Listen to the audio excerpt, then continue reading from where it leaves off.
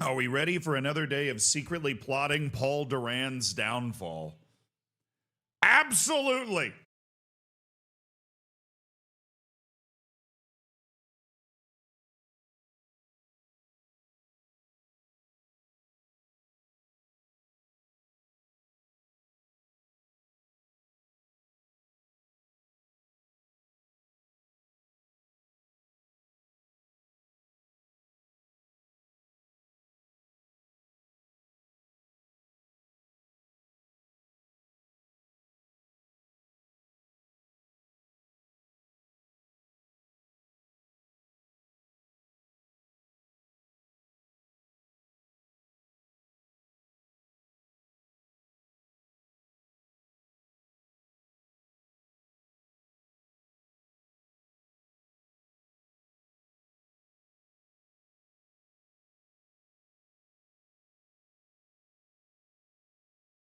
Can I shout out Eritrea? We're through to AFCON qualification.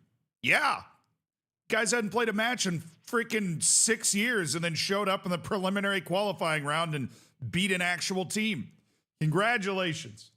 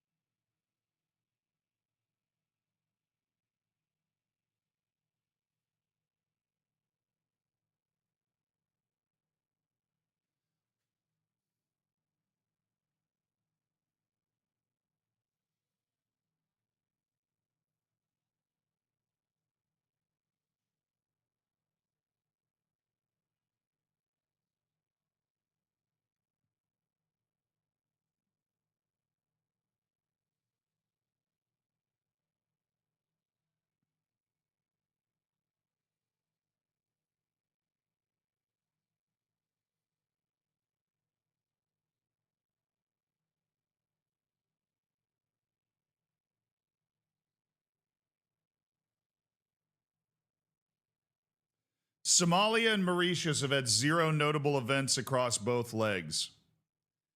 I was just noticing that because somebody mentioned Eritrea. I was like, let me look at the preliminary qualifying for Africa. Somalia and Mauritius are in danger of going to extra time after a 2-leg tie, 0-0.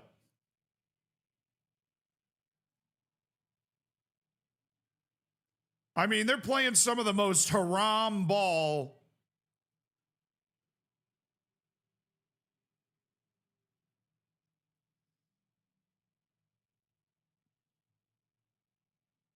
Absolute haram. Haram. What game are you going to be watching tonight? I think we got to watch Bosnia, Herzegovina, Italy. We'll be tracking all of the games, obviously. But I think we got to watch Bosnia and Herzegovina and Italy. I for the same reason that I was watching Northern Ireland and Italy, which is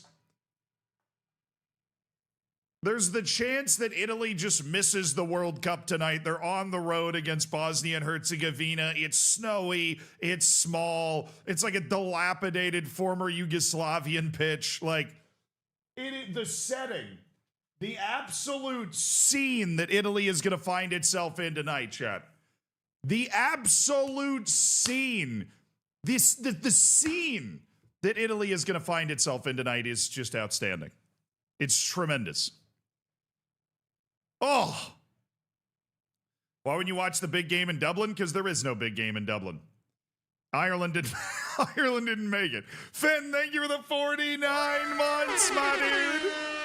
Between the 4 years and the big 5-0, what do you call a bundle of hay in a church? Christian Bale. I'm going to give you a B+, not because it was good, but because I feel like a dad would say that. I feel like a dad would say that. I feel like a dad would say that, so you get points for that. Andrew, thank you for the 45 months with the Prime. Shalot, thank you for the 29 months with the Prime. Thank you guys for supporting the stream. I hope you're having a good one, and thank you for the €5 donation on YouTube as well. Atlantino, you're a Sousa fan? There's a lot of Ruben Sosa fans out there. Why do they have the 4 European fixtures at the same time? Yeah, I wish they could do them at different times, but I guess I get the appeal of all 4 of them going at the same time, you know? I guess I get the appeal. Latvia's barely hanging on against Gibraltar right now, by the way. That playoff between Nations League C and D right now, Latvia's up 1-0 on aggregate with 30 minutes or 40 minutes left. Like, Gibraltar just needs to find 1 goal, and then all of a sudden, Latvia's staring at going down to Nations League D in place of Gibraltar, which would just be the ultimate embarrassment there. The ultimate embarrassment. I'm a dad. I have a 9-year-old. Makes sense. It makes sense.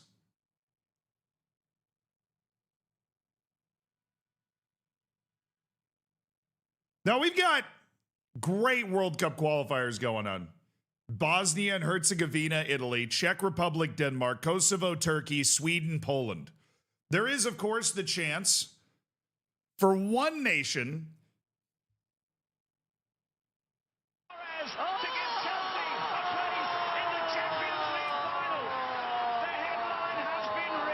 Yo, is it 12 gifted subs for Theo? What the hell is that? What the hell is even that for Theo with the 12 gifted subs on Twitch? I appreciate the 12 gifted subs, brother. Thank you for supporting the stream. You've been throwing gifted subs around a lot lately, making a lot of people's days, giving a lot of people the chance to watch the streams ad-free and be a part of the Hammers for completely free with the bacon and the emotes and everything. W hot subs from Theo with 200 career gifted subs. Give me 200 wows.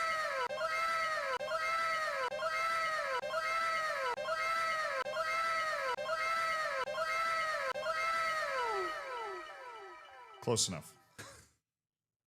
Thank you for gifting 12 subs, Theo. Finn, thank you for gifting 5 more. Holbrook, Gravid, Keg, Esmond, and Smooth Keys. Thank you for existing. Congrats on getting your subs. Enjoy your lack of ads, your bacon, your emotes. Vanille, thank you for the 7 months. And Ninja Panda throwing down the big 71. And God came and took all the dinosaurs to heaven. That was called the Velociraptor. The Velociraptor. Can we ban a mod?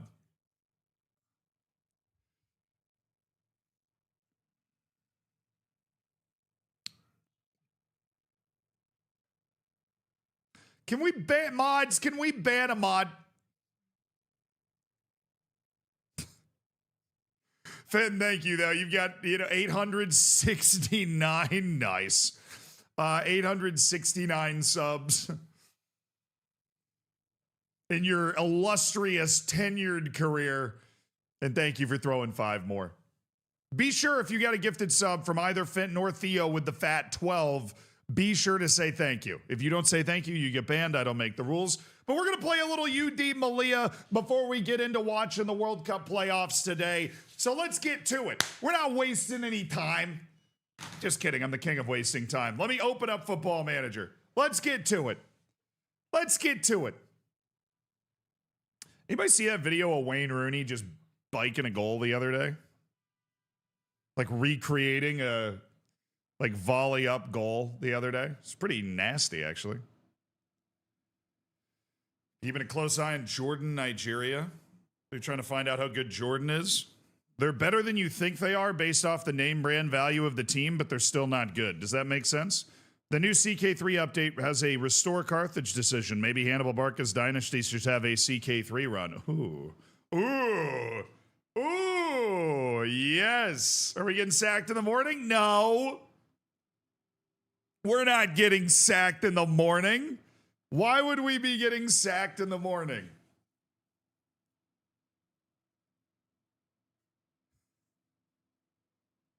A stream where Football Manager is open before 45 minutes of uptime. Hey, dude, the matches kick off in like 2 hours, a little under 2 hours, so.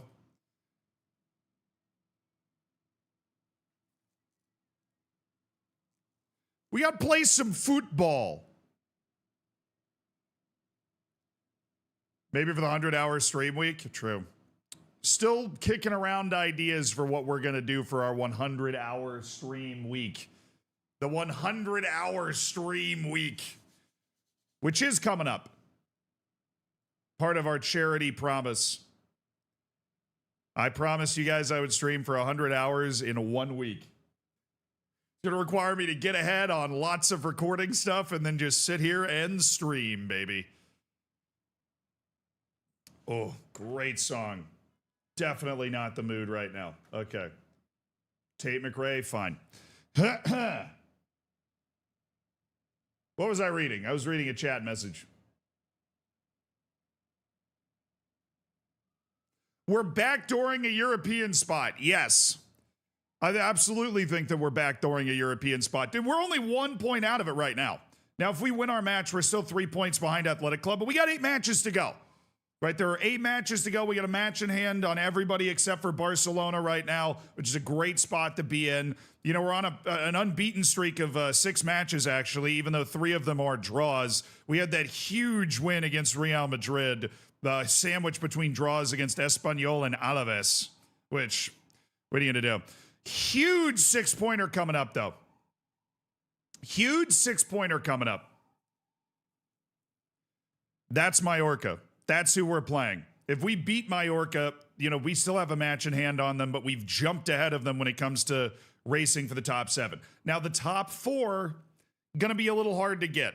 It's kind of amazing we got into the Champions League the way that we did last time, but, you know, a lot of work needs to be done. A lot of work needs to be done. Are we doing fantasy today? No, we're not. I'm sorry, but we're not. We have not been able to figure out what happened with the point totals from the last one. We have not been able to figure out the point totals from the last one. So we're not going to do fantasy today.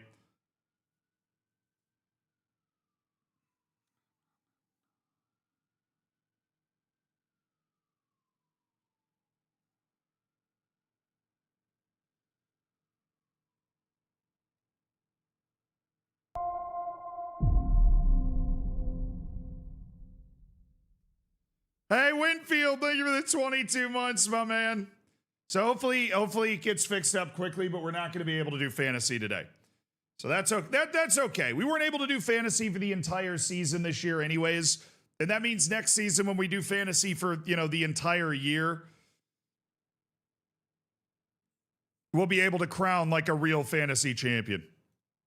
Not these fake fantasy champions. Van Royen's now 1 appearance away from me having to pay Mamelodi Sundowns $120,000. I think that is very valid and very worth it. Because that guy has ended up being a great player. We have incurred a lot of transfer debt, though, chat. We have incurred a lot of transfer debt. So I'm interested to see, even though we're making money hand over foot right now, how much of a... I know we're not at that point yet, but like how much money the board is going to give us to work with next year. I can improve training facilities again.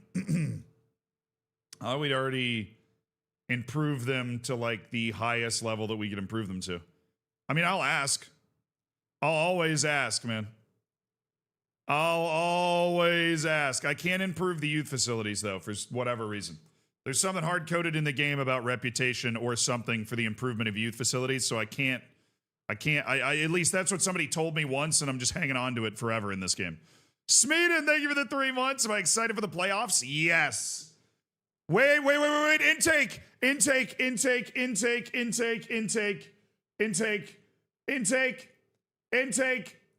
Oh, what's a good youth intake song? What's a good youth intake song? What's a good youth intake song? It's intake day. What do we do? What do I do with my hands?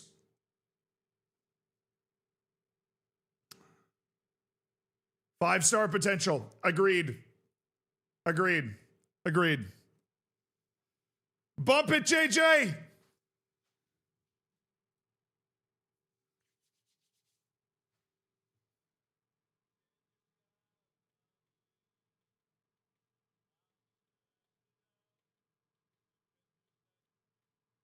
And high determination. 5-star man. I do. I want a 5-star man. Come on. Come on.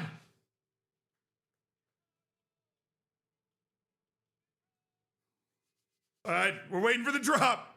We're waiting for the drop. We're waiting for the drop.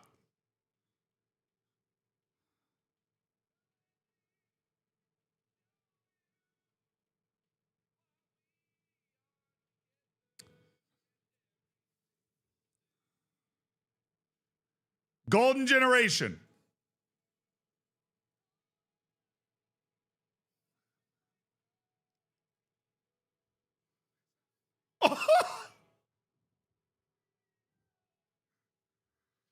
Bro, he just turned 15. He just turned 15 years old, bro.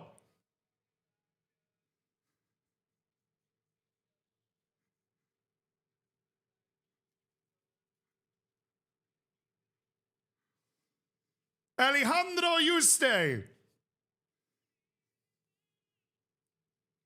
Yeah, baby. Alejandro Yuste. Let me learn about him. Where's he from? Where's he from? Where's he from? Melilla, of course. He's that Melilla kid. He's that Melilla kid. He turned 15 3 months ago. He's that Melilla kid through and through. Look at that technique. Look at that passing. Look at that holy trinity. Look at that vision. Look at the flair. Look at the base athleticism. He's got solid size at 6 feet tall. He's going to add the jumping reach. He's going to add the strength. Oh, my goodness. He's fairly professional. He's level-headed.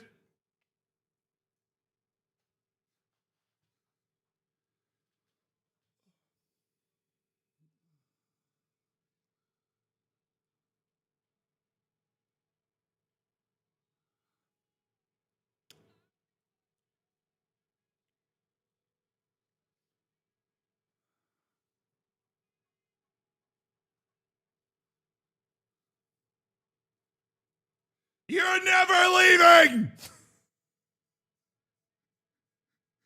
You're never leaving, you stay! Ever! You're staying here, Alejandro!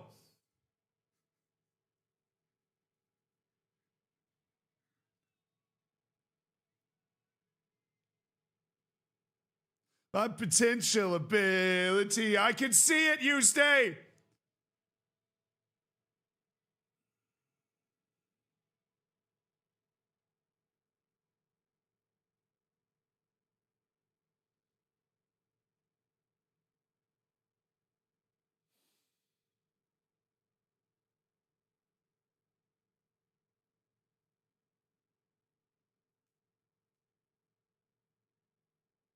Might have injury problems.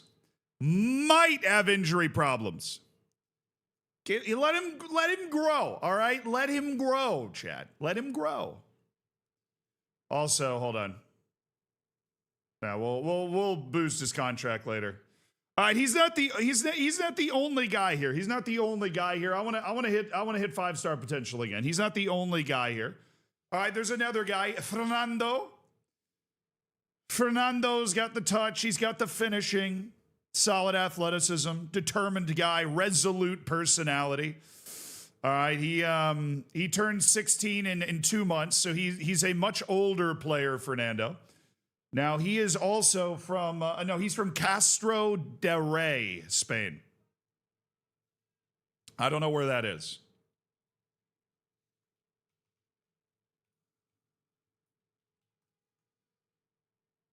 Well, I don't think I wanted to ruin.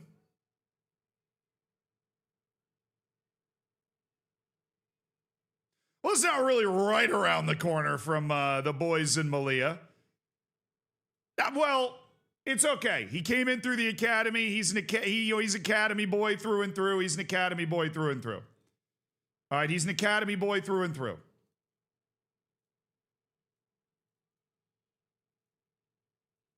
Five-star potential. Yes, I do. All right, who else we got? Now, this guy's already got some ability. Diego, a deep-lying playmaker. Oh, man. You're already 16? Dude's just about as old as he can be in the youth intake. That you won't.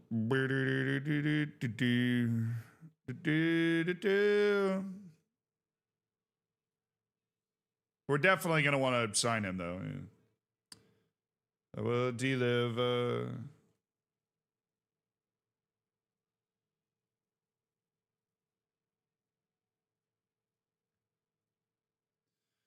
Diego.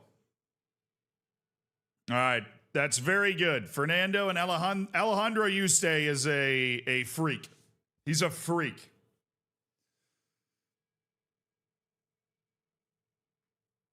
The kid's a freak. Pedro Rodriguez. Okay, he turned 16 in 3 months. Unambitious. Unflappable. Oh, this is unambitious is not bad here. Unambitious is not bad here. He has a ton of professionalism. He has a ton of professionalism. Whatever potential is there, he'll reach it. Unflappable is outstanding for a media handling personality, or our media handling style.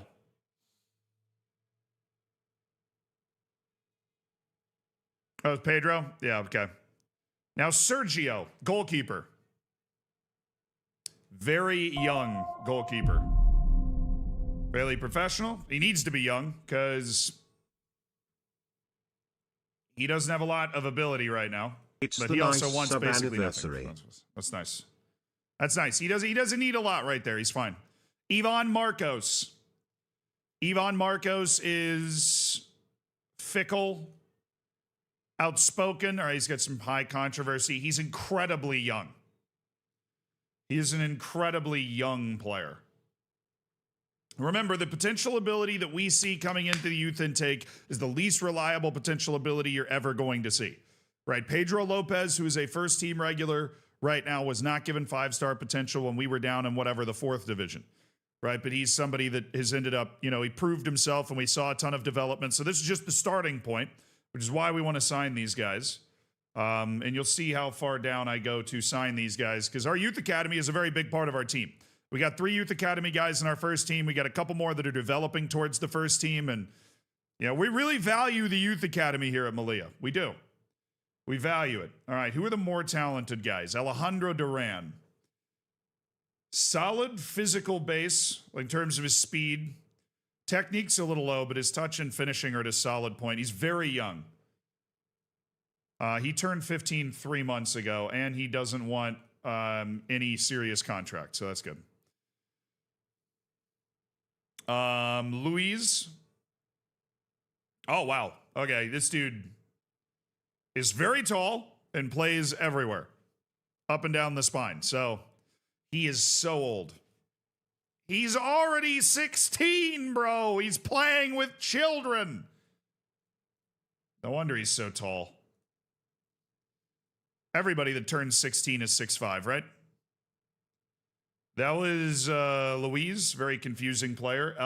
Jesus Montes, fairly professional, level-headed. All right, this guy's just turned 16. He's got a good mentality. Don't ask for too much, buddy. Okay, that's fine.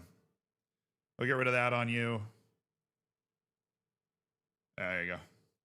There you go, Jesus Montes, just turned 16. All right, Fernando Caro.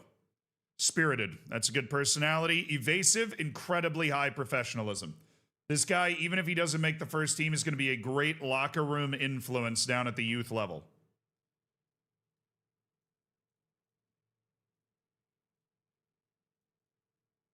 I negotiate a little harder with these guys. Fernando Caro. What about Elvis Tavares, the right-sided player, fairly professional, turned 16 in January? Elvis, I ain't gonna lie, bro. I ain't gonna lie, Elvis. I don't like it, and if you'd asked for too much money, I might have said no, but you want a youth contract, and you're aware that you've got a very long way to go, and I appreciate that. Jesus Carbonara. Great pasta dish. All right, he's about to turn 16. Center back, left side, 6'4", slow. Youth contract, yeah. Youth contract's all good, Jesus. Balanced and outspoken. All right, little controversy from Jesus Carbonara. Enrique Medrano's quite an old guy, fairly determined, level-headed. Another center back. Only wants a youngster deal, even though he's 16 already. Perfectly fine. Is there any position that we don't have? Don't have a lot of wingers. A couple midfielders there. Don't really have a... We do have one right back, but he's also like an inside forward, so... Any of these guys have a good personality? We got a French guy down here. Pedro Galanduco. Jose Antonio Murillo. Balanced. You know, we're looking for high personality individuals. Unambitious, but level-headed. Jonas. It's got good pace. There could be something to that. The guy has a good base pace. We're going to give... Youngster? Okay, cool, yeah. We'll bring him in. We'll bring him in. He's one of the younger players. He's got good pace. We like his speed, and being unambitious isn't bad because he has a decent amount of professionalism. With the level-headed indicator, which could also indicate sportsmanship, but we ball. Anyways, the main attraction is this guy, Alejandro Yuste, who is an absolute horse. He is that dude with the sauce, with the juice. Hey, what's up, Hat? I'm here. Hope Malaysia's doing well. Thanks for looking after Malaysia for us. 2 a.m. in Malaysia. Nice. But you stay on $181K per year so he can play. He's not going to play right now. He's 15. He's kind of injury prone. He's not going to seriously contribute to the first team right now. His development is aided more by working in our great facilities with our great coaches in that U19 team. I think next year we can look at giving him a new contract and maybe, you know, having him on the B team and then kind of having him work with the first team some at 16. And we can do like a Lamine Yamal situation when he was 16. I think we can look at that, but right now he's 15. He's 15 until like December. Just let him come into the youth team. We're not going to get him hurt by messing around with it too much. Bro! Literally on the same day that I have to pay $120,000 for him making international appearances, Van Rooyen sprains his knee and is out 5 to 8 weeks. What a dub that is. On South Africa duty. Man, this season, we battled through it. We got to the Cup semis and lost on pens. We won the Super Cup. We, you know, oh my goodness, this is just the most beautiful time of the year, isn't it? We're teaching all of our staff to be able to speak Spanish so that everybody can be fluent around here. We got our 50 best wonder kids in the world, but now we've had so many injuries this season, dude. We've had so many injuries this season. Yeah, Pau Plaza literally thinks that we don't have the money to pay him. Like Estevez, Romero, and Borja Ruiz are pretty easy releases, so we're going to go ahead and set Danny Estevez for release and Jorge Romero for release. We're going to hang on to Borja Ruiz a little bit longer, and we might be letting Pau Plaza go. All right, board. I brought in a ton of money this year. Listen here, Cupcake. Training facilities to boost our reputation. To help attract better players.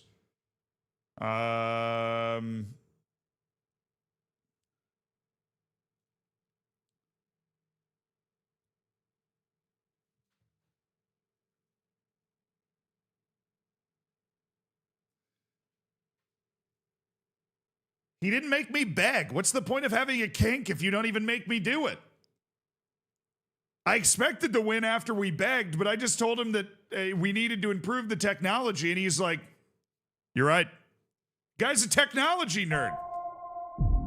$6.5 million set aside to improve the club's training facilities once again. Let's go! Yes! All right, Wonder Kids.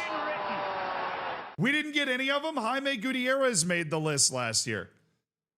All right, what's the article say? From the Austrian Delict to the next Jules Koundé and on to Dortmund Wonder Kid Mateus Diaz. Here are the 50 best Wonder Kids in the world. Wait, the first one is literally in the Czech Republic.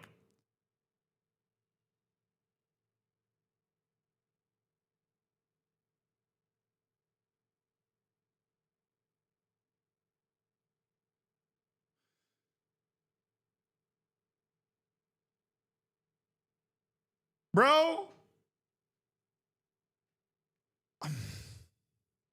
we don't have any money right now, but oh my goodness gracious.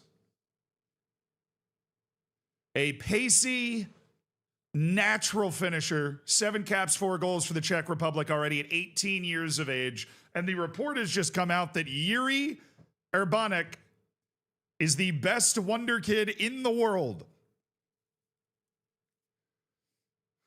Future installments. No, when I say we have no money, I mean we have no money. Now, what I'm going to do is beg the board for more money. Because we've made a lot of money since the last time I asked. We're going to beg the board for more cash. We got to the Champions League last 16. Our balance at the end of the season is checking in at 27.7 million. That's, you know, like before we get the giant off-season checks from La Liga. We've just been making money all over the place. Please give me more money, and I will buy that guy so fast. Oh my God, he's so good. Oh, he's so nasty. Oh, he has 6 caps for Brazil. There's like nothing I can do, though. He's already just in place. Gianluca Dernherfer has been put as the 3rd best Wonder Kid. Incredibly pacey, incredibly technical. I don't know if I see the top end. I don't know if I see the top end bit for him.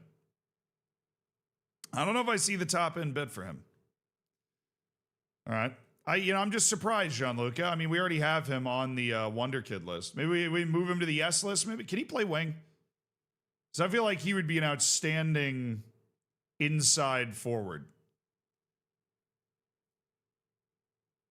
Oh.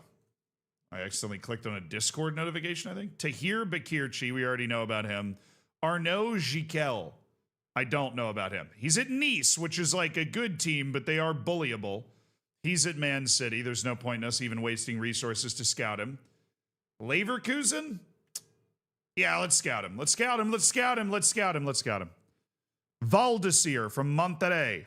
It's a Brazilian that's moved to the Mexican League. I'm assuming they bought him. Yeah, for 14 million. Hello.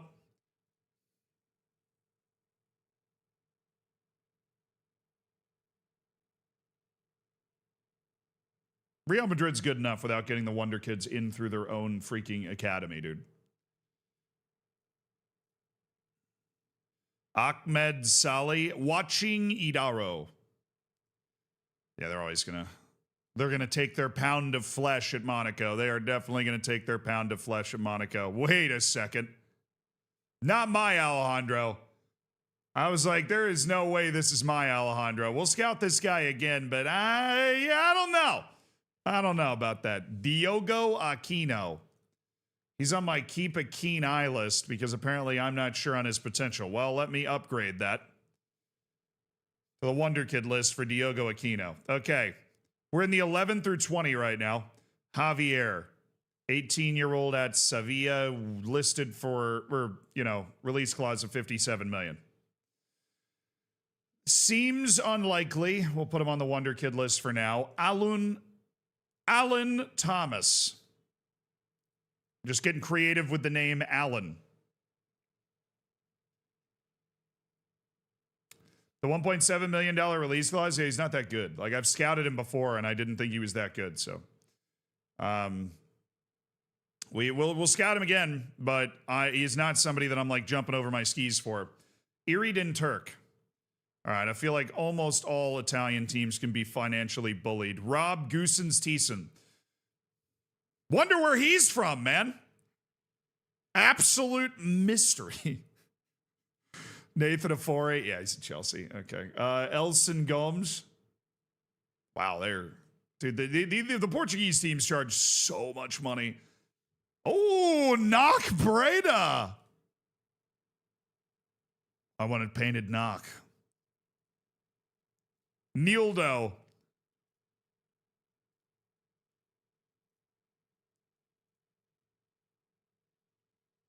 Gianmarco Villalba. I definitely already know about this guy. Why do I not have him on a short list if I already know about him? I just know about him anyways. Villalba. So he plays... Oh my...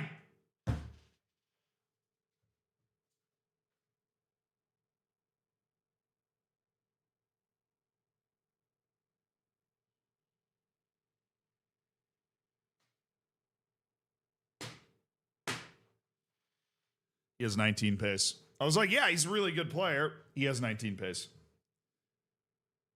This dude's got really good technique and 19 pace. This guy's a 5'5" psychopath with 11 strength, by the way. He's incredibly injury prone. All right, we'll half training him. He's already the player we want him to be. We'll put him on half training and rub our lucky seashells. I don't know what you want me to do. Guy's a psycho player. Javier Bettinelli, Juan Felipe Perez. They bought this guy from freaking Leganes for $5.5 million. Great. Screw you, PSG. Albi Dashi. 17-year-old. Oh. Doesn't turn 18 until October. He's already working 13 to 20 passing and 12 to 20 vision. Hello. Hello, Albin Dashi. Giorgio De Angelis at Juve. Be tough to bully, but we can definitely throw a scout his way. Francesco Senna's already on my Wonder Kid short list. Leonardo Lorenzo. Oh, he's just at this random Argentine team. All right. Well, we'll throw him on the yes list as well. Nahuel Avendaño. Okay. Yeah, Man City. He's done it again. Look at them go. Nassim El Khadim. Nassim El Khadim.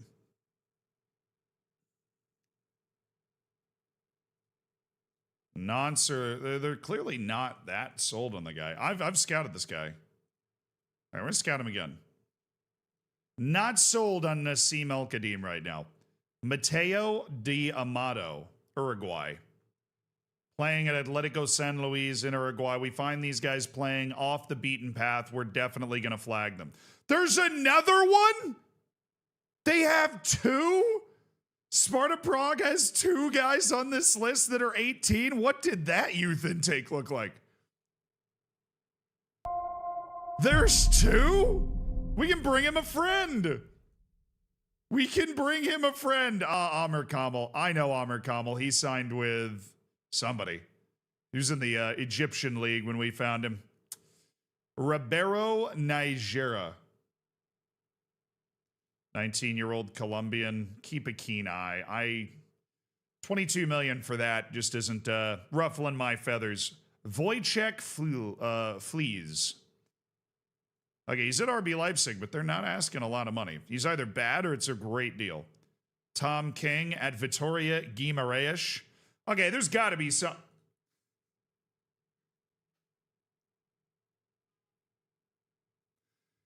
Little rare combination. Portuguese Canadian. I guess Steven Eustachio, technically Portuguese Canadian, maybe. I feel like he might be. Not as rare as I thought, perhaps. Fredinho, thank you for the 10 months. Tombo, thank you for the 18 months. Thank you to you both for using the Prime. Lava, thank you for using the Prime as well. We've spent $15 of Jeff Bezos' money. And Calandra used the Prime with the 51 months. That's $20 of Jeff Bezos' money. War Given hit the 69. Nice. Well done. Heinrich, thank you for the 3 months. Said first trimester is over. Nice. 26-day streak. Can I get those UD Melilla season tickets now? Yes. They're all yours, dude. All yours. Thank you guys for subbing. Del Stowe. I mean, that dude's definitely from Scotland. Yep. Mark Arel Agua. Playing for Eupen in Belgium. He still has some work to do. He still has some work to do to be a top level guy, but no. I'll put him on the Wonder Kid list. He's earned it. Jonathan Oliveira from Carico Unido. Okay. I mean, that where he's at right now, that's something we want to. Oh my goodness, 17. Thanks, Dad. 17 with 15 to 20 pace. Oh, this is like the greatest start to a stream ever. We land the Wonder Kid in the youth intake. And there are so many glorious, glorious guys that are like way off the beaten path in this top 50 Wonder Kid in the World update. So many of them. Luca Ferri. I already know about Luca Ferri. Or my scouts are just working overtime and just happen to know about this guy anyways. But his potential is not rated as like ridiculously high. Lazan Lazada playing at Ural in the Russian league. They bought him from Deportivo Cali for 1.1 million. Love it.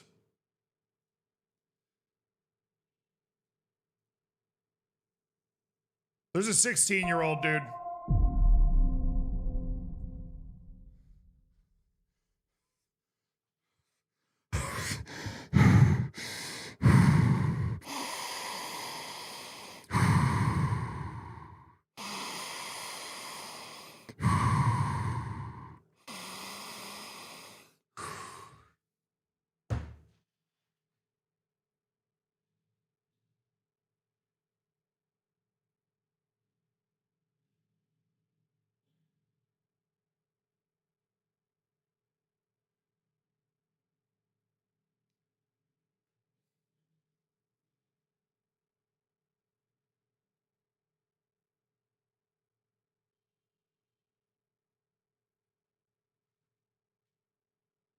What is this?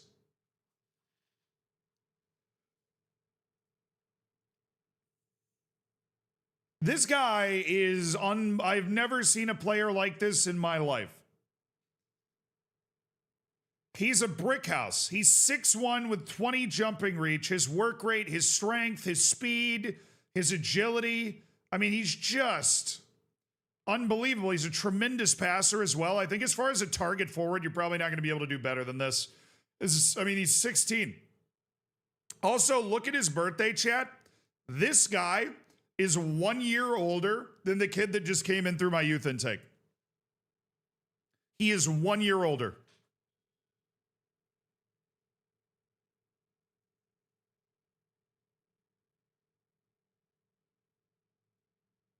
Retrain to center back? You honestly probably should.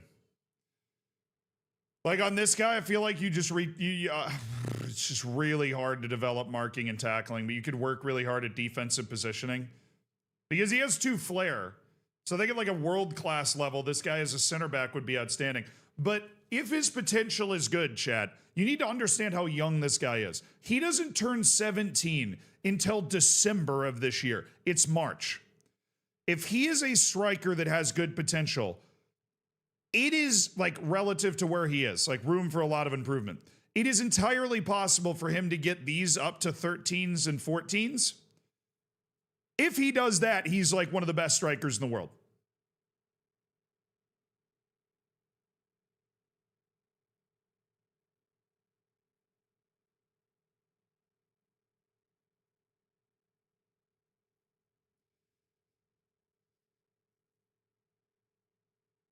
Yeah, like you literally just hammer this in his development. The Holy Trinity is just where he needs to add. Like, I don't even care about the heading, honestly, that much. I really don't. Like, he's such a physical animal, and whether it's his work rate or like he's He's a menace, right? He's just such a physical, mental specimen of a player. The jumping reach is absolutely not wasted with 5-heading. Not to mention, again, you can expect this guy, assuming that he's got that potential, right? Could improve a lot. You can expect this guy to improve up to 5 in various attributes. Yeah, this guy is one of the most unbelievably unique and unbelievably talented prospects I've ever seen. I know his limitations. I recognize them. I think you make this guy a one-of-one absolute menace of a striker. He likes to round the keeper. He has the agility, certainly, to do it. As he develops his technique, he'll be able to do it better. And he shoots with power, which definitely suits his vibe. That is an unreal player. That is an unreal player. I would commit to turning him into a forward.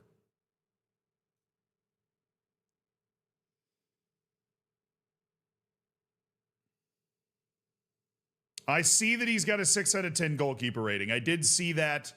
Obviously, you know, I'm not in the business of teaching somebody how to play goalkeeper.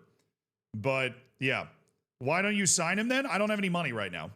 If you're wondering why I'm not just, if I had literally any money, he's the type of person I would just immediately go to try to sign.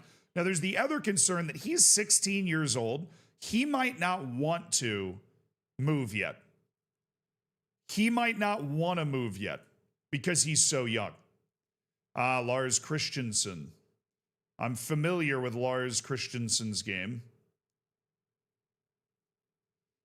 All right. Jan Milnar Folden something something. Okay. Jorge Freifeld.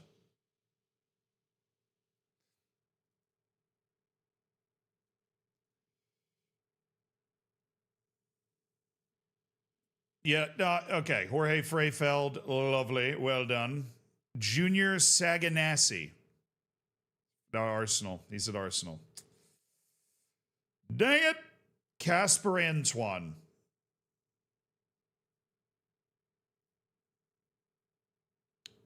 I put him on the loans list. Yeah, that makes sense. All right, that's everybody, right? Yeah. Wow. Couple of those dudes were absolutely insane. So far on this stream, we have agreed to an upgrade of our facilities, gotten at least one Wonder Kid through our youth intake, and found a couple of guys that we are going to send it if the board gives me money. Yeah, the president's investing in our facilities once again. I mean, this is how, like, obviously we got a lot of catching up to do. Goals in the Greek mythology league. The centaur forward. The centaur forward. The centaur forward, really? B-. It's a good dad joke. Sonnen, thank you for the 4 months as well. I appreciate you. Tafka, congratulations on your 63. Also, shout out to Hot Dads Online for the 13 months. Congrats on the Baker's Dozen. And Jay Westbrook throwing down the 20 months. Said, thanks, Dad. Thank you, son. I've always been so proud of you. Yep, there goes the $7 million. All right, all these guys are just on. Alejandro Pargueñas is showing pleasing progress. Well, that guy's going to tap into every ounce of potential he ever had. Because he's getting a ridiculous amount of La Liga minutes, which he will continue to get against Mallorca because we only have one striker on our team right now. It is what it is. All right, once all these guys accept the contracts, we'll go set their individual training. But we have not officially, I believe, signed, we've not signed the guy we wanted. The guy. The guy.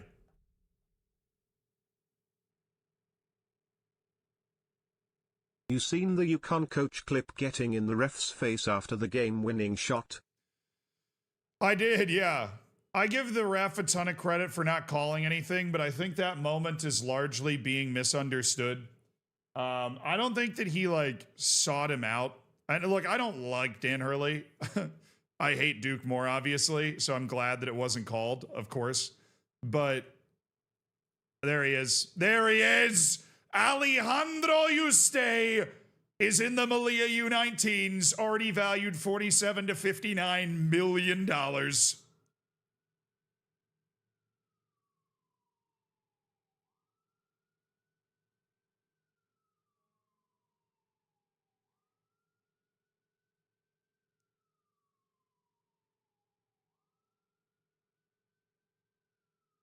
Can you do an experiment for that video, for a video where you turn that 16-year-old into a goalkeeper? Can you even do that in the game? Can I even do that in the game? Also, who's Carlos? Oh, just an academy kid. All right, he said no to increasing the transfer budget. That was a big siren going by. All right.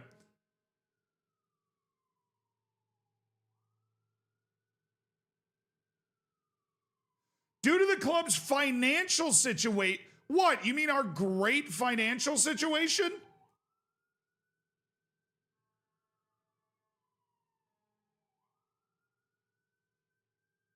We have a positive balance in March.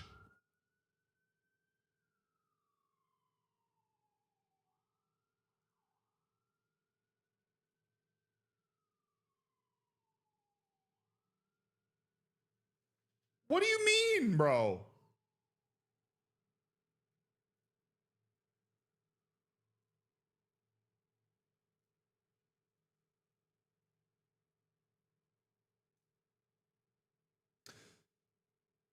I'm paying my debt off. We're fine. The club's financial situation is great. Look at the projections. Look at the projections. If you gave me $10 million, I could give you 3 Wonder Kids that would blow your mind right now. If you gave me $10 million, I would give you 3 Wonder Kids that would blow your mind. Blow your mind. Please.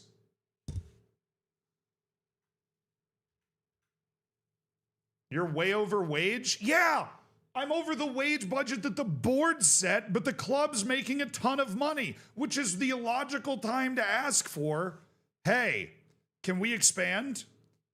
I'm not over the wage budget that the league is offering me under FFP.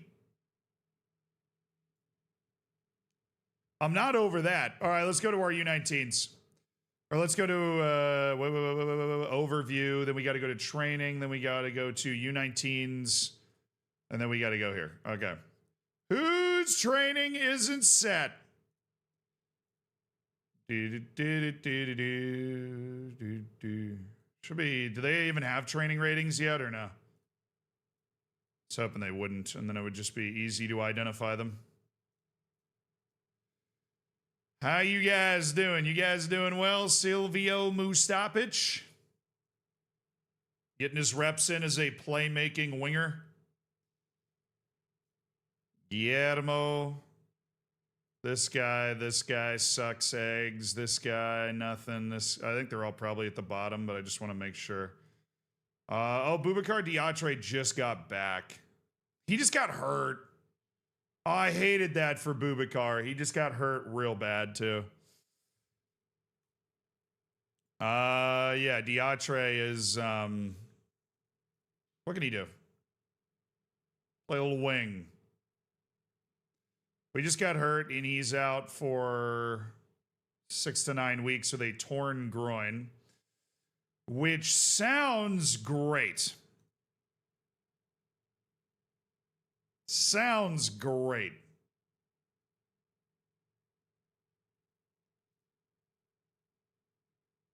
Hey, Diatre, where are you? We're gonna start working you as a inside winger off the left. Just learn it. See if you can learn that. Apply it. Salvador is flying, bro. Salvador is showing the juice, man. He's showing the juice. All right, it's all these guys, I think. Ivan Marcos. So he is a left-footed winger. We need to train him first to be able to play as a winger on the left, at which point he's also going to be learning the winger role. We're going to double up his intensity as well. We don't believe... I mean, is there anybody that has injury issues? They're trying to drown me. All right. Louise. Oh, yeah, this dude's just a brick house. Center back. Let's nail down his ability to play center back. The absolute brick house that is this man. Talk to your board like Brad Pitt from Moneyball. If we try to play like them in here, we're going to lose to them out there. All right?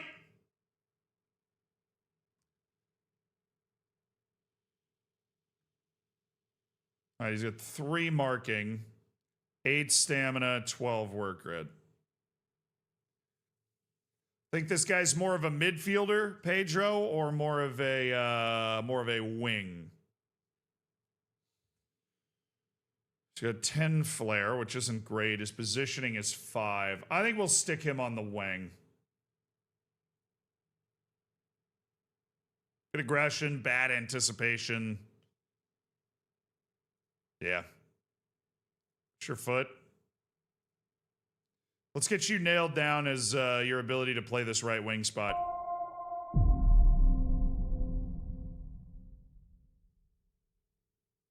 Jesus, do you love me?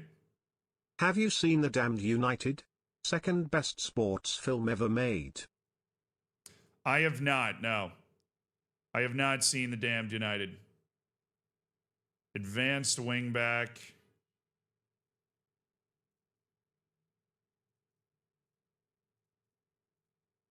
All right, Elvis Tavares. Fernando Caro. Got our left wing back here. You can just work that.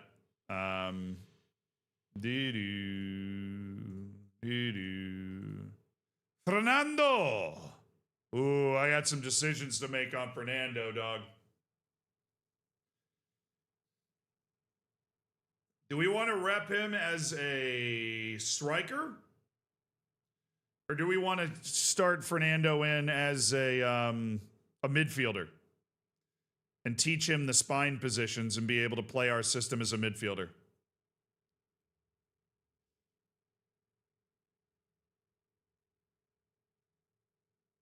He's 14 finishing, bro. He's 14 finishing. He's still 15 years old. He's got to be a forward, right? We could try to do playmaking winger on the left. It's pretty either-footed. He could be dangerous at that.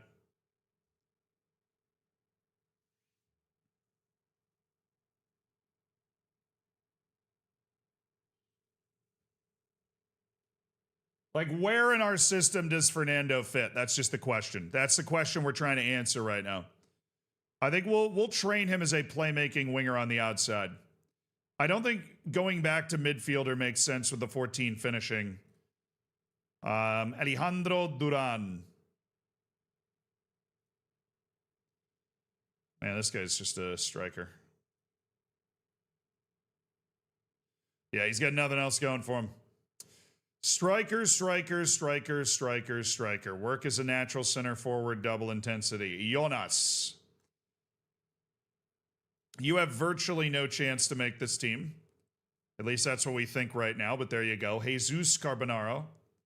Yeah, this guy's got to be playing center back, double intensity. Diego. I love a good midfielder. We're going to work him hard as a central midfielder because that's the one that he doesn't know naturally right now. And then Enrique Medrano, we are good jumping reach. The pace isn't there. Yeah, the technical ability is certainly not there. We're going to work him as a wide center back, but just a center back nonetheless. And then it's Alejandro Yuste. How exactly do we want to target his development? So his passing, his holy trinity is all there. I think we got to focus his explosiveness, but his work rate's not great. But I think we got to focus his explosiveness. We got to try and funnel that early stuff into pace. That's going to help him get on the field a lot better early. We're going to really focus that on pace. He has minor injury issues, but we're going to hammer double intensity. And we'll have him just working as a center forward. I think that makes the most sense right now. And then we'll have him working as a center forward defensively as well. Just basic all-around training concepts, you know? Basic all-around training concepts. All right, Gallardo. He's improving his ball control a lot. That's gorgeous. Silvio Mustapic. I want more, Silvio. I want more. Salvador is adding a lot to his strength. The targeted training really does help. Victor Medina, just targeting like who we want to jack up our training for. Dude, this team. This youth academy, man. We've got so many gems down here. Look at Leonardo Silva. Trying to add some speed to his game so he can get to a first team level quicker. Only 16 years old. But he doesn't have the technical ability. Even though he can play the wingback position, we're not going to try and add to it. We're going to try and turn him into a center back. We have so many good center backs down here. We are center back you, dude. We are center back you. This is where your center backs come to learn how to play the game. They come right here. Endurance. This guy's got to hit his work rate and his stamina if he's going to be playing midfield. All right, he also needs to be working defensive midfield. So we're just going to run defensive midfielder, just so that he can get that position down. He's still only 16 years old. Just doing a little double check on everybody. Okay, Alejandro Duran. Carbonara sauce. Oscar Janssen. This guy's doing nothing and he's going to be released. Congratulations. Anything we want to target for Fernando. So if he's a playmaking winger, what options do we have? Penalty taking. I could use a penalty taker. Attacking movement. That's decisions, anticipation, and off the ball. Kind of an older person's pop there. Shooting, no. Passing. Oh, yeah. No. His passing. Got to work his passing.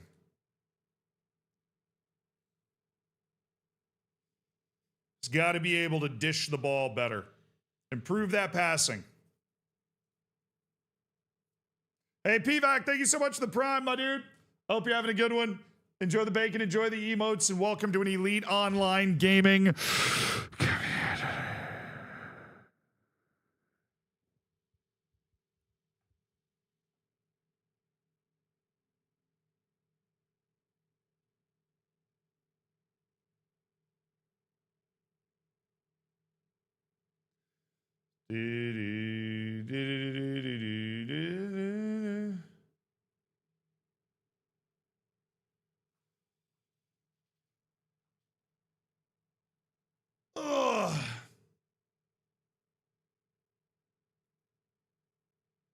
Who are my picks for the qualification playoff today? We're going to go through that in a bit. I don't know if I have the guts to pick Bosnia and Herzegovina, though. I don't know if I have the guts to pick Bosnia and Herzegovina. He just forgot again. Colonel Drake, I didn't forget. I'm willing to roll the dice anyways. Hank, thank you for the tier 1. I was thinking about it, and I'm willing to roll the dice anyways. It's minor, not major. We're going to rip it. He's not playing any intensive matches. He's just down in the U19s with an opportunity to train with great coaches and develop in our amazing training facilities. So, and for training facilities that we have once again invested in to attempt to improve. All right, let's play a freaking match, dude. Enough of this nonsense. Let's play a match. Otero's going to take that spot. Somehow Almeida and Madu Murcia just existing in perpetuity in this team. We're going to get Adilson Malanda back in. Rubio, Fjartoft, Maybe there's something to it.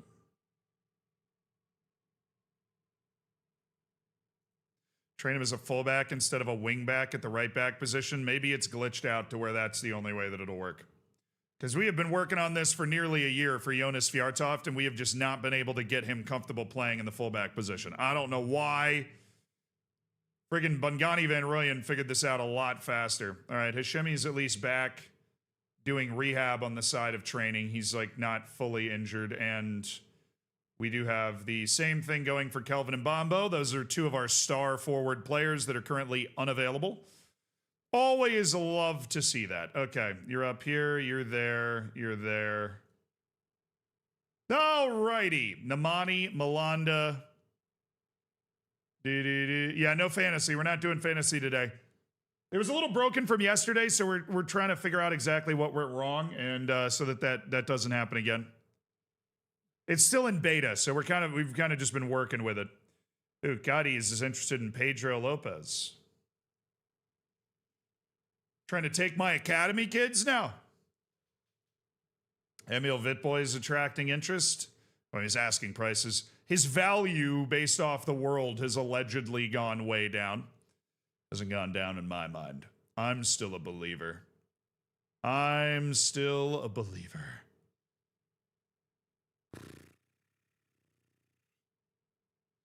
Okay. Let's go, baby. Let's go, baby. Get a win. Get a win. Get a win. Is Fjartoft illiterate? He might be. He might be illiterate. But Reese, thank you for the 55 months, even if I haven't seen the show.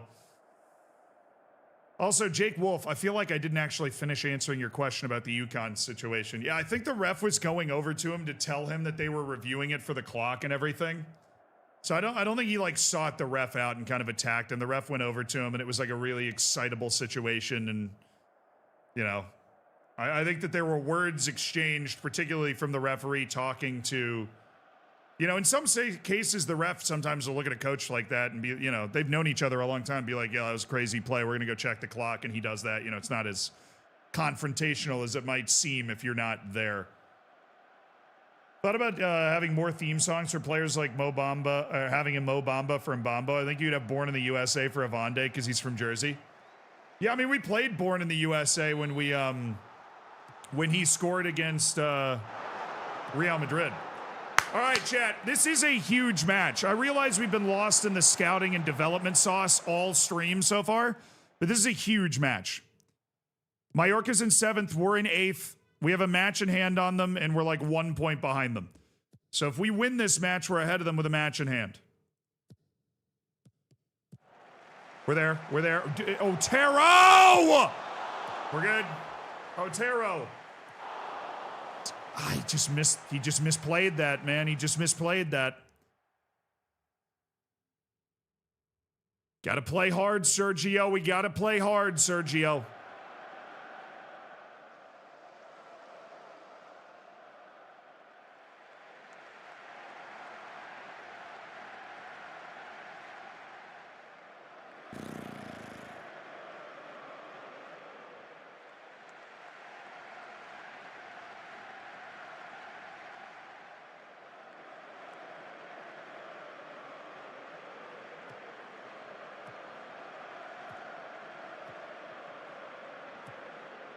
Step. Good, Melanda. Nice. Pargueñas.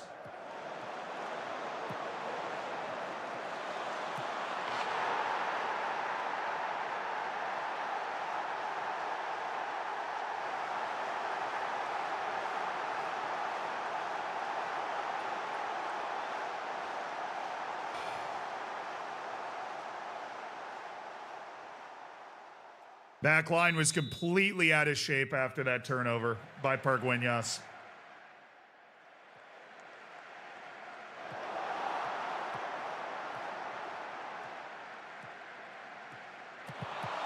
Nice. Nice.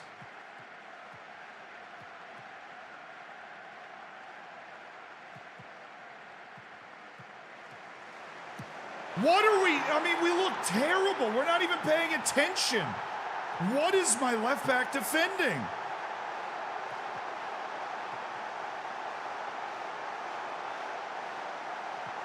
I mean, oh my goodness.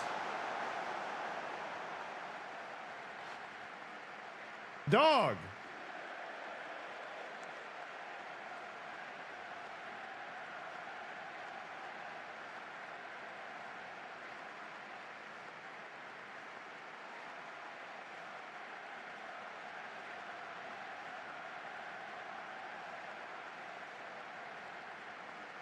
We're gonna not trigger the press there. Type Mark Ruiz and Willick. Diabolically terrible first 20 minutes. I mean, Haytumi is defending. I don't even know. I don't even know what Mohamed Haytumi's doing there. That guy's never going to score an easier goal in his life. He's just walked towards the goal. We look outclassed right now by Mallorca.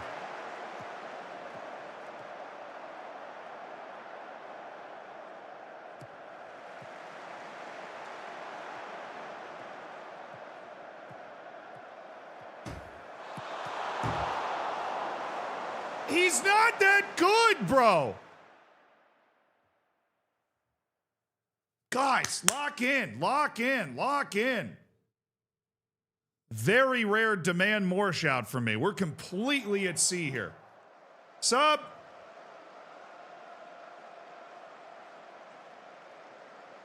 Guys are playing embarrassing ball out there right now. It's like the worst I've seen. I mean, we look better against Real Madrid.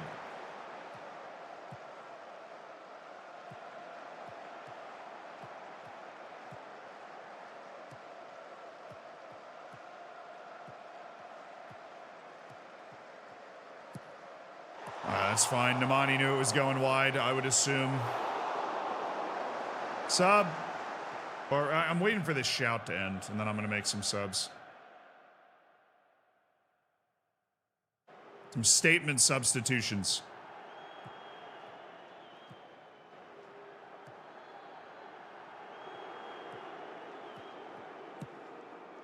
Nice. We're in a great spot here. Just got to use it. He's a great crosser. Lopez. Oh my goodness, we just gave. Somebody's gotta shoot. Hans, thank you for the €5 donation. Please remove commercials for YouTube members or else I'll tell Mombot to cancel the Easter Bunny. That's completely fair. Thank you for your daily reminder. That is going to happen. I wrote a note. I have a note. I'm going to move the note right here. It is going to happen. It is going to happen. All right, subs. I mean, that was embarrassing, guys. Hey, Toomey, you're off. Stroud, go. Duran, you're the captain. Your anxiety is not going to help us here. Get off. Ebenezer, you're in. Vitboy's playing terribly. Yanez, Lopez, switch to the other side. Arguiñas is not playing well. We're going to do 4 subs at halftime. I'm tempted to do 5, but I'm not going to. You're also going to be an attacking midfielder in possession. Okay.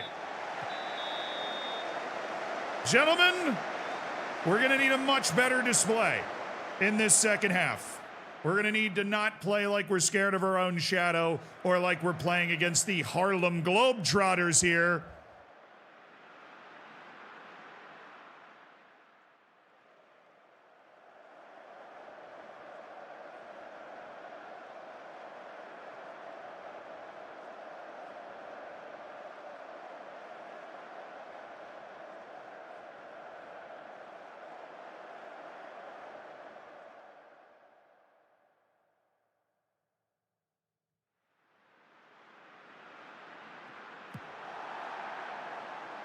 Come on, this is our ball. Good. Jonas, let's go.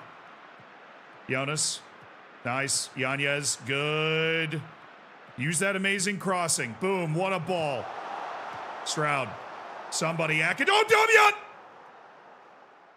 It was offside. It was offside. It was offside. That got blocked. I'm not even, that got blocked. We're sure that got blocked.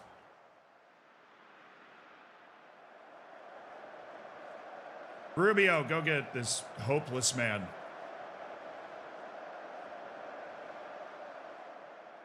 All right, we're going to, now that this game seems to have stabilized, and I could argue we're the better team here, we are going to elevate our pressure.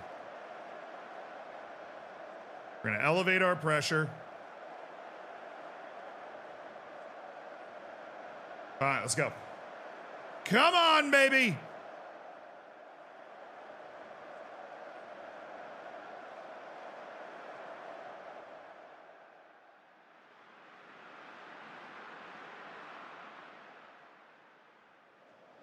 Oh, if only I had my actual players. And an actual striker somewhere on this team. Goodness gracious. Danny Yanez just is not reliable at all. His ability to come in and drop 6.4s at a moment's notice is just hard to discount.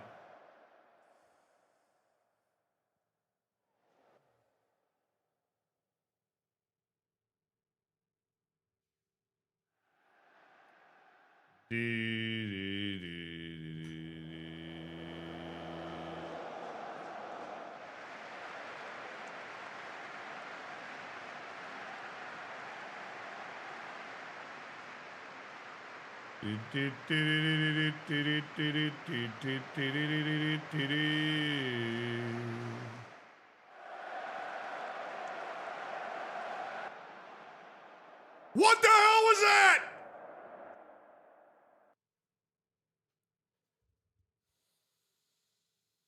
What was that?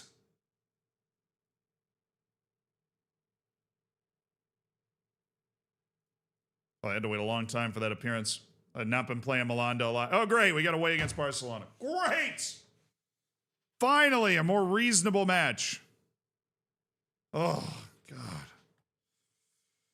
Well, that was a terrible, terrible performance that is now bookended by what we have to play next. I mean, they're not a lesser team. They're literally ahead of us in the league. It's not like we were playing a bad team. The goals we gave up, we did not look good.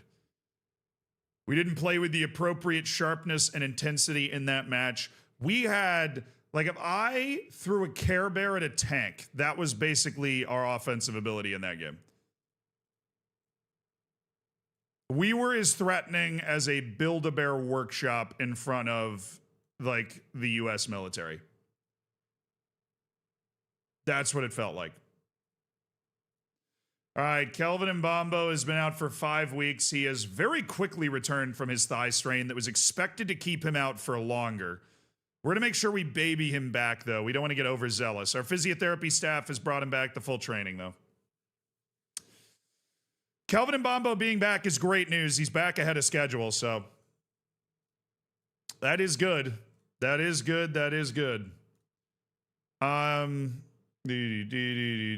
Also, I do promote guys from the B team. Where do you think Pargueñas came from? Pargueñas literally played really well in the first month of the season. He was balling with the B team, and we had brought him up as well. But the B team's more about development. It's about the process and not the result with the B team, you know? Like, I'm not going to promote Ulysses De Vreet because he's, you know, dropping 7.5s, because Ulysses De Vreet would just not be good if I brought him up, even though he's playing well down there.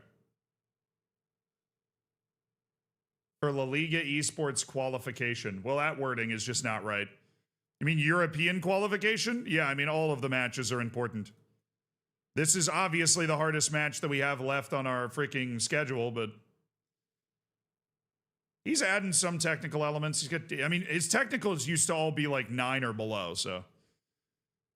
Miguel Rubio has stayed dedicated to his craft, to learning how to play at this level. But anybody that's got the physical and mental ability can always hang. They might not end up being a difference maker, but they can always hang. Eddie Howe has credited my managerial abilities. Created a U21 team in England. They don't get invited to the U21 leagues. Any advice? It's broken, Oliver. There's nothing you can do. The advice would be stop worrying about it. Don't, you know, you're not going to be able to use it for anything. Yeah, the U21 teams, unfortunately, you can't just like use the editor to change their reputation and move it up. You're kind of just screwed where you're at right now. All right, Danny Avande going to take Adilson Melanda's spot. Fjartoft is still just allergic to knowing how to play his position, which is all part of the process, of course. And Mbambo's cleared for 45 minutes, but at least we can send Malik back to the freaking B team. And we can bring in Mbambo late, who is, of course, the superstar on our team. Okay. Nemani, Avande, Otero, Murcia, Fjartoft, Hetumi, Tsurai, Duran, Lopez, Vitboy, Pargueñas.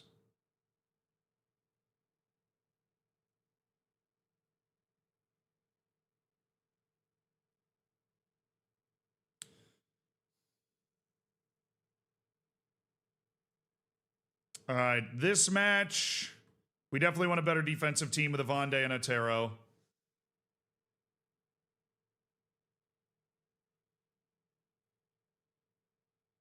It's getting worse at corners, so I think we should probably just pack it in. His composure's already gone up to 8. That was always definitely the little hole in his game. Dude.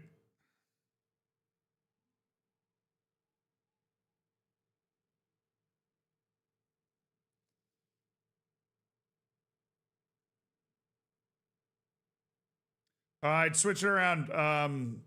Lopez, you're out. Danny Yanez, I'm going to give you a chance to start this match. Pargueñas. All right, Alejandro, I'm going to need you to do literally anything, man. I'm going to need you to do literally anything today.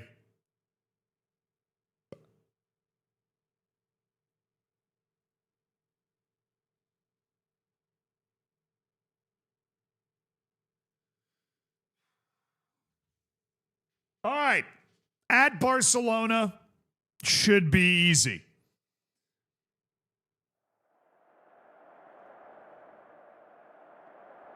Take the pressure off. Welcome to the Bernabeu with European play on the line for UD Melilla. They currently sit in 8th position after a last 16 run in the Champions League this year. A crippling 2-0 defeat at Mallorca in a huge six-point match has left them a bit off the pace, and now away against Barcelona, they need something special. Struggling with injuries down the back end of this season. They are missing a fair few key first-team players in this roster. I feel like for reputation's sake, we really, really need to get back into Europe next year. For reputation's sake, we really need to get back into Europe.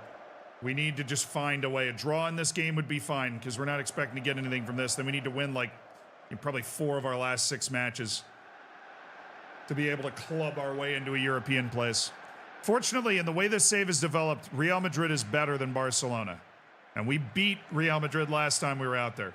I like that Duran has started well. We need him to start well in confidence so he can captain these boys super well. I said the Bernabeu. Sorry.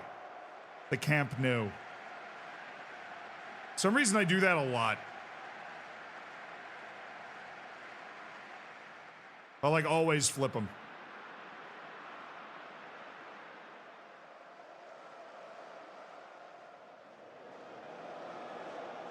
This is great. This is outstanding. The Spotify Walmart Camp Nou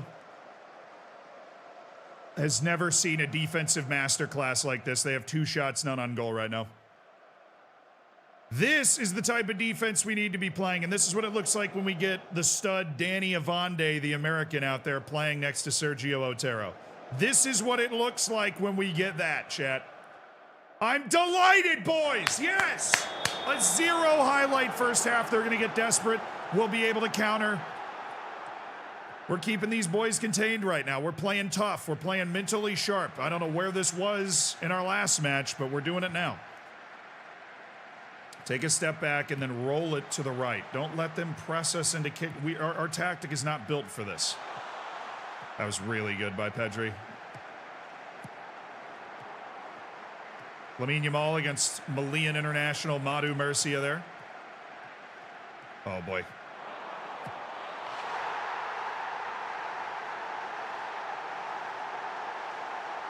I'm so done with Fjortov, dude.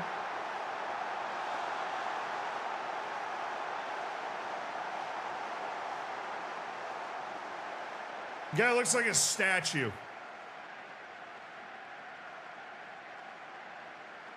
First highlight of the game for either team. And Fjortov gets turned around like a turnstile at the county fair. All you have to do is not lose massively here. You can't lose to the outside. Like, you can't let him just go completely around you to the outside. Rubio, Stroud, Lopez, go.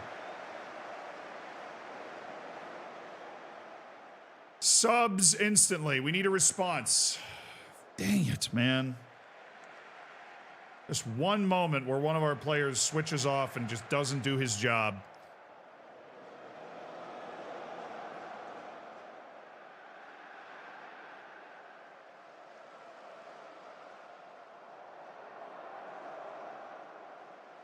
There's literally been one highlight in the entire match. We're going to change that.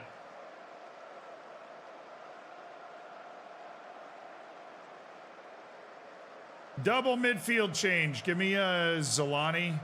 Give me Ebenezer.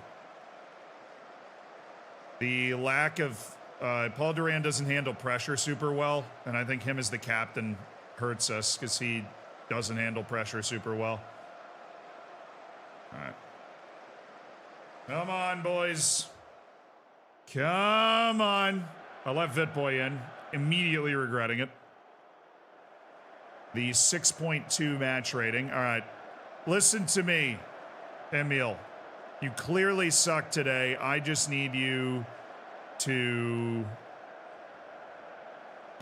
just be wide forward.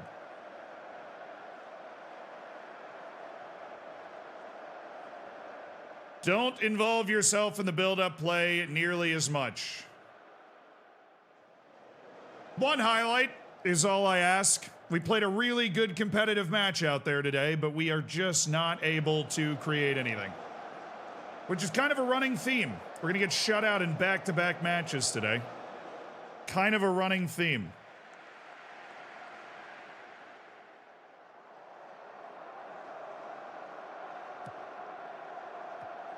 Now, we're punchless because we're missing our two best offensive players, would be the point I would make. I'd argue 3 of our 6 best offensive players are not available for this game, including Bungani Van Rooyen with his Shemi and Mbambo.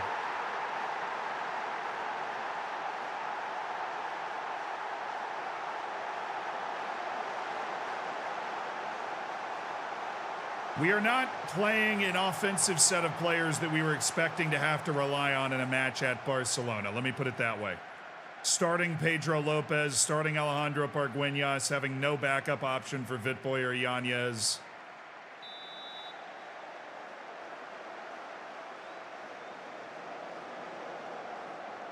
Some really bad ratings out there.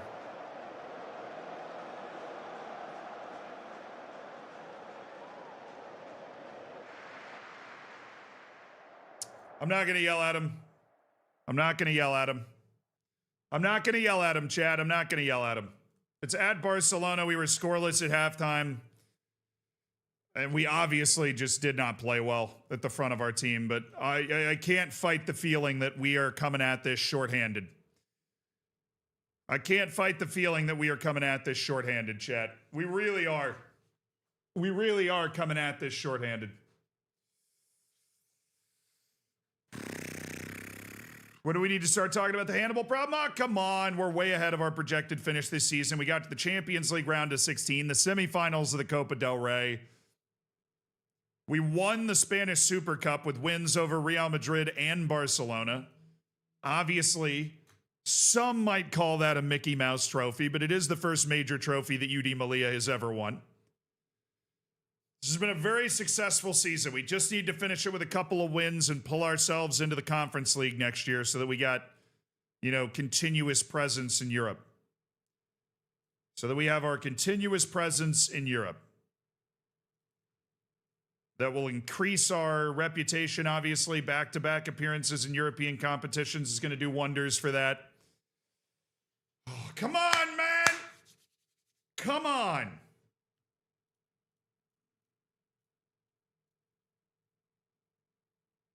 I'm not still in the Del Rey. We lost in the semis. Lost in a penalty shootout to Real Madrid, dude.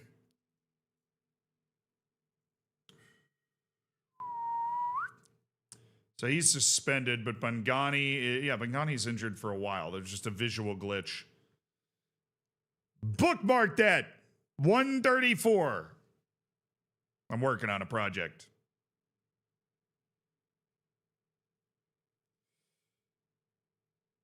Okay,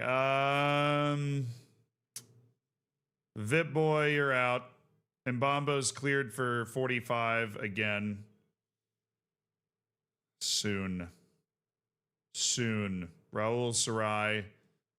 I'm going to go Zelani Mazibuko. There we go. Duran and Mazibuko running around, filling all the other space.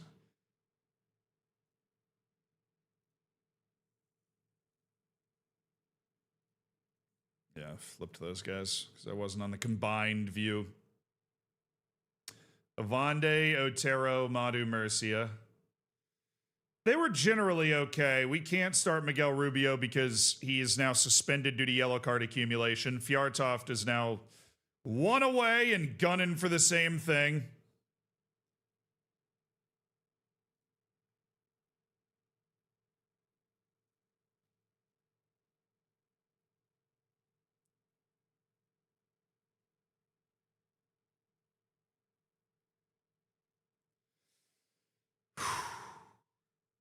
All right, what are we missing? A right back. B team. Andricus Deporter. Oh, Orlovich.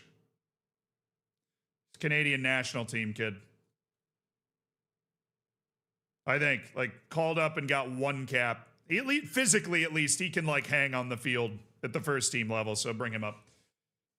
All right. That's right. Nemanja, Avande, Otero, Murcia, Fjärtoft, Teitumi, Duran, Mazibuko, Yanez, Lopez, Pargueñas.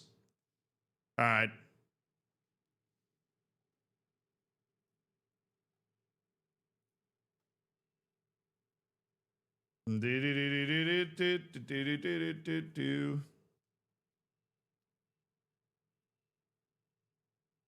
Yeah, we've lost both matches 2-0 today. We would love a turnaround dub against Cadiz at home. We would love a turnaround dub against Cadiz at home, dude. Love it. Come on, baby. Let's go. Energy up. Energy up. We played well in that first half against Barcelona. We just fell apart defensively a little bit in the second half. Just one or two mistakes. Okay, so what we need now is 3 points. All right, we got 6 matches left in the season. Cadiz is also in the race for a European spot late in the year. 6 matches left. We just got to win. We're 4 points off it right now. We're 4 points off it. With a win, we could be 1 point off, obviously. Come on, baby. Put the wins together. Hunt the spot. Let's go. Hunt the spot. Hunt the spot. We are the hunters, Duran. Jonas. Always had quality and size, man. He always had quality and size. Show me. Show me some. Put the wins in the bag. I'm like SpongeBob with the sock on my head. Put the wins in the bag. We just need wins. We need one good performance from Pedro Lopez or Danny Yanez. Or heaven forbid, Pargueñas. He's continued to improve. He might have it in the bag to be able to make some plays. Paul Duran needs to show me that he can handle the truth here. The pressure seems to be getting to the team, and Duran might not be the leader to carry us forward through that. All right, good. Now funnel them into the middle area and then sandwich. We're not far up enough. Sandwich. Sandwich. It's too easy. You're getting beat too easy. Man, the last month or so, we've been giving that play up way more than we used to, and it's driving me nuts. That just looping long ball has been nightmarish for us. We have a standard back line height, too. I mean, the defender got a little pressure on him at the end, and the keeper cut off the angle and ended up being a terrible shot, but, like, come on, man. Don't just don't get beat there. I don't know what to tell you, Madu Murcia. Just don't get beat there.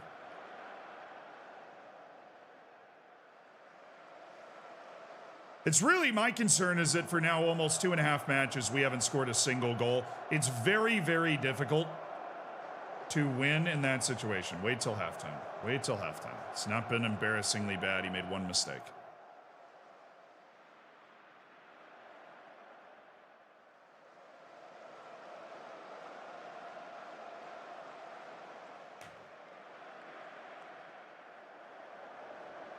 We haven't scored in 2.5 matches right now. We haven't scored a single goal all stream. I'm not happy. Argueñas, you're off. Damiano, you're in. Yanez, you're off. We're going to move Mbambo to his favorite spot and put Lopez on the other side.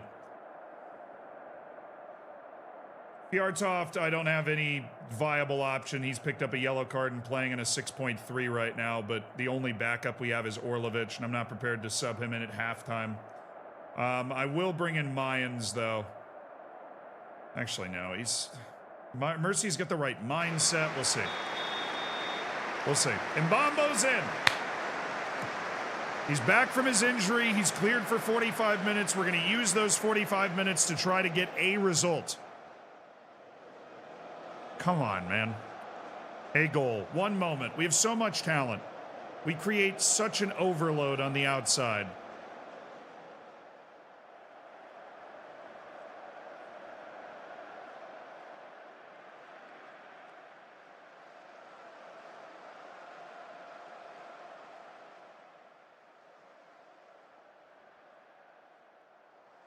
Over 1 XG again.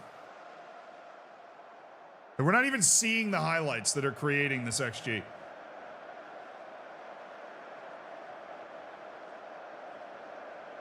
I'm not going to sit around and wait. We're going to go into our more expansive tactic.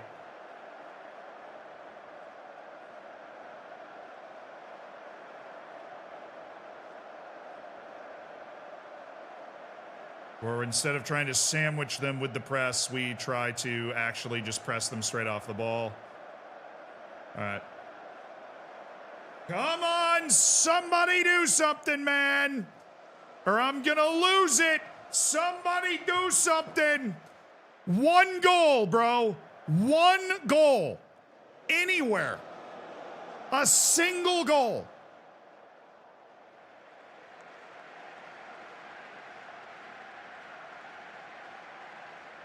That boy, you have more talent than Lopez. Maybe you can do something. Just like technical ability. Maybe we can get something from him.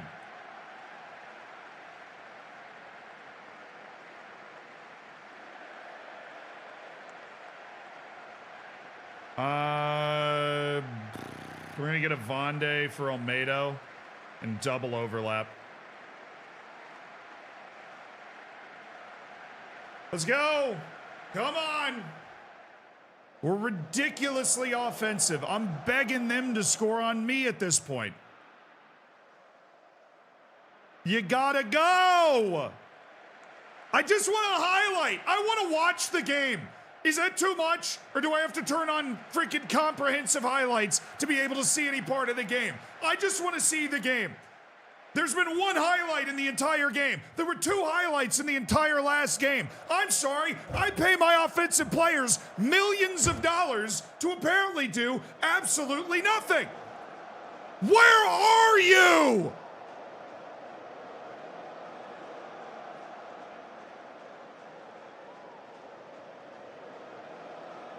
If you don't create a highlight in the next 4 minutes, you're all going to be staying at Motel 6 the next time we go on the road.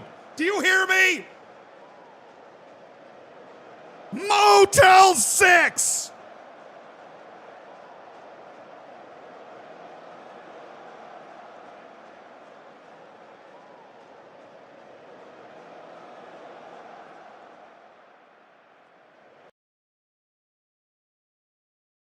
Whatever. Okay.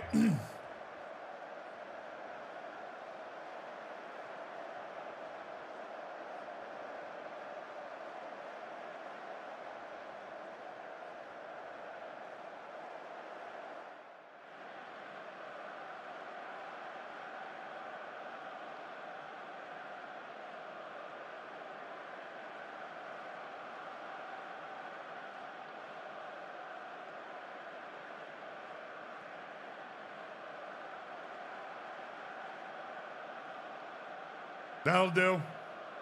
I don't know, though. It looks like it might be going for the rustic look on purpose. Bro, how do we play 3 matches and not score a goal? What are we doing?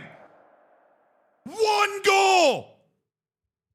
I even put the stupid goal bonuses in like all of your contracts. You get paid every time you score. God, we were playing a beach. A beach.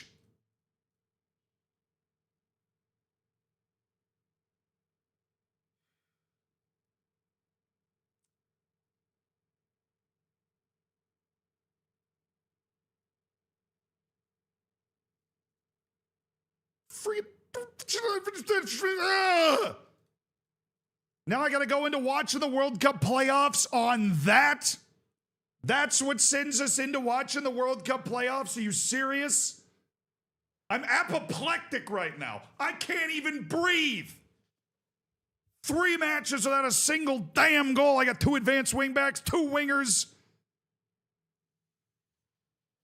Freaking striker who might not even be. Vincenzo Damiano is like that guy that got recommended to all those clubs in Brazil but never actually played a match and pretended to be injured. He actually doesn't even know how to play the sport.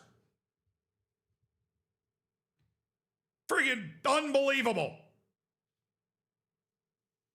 All right, we're going into the World Cup watch-along, chat. Put on your seatbelts because the World Cup playoffs are kicking off just about right now. Who am I picking, you might be asking? Well, all of the matches have already started during my meltdown.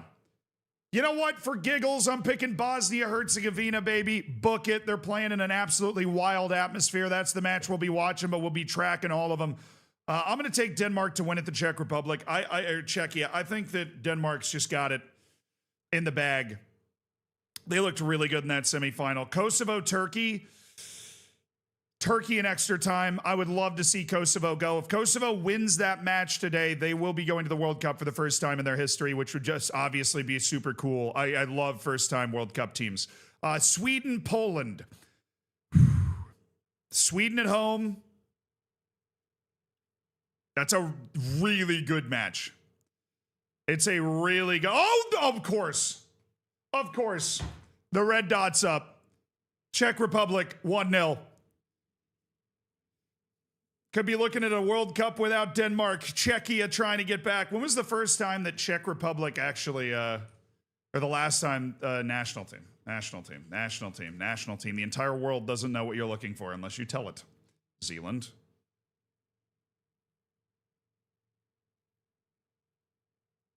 They have not been to the World Cup since 2006. They've only been to the World Cup once as Czechia. Of course, they inherited Czechoslovakia's footballing history. They've only been to the World Cup once as Czechia. It would only be the second time they've ever made it. So that would be super cool for them, obviously. Then we've got DR Congo, Jamaica later. I will be sticking around and watching that one as well. We will not be watching Iraq, Bolivia as it kicks at 11 p.m. my time, but I probably will be watching it like in bed, basically. But it's a banger goal as well. You're saying it's a banger goal?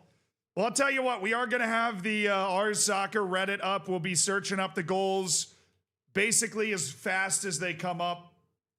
And we are going to be full screen watching a game. I'm going to put up a time. I actually check this stuff out, chat.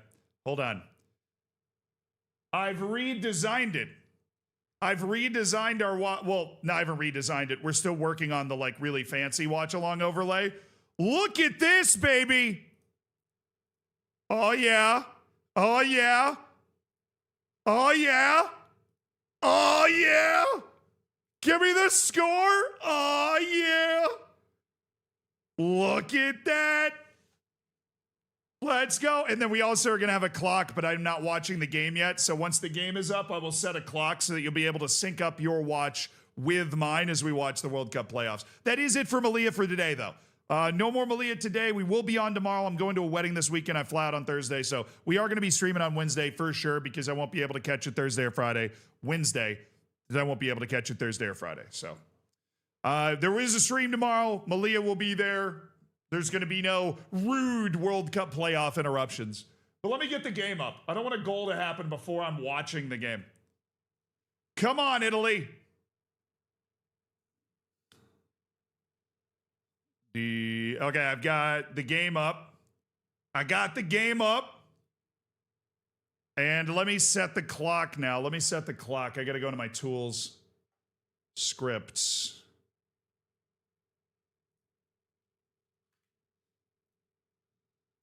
All right.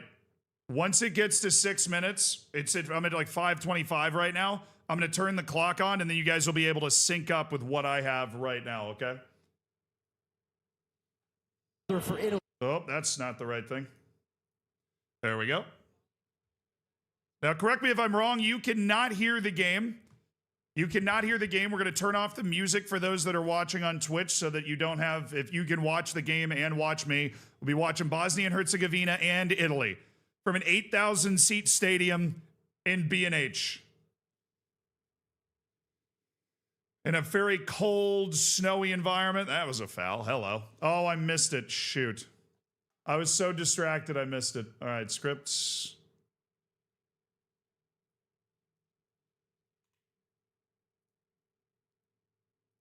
All right, this should work in 5 seconds. Oh my goodness, they put the clock away. They literally put the clock away for a replay. That you can't make this up, so I can't hit the clock at the exact time. Okay, hold on.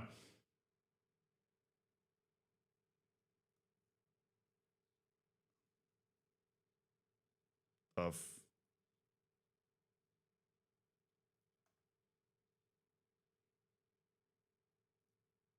Well, that didn't work.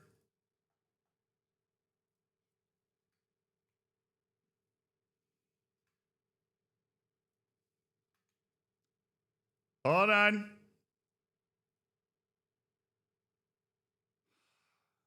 Bro, I swear I had it.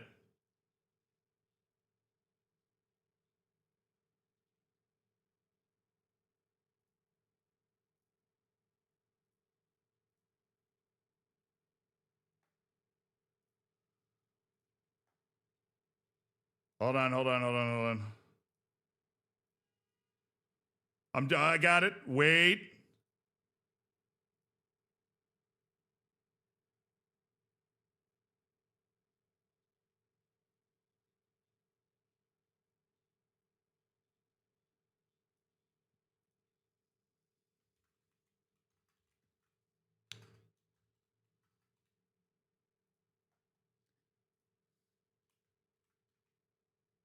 Wait.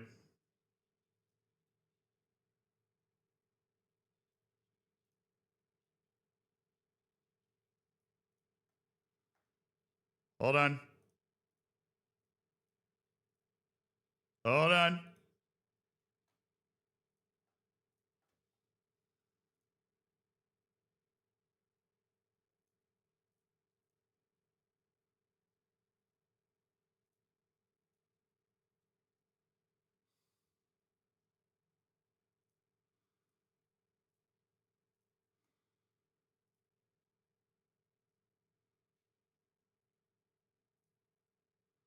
Hold on.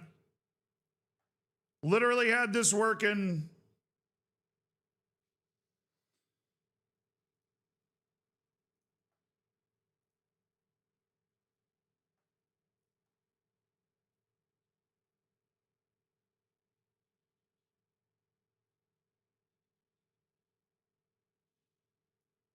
This is way more complicated than it should be.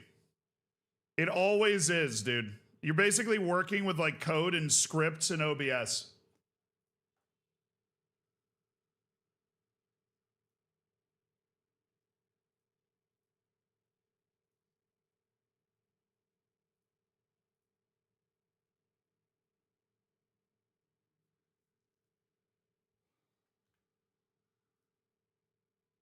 So that counts up.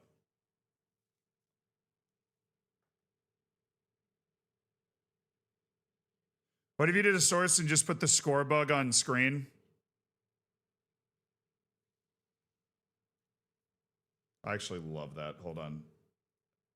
For the short term, I'm going to be able to do that. I have a really interesting idea. Hold on.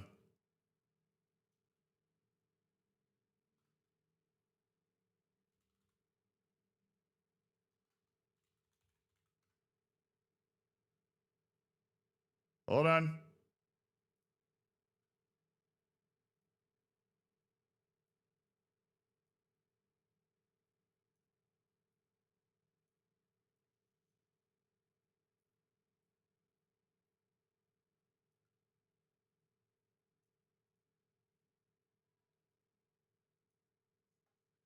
That works. That works. That's so easy, dude. That works. That's so funny. That's so funny, bro. That'll totally work. Boom. We can even trim that out and kind of balance it like that and then slide it over. Just whoop.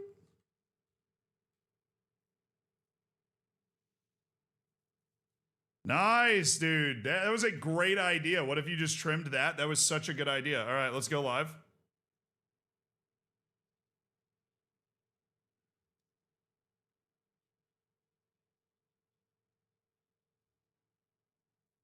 All right, that works, chat. We're now watching Bosnia-Herzegovina, Italy. We're tracking the scores in every other game, though. We got the scores up. Let me get the titles changed now.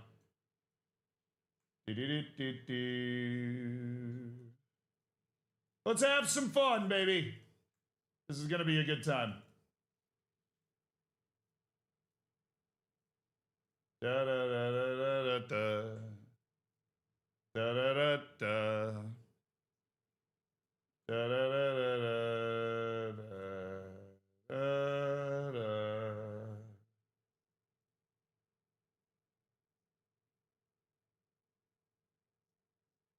All right, nice. Very professionally done. Very professionally done. Top tier streaming. There's never going to be a more accurate clock, chat. There's never going to be a more accurate clock. Because it's literally the clock pulled from what I'm watching.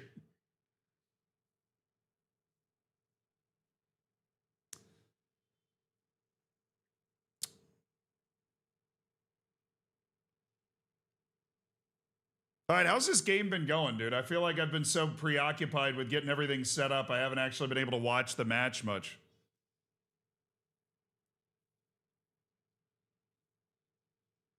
Tonali was talking before the match about the monsters in their heads, the Italians.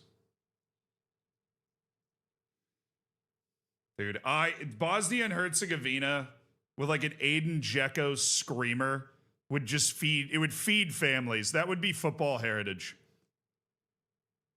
It would be football heritage. If we got just like a vintage Bosnian and Herzegovinian. Also, real tough qualifying for Serbia if you get Bosnia and Herzegovina and Kosovo going to the World Cup and Croatia.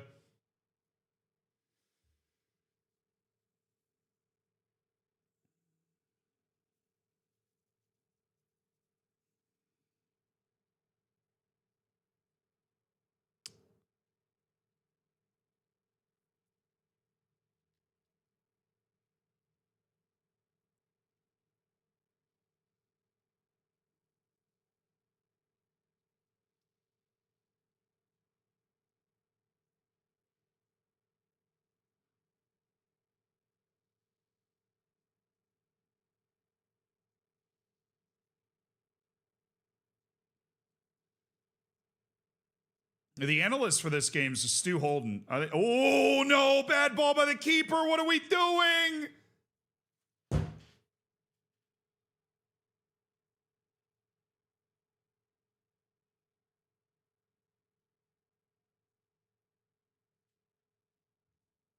Bro, what was that? What was that? Oh, wrong. Definitely wrong. What are we? Oh, it's just a terrible pass, bro. It's a terrible pass.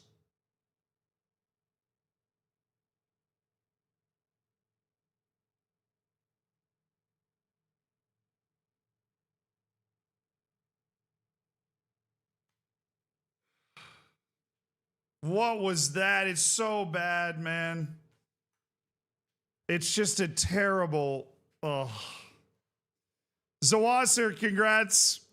I mean, if I was Italian, I'd be sweating bullets and I'd be breathing a lot easier after watching that play. I mean, it's a hell of a finish. It's one of those, like, it's the Luis Suarez meme of like, well, it didn't need that much of an amazing finish. But I give the Bosnian fans a ton of credit. They're not deflated. They're out there. They're jumping. They're trying to bring the energy. But you just get the feeling that if Bosnia and Herzegovina was going to be able to win this tie, that they were going to have to do it. They were going to have to avoid that kind of mistake, right? You can't ship Italy a free goal because the Italians can possess the ball well, and they love the dark arts.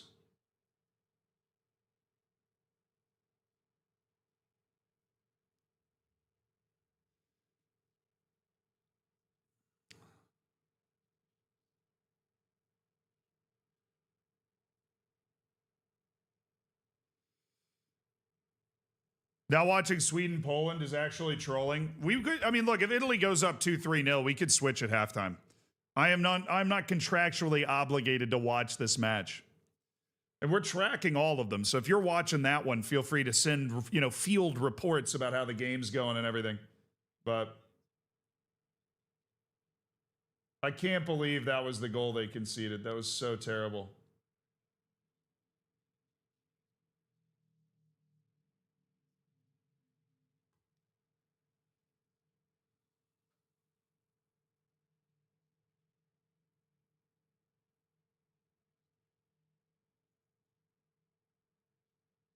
This could be trouble. This could be trouble. Counter. Go. Go.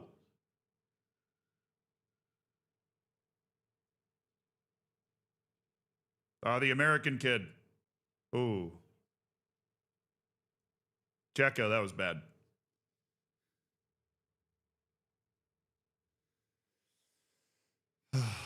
Yeah, I mean, obviously, I think a lot of just neutrals, just for the love of the upset, are rooting for Bosnia and Herzegovina to win. But if Italy does win, they've paid their dues, They've paid their dues. Turks are dominating possession so far. Come close a few times. Kosovo holding strong and counterattacking. What happened? I don't have the game on. Oh, so the goalkeeper, basically, ball got played back to him. He tried to play it out with his left foot. And instead of getting any air under it, it came out straight. And so it ended up going straight to an Italian midfielder like 50 yards out who just played Moise Keane in.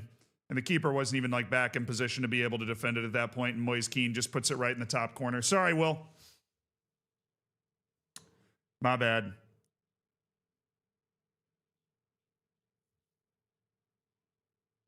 Oh, Bosnia on the move.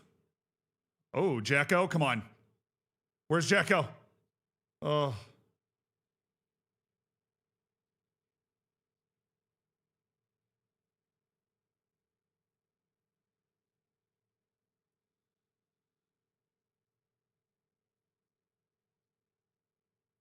Bosnia Herzegovina does not look bad right now. They're putting some solid pressure on. Yeah, I saw the whole Italy spy thing. Ooh, corner, Bosnia. PTTL, thank you for the 4 months. Classic football, always rooting for the underdog unless your country or team is playing. Exactly. Italy's already won a couple World Cups. Let Bosnia and Herzegovina go, Sweden goal? Oh, Lewandowski in the mud. That's the highest quality matchup in terms of the overall lineup of the two teams, Poland against Sweden. Those are two just like vintage. Oh, what a hit! Oh, good save by Donnarumma. Hello. If it wasn't a guy like Donnarumma who's just a world class. Hey, that's a push. That's a push.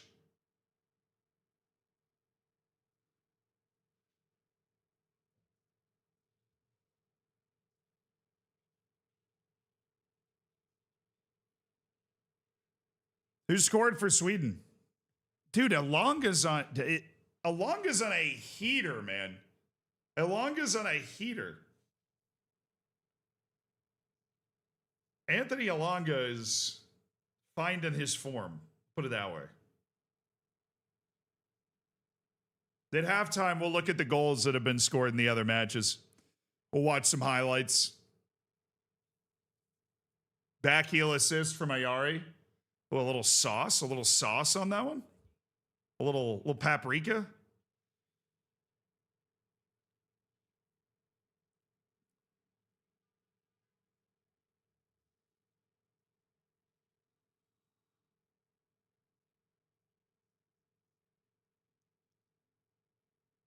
Wow. Moise Keane has 6 consecutive Italy matches with a goal. And apparently that's like tied for the 3rd longest streak in Italian history.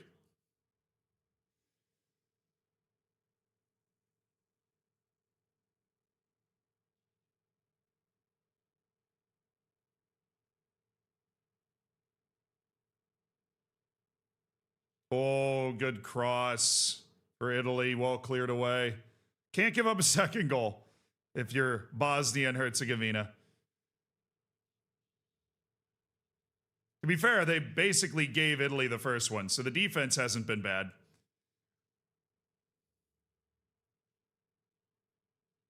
Good header. Good clearance. Italy's putting the pressure on right now. Ooh, that's a one-on-one. Kolasinac. Great defense by Sead Kolasinac. Whew. Kosovo got close. Ooh. Counterattack. Trying to hook up with Dzeko. Got interrupted. Dzeko's trying to fire the boys up.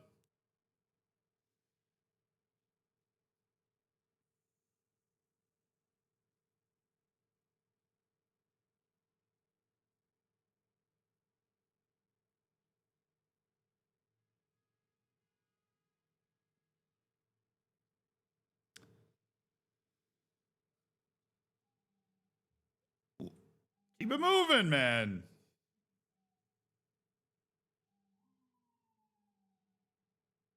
Japan's beating England. I told you it was possible. I wanted to pick him. I should have picked him.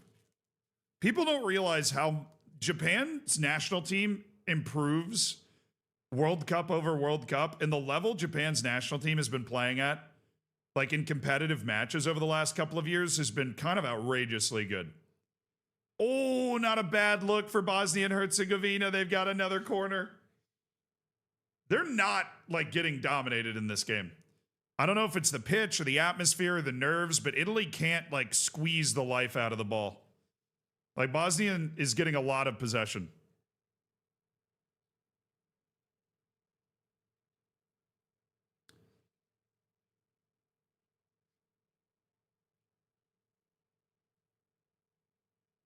Wasn't it Goran Pandev? No, Goran Pandev's North Macedonia. That's who used to score all the goals for North Macedonia, I think. That was the guy that, like, killed Italy one time. Oh, he's open! Oh! Open header. Italy does not look good. They do not look good. Bosnia and Herzegovina is creating better chances, dude.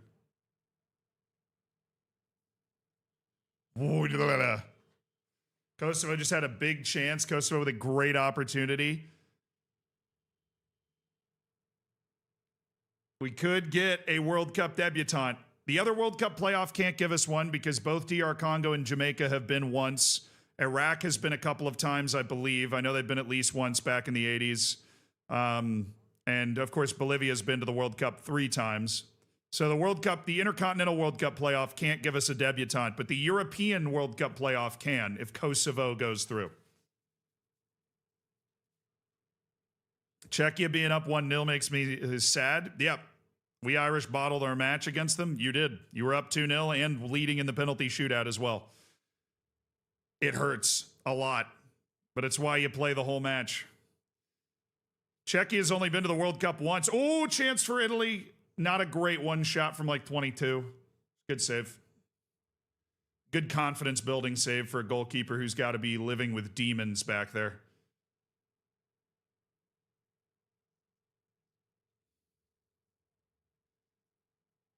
Who do you think win? I picked Denmark. I'll stay with that right now.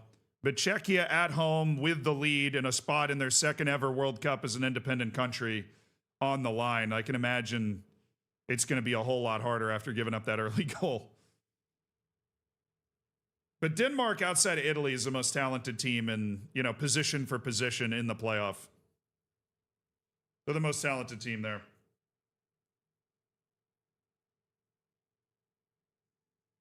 Kosovo with another breakaway chance. Now, Czechia, as an independent country, as Czechia, not Czechoslovakia, has been to 1 in 2006. They've been to the Euros a couple times, obviously. But just 1 World Cup in 2006. We looked it up. I'm not just like counting on my own ball knowledge there. We looked it up.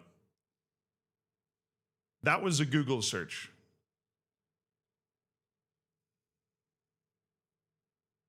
Poland hits the post.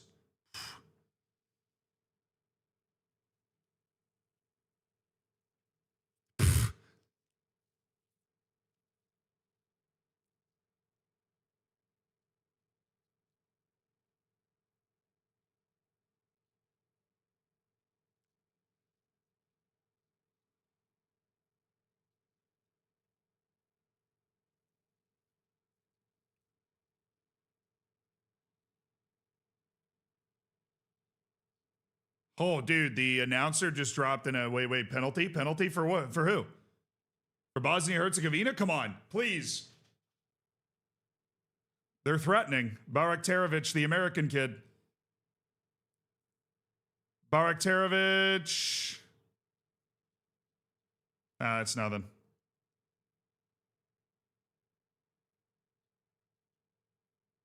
Those of us seem to have a curse where their legs become string cheese inside the box. I don't know what that means exactly, but nice. Have you seen the World Cup song? No, I've heard it's bad, though. I haven't even listened to it. Netherlands equalizes from a pen against Ecuador. Don't worry. I still think Ecuador is a dark horse. I think I would probably take Japan just over them from the like random dark horse category, but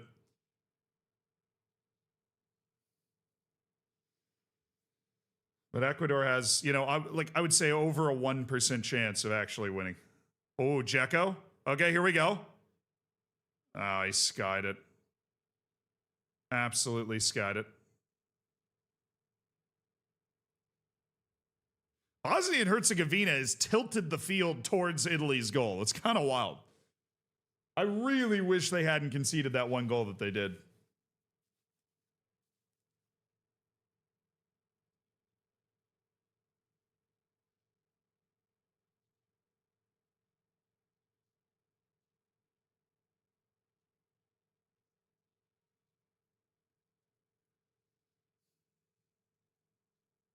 Wow, Donnarumma is the only guy that's been on the roster for both of the last 2 World Cup playoff failures. But the announcer dropped like a crazy stat.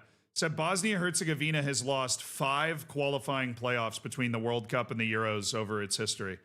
That is crazy. Very consistently good, but not great national team, clearly. Kosovo hit the crossbar.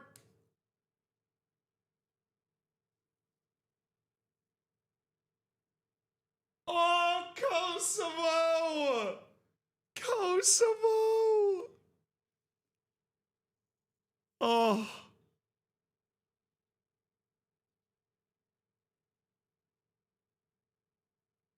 Kosovo, it sounds like they're creating a couple of great chances, and now they've hit the crossbar. I can't even imagine what the atmosphere at that Kosovo game's feeling like.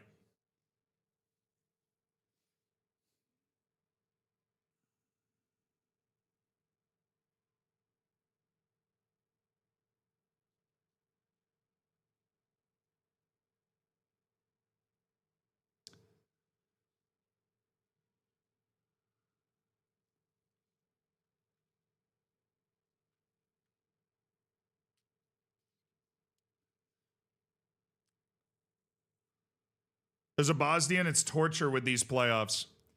I mean, it says something that you're able to so consistently make it to the playoffs, but I mean, obviously, Bosnia has been to the World Cup once in 2014. I remember that with like Ibicic and Dzeko. That was like the tandem.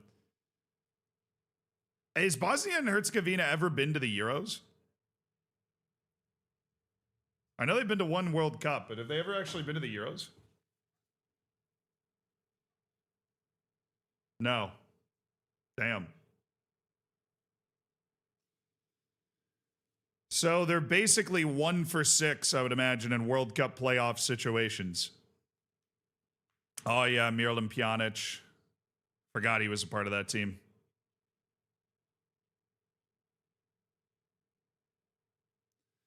True. By the end of tonight, we will know all of the teams in the World Cup.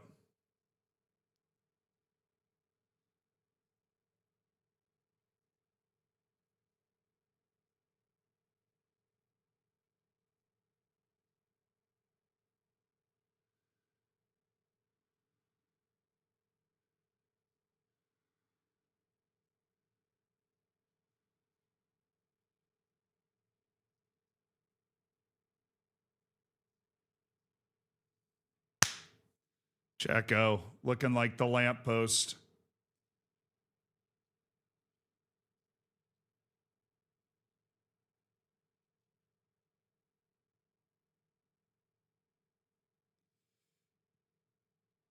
Who do I want to win? If I got my dream results, I'd probably go Bosnia Herzegovina, Kosovo. I'd probably take Poland just because I feel like they deserve it more. They actually finished second in their group. Sweden literally finished last in their group and got in through the Nations League. So that just feels a little more fair to me. And I don't know why. I think I'd prefer Denmark over Czechia because Denmark, I feel like, is a team that has a small chance to win the World Cup if things break their way. And it's unlike Italy, they're a team that's never won it. So I'd like to see a team like that actually get in. Jamaica, DR Congo. I'm going to stick with my boys from CONCACAF. I'm going to go for the reggae boys there. Iraq, Bolivia. I'll go with Iraq. Normally I'd be rooting for Bolivia, but Iraq, they won the Asian Cup in 2007. It's a football mad country. They've been close a lot of times to the World Cup. It would be really awesome for them to be able to go. Turkey missed an open goal. Hoi! Hoi! You have to say the Czechia? Oh, I missed that part. Sorry. I got nothing against Czechia. I like Czechia. Right? And I'll be, I'm not. That game and the Sweden-Poland game, I don't really have like a. Poland scores! Poland has scored! The last ride of Lewandowski is still on. Who scored it for Poland? Zalewski. Poland, Sweden at 1-1. Only one match sits without a goal, and it's Turkey, Kosovo, and apparently they've both barely missed. Like Kosovo's hit the crossbar and missed a couple other decent chances. Sounds like Turkey just missed a great chance. Italy's got a chance to counter if they can find a ball.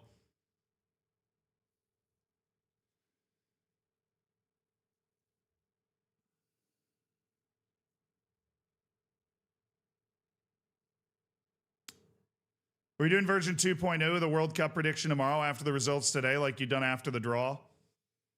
Ooh, yeah, we could. We could do that, Jeremy. That would be fun. Of course, subject to change based off injuries and availability.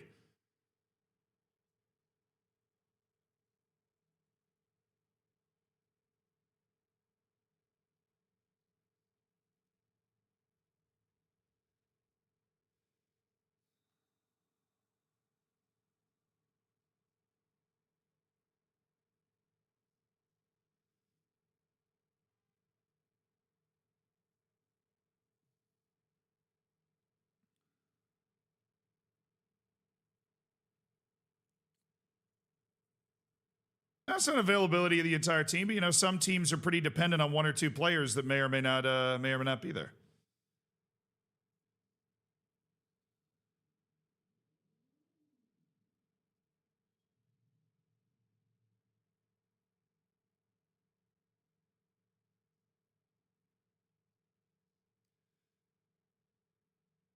Oh, good ball. Oh, it needed a Van Persie header. Good ball for Bosnia-Herzegovina.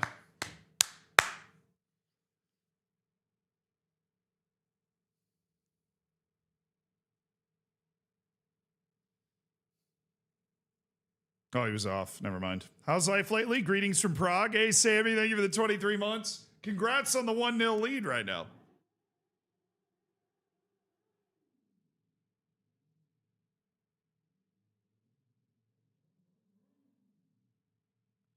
Sweden's goal was an own goal.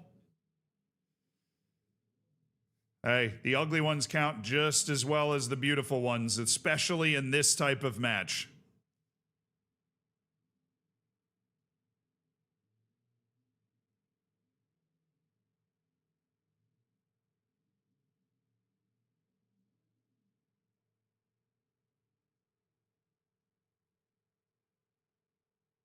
Yeah, he was offside.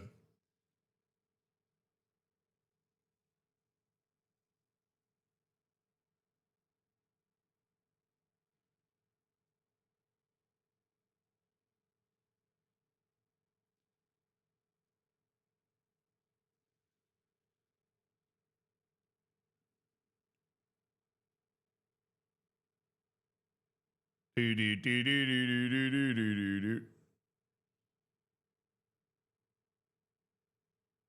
What are the possession numbers in this game? I feel like Bosnia has got way more of the ball than you'd expect. Like 40% of the ball. 40% possession for Bosnia and Herzegovina.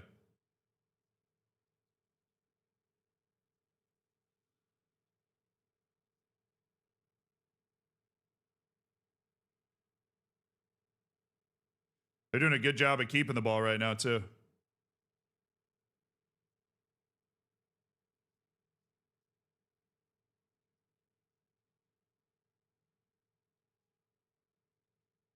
The Italians looking a little ragged defensively.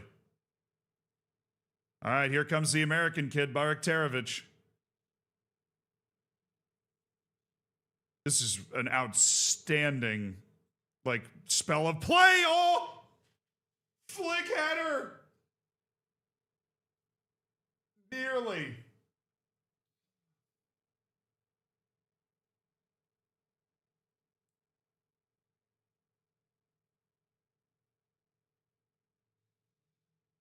Remember when somebody was trying to tell me DeMarco's the best left back in the world, and this kid Baraktarovic is just dragging his underwear all over the field? Haiti drew Iceland 1-1. Haiti's not terrible. I think Haiti is better than Curacao. Look at the group Haiti got out of, dude. They finished ahead of Honduras and Costa Rica. And they're doing it without a functioning central government. Like, I love, you know me. I've got a lot of friends after doing that video about the Haitian team. I love Haitian football, man. I'm so bullish on them. They have nothing going for them, and they still are able to put together a team that can compete. And now that they finally have done that and started to put together the team that can compete, they're attracting the Haitian dual nationals more aggressively. And that can elevate the team even further, obviously. My concern is their ability to keep the Haitian dual nationals, because the problem is the FA for Haiti really struggles organizationally sometimes. Look at the defense from Mimic. Look at the defense from Bosnia. Come on, baby. I'll go back to the keeper, bro. Be brave. Play it forward.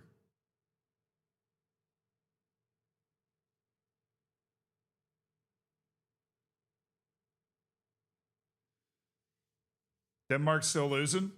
Yeah, well, now, I mean, you spot them a goal. They're playing at home. The World Cup's 50 minutes away. Like, there's a real chance there. It's a physical game.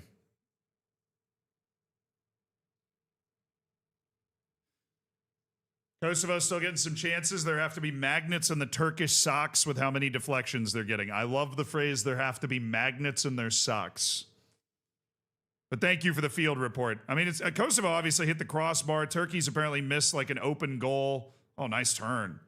Oh, nice turn. Moise Keane looks like he's hurt. Behind the play, that could be huge. He's like the only good Italian player right now. Dzeko just took a heavy challenge. No call. Okay.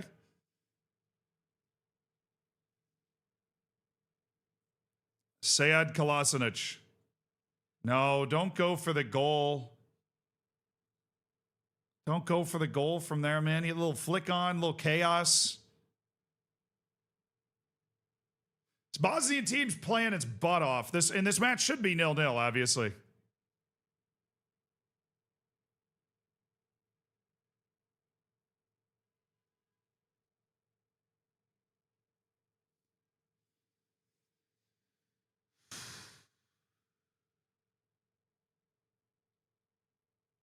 Does he know we can only see him and not the game? Yeah, I mean, if I show you guys the game, we would have fun for about 15 seconds, and then the automatic crawlers that work on both YouTube. Oh, it's a foul! Oh, give me a red! Oh, give me a red! Oh, he gave him a red! It's a red card to Bastoni for denial of an obvious goal-scoring opportunity. He slid him out. And it's hard to argue with it. Oh, and Bastoni looks crushed. The weight of a nation. Oh, my.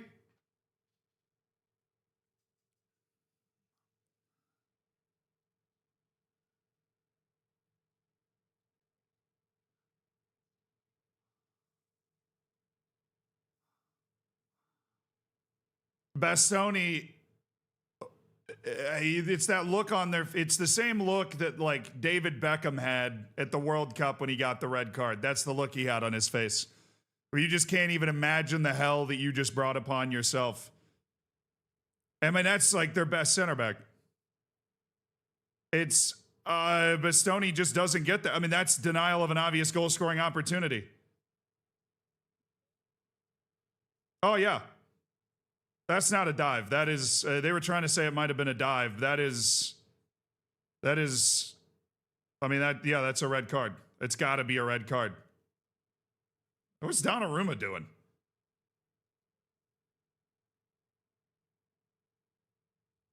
Wow. Wow. Wow. Oh, baby. Wow. That just, I mean, this match is already good. Like, Bosnia was very much in it, and obviously the mistake for Bosnia and Herzegovina that gave Italy the goal, that just bad giveaway by the goalkeeper, was deflating for the underdog here. But, dude, if I was Italian, I would be, I don't, like, I don't even know. Like, if you're an Italy national team fan, I don't even know, dude. I'd be losing it. So they're subbing in another center back. And Retegi's coming off, which is fair. They're not going to bring off Moise Keane.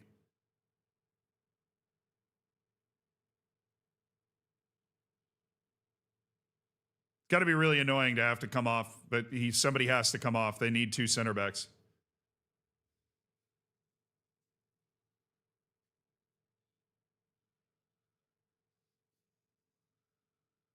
As far as we know, 2-1 Sweden? Oh, what a match.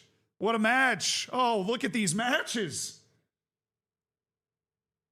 Sweden leads 2-1 at home. Apparently, Sweden scored all 3 goals. Some people were saying it was like a really heavy deflection. Lagerbielke has scored the goal.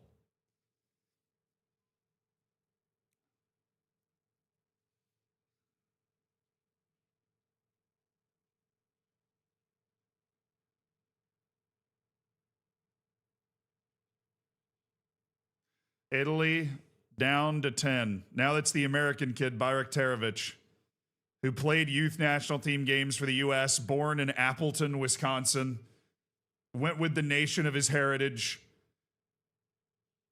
Oh, not a bad look at the goal. It's a header straight to Donnarumma. Bayraktarovic looks immense in this match, and he looked good in the last match also.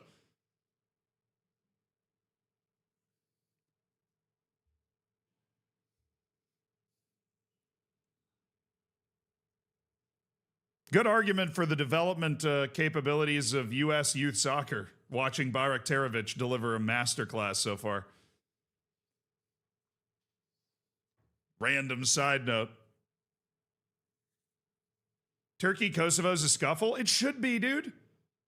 The World Cup is on the line. It's literally one match to go to the World Cup. Every one of these playoffs should be an absolute fight. If it's not, I'm questioning the team.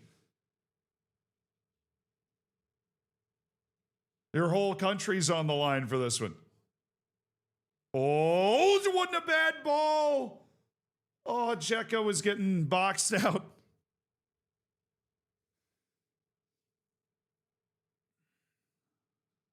When's the actual World Cup? This summer, brother. Starts in June, early June. 48 teams for the first time. Going to be more matches than you've ever seen in your freaking life.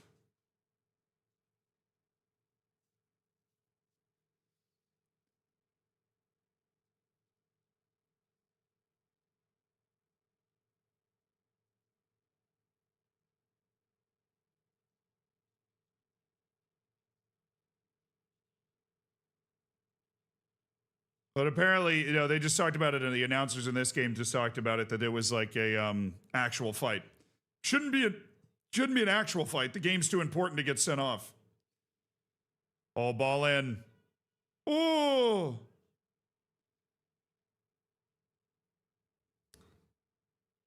I love this Mimic guy. I don't know what he's got for talent, but his mentality and physical, like he's just everywhere. He's playing defense. He's like 5 yards from goal. Guy's got an unbelievable motor. Turkey got a yellow. Japan beating England? Look, 30 years ago, that would have been a shock. I don't think it's a very big shock right now. Again, Japan, even though they didn't win the most recent Asian Cup, are clearly the best Asian team.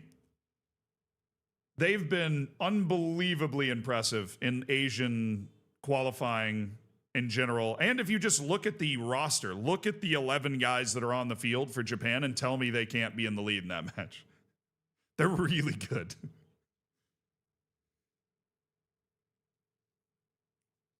They're a really good team.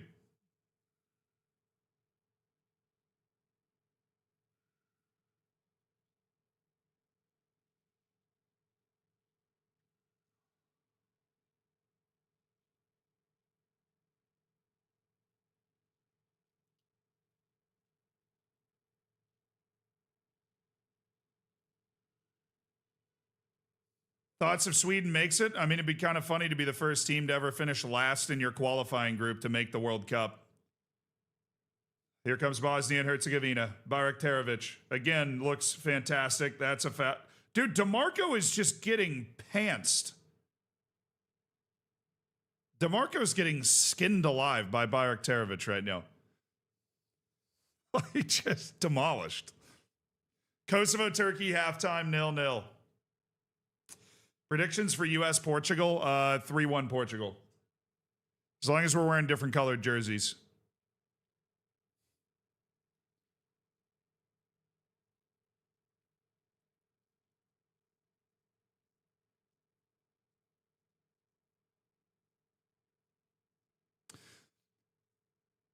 Bayraktarovic probably speaks Bosnian, right? Or at least some. Because that dude's like very American. All right, halftime, baby. Halftime. Halftime. All right, let me get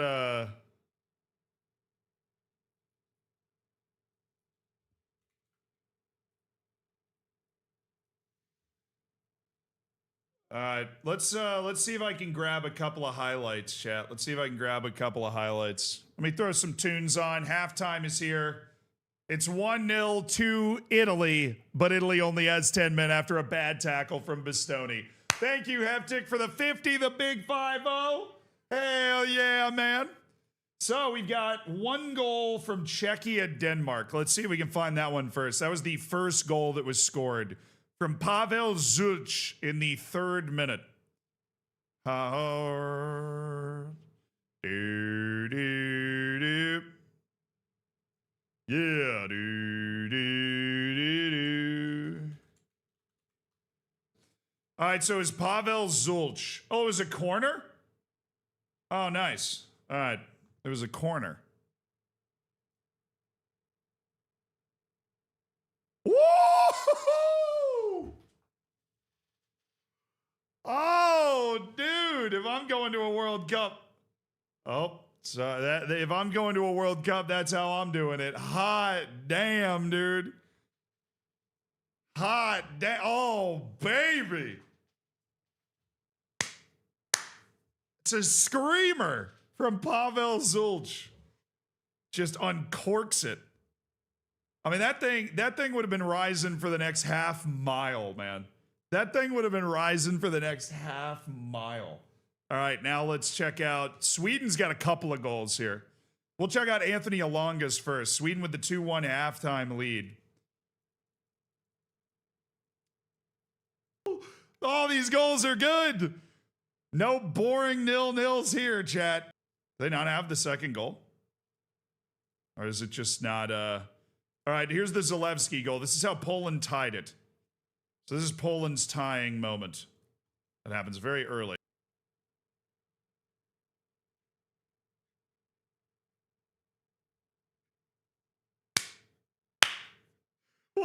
What is that? It just falls over, dude. Yep, got it. I feel like the keeper probably should have been able to get to this. I know we're not getting a great frame rate on this highlight, but like, I feel like the keeper was there.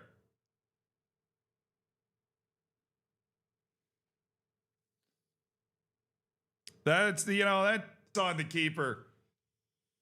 Who is the goalkeeper?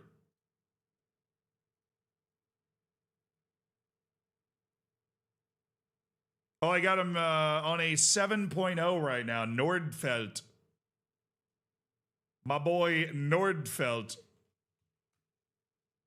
Yeah, it's not I mean, look, if you're Poland, you take it. All right, Lager Bielke. This is the goal that has them currently in the lead. Set piece for Sweden here. Deep ball. Oh, that's just, that's terrible defending by Poland. I mean, what should be happening here? Is this the goalkeeper? Oh my. Dude, this is like breakout, seriously. Like breakout the tactics board type stuff.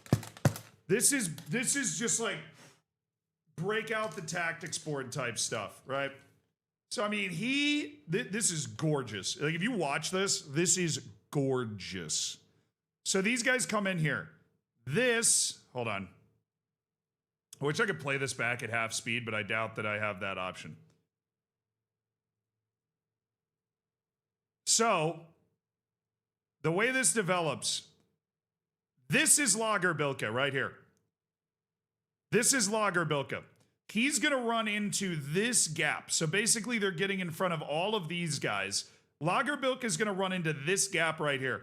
This guy is coming, like at the start of the play, he comes from back here. He's coming from the offside area to blindside them. And he's going to come stand behind this guy and stop. While this guy is running across the face of these two players to draw their attention.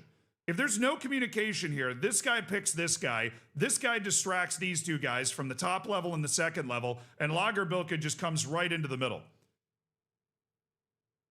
And there's literally nobody there. Like, that is gorgeous. They literally just summoned a goal out of thin air with that. Not to mention, like, let's watch this from the start, where they all start too, just to give you an idea of how hard this is to defend.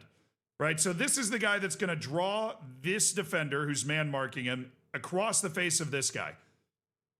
Right? They're creating the stagger right across the face. He's distracting the guys up here so they don't pick up Lagerbilke. Lagerbilke is coming through here. This guy's coming around the other side to set the screen. Even the guy setting the screen's onside, and the ball is just perfect. It's right where it needs to be, right? And you could say, like, well, maybe the goalkeeper should come get this. That is a low, hard delivery. That is a low, hard delivery. Like, the goalkeeper is starting, you know, from that position right there. I mean, there's just really no way for the goalkeeper to get to that. Like, you look at the goalkeeper and go, like, what is he doing? I think this is just basically a perfect set piece play.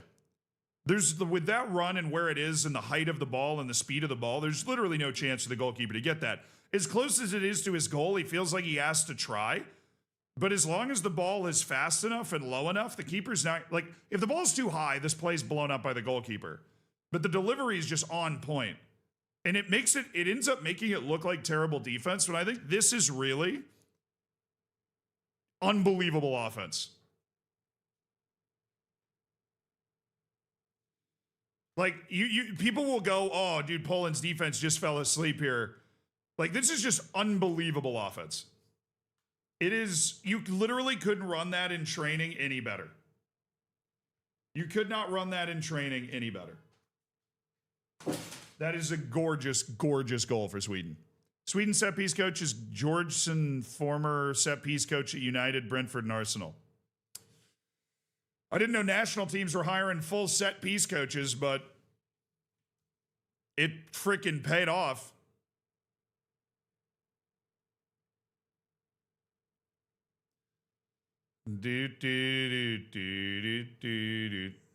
All right, so what happened in the Turkey-Kosovo match? I don't know if I'm going to be able to find highlights of that. I'll try on Twitter, but you never know what's going to pop up on Twitter, so we're going to go over here.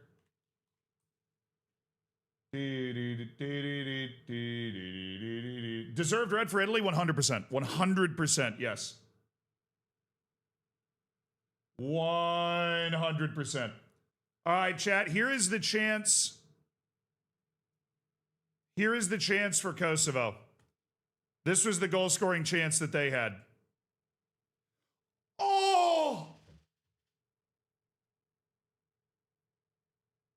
What a save!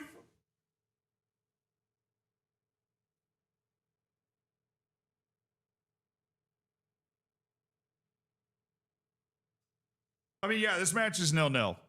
But what a save, dude. What a hit. Just turn and pop. Oh. Oh.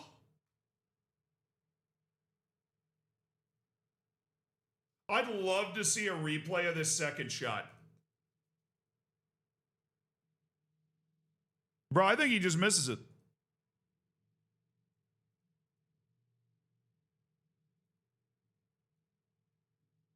I'm not gonna lie. Oh no, I think he gets fouled here, dude. He was offside. Oh, let me look. No, he's onside, first of all. He's absolutely onside, chat. No question he's onside. I think he gets fouled. Either that is this is the shank of the century, but it looks like that foot, and there's no way that foot's getting to the ball, hits him in the heel here.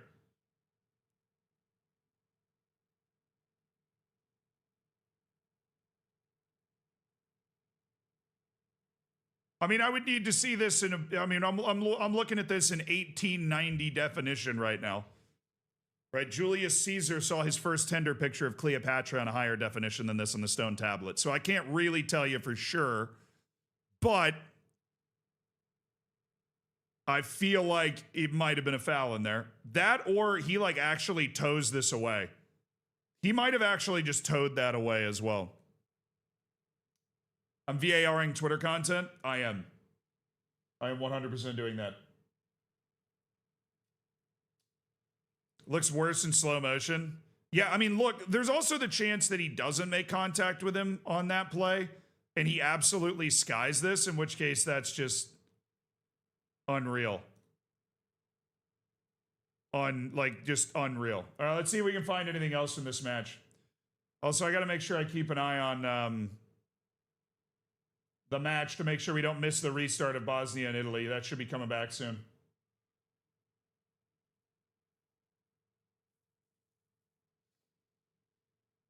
But I'm scared to be alone.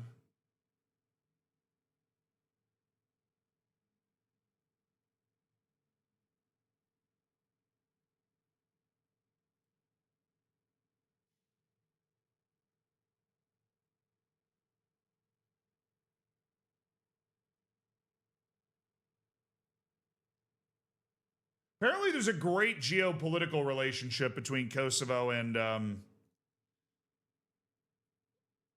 whoop.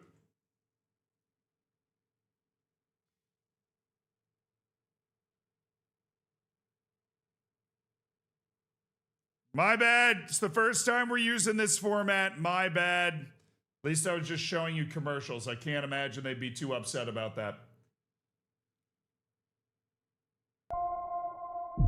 Sorry. My bad. All right. Which team do you like in USA's group this summer? Kosovo or Turkey? Oh, Kosovo. Look, don't get me wrong, we could lose to both, but I think it's a pretty clear argument that the technical floor and just like the general, value or ability level of Turkey's team is higher than Kosovo's. I would love for Kosovo to be in the US group. I would just love for Kosovo to be at the World Cup, too. I'm always here for a first-time World Cup debutant, particularly one with a war-torn history is going to be even more, emotional and dramatic and important. And Kosovo's the type of country that, like, a lot of countries don't recognize Kosovo. Slovakia, who they beat in the semifinals of the playoffs, don't recognize Kosovo as a country. So that could be big for them, too, in that way. But yeah, I think you'd obviously... If Kosovo gets in, the U.S. group is Australia, Paraguay, and Kosovo. I mean, the United States has got to be able to get out of that. Like, if we can't, then we're just not who we think we are. We're just not who we think we are, which is a team that in 3 of the last 4 World Cups has been to the last 16. That's who we think we are. A team at that level, the last 16 level. And a team at the last 16 level has got to be able to take care of that.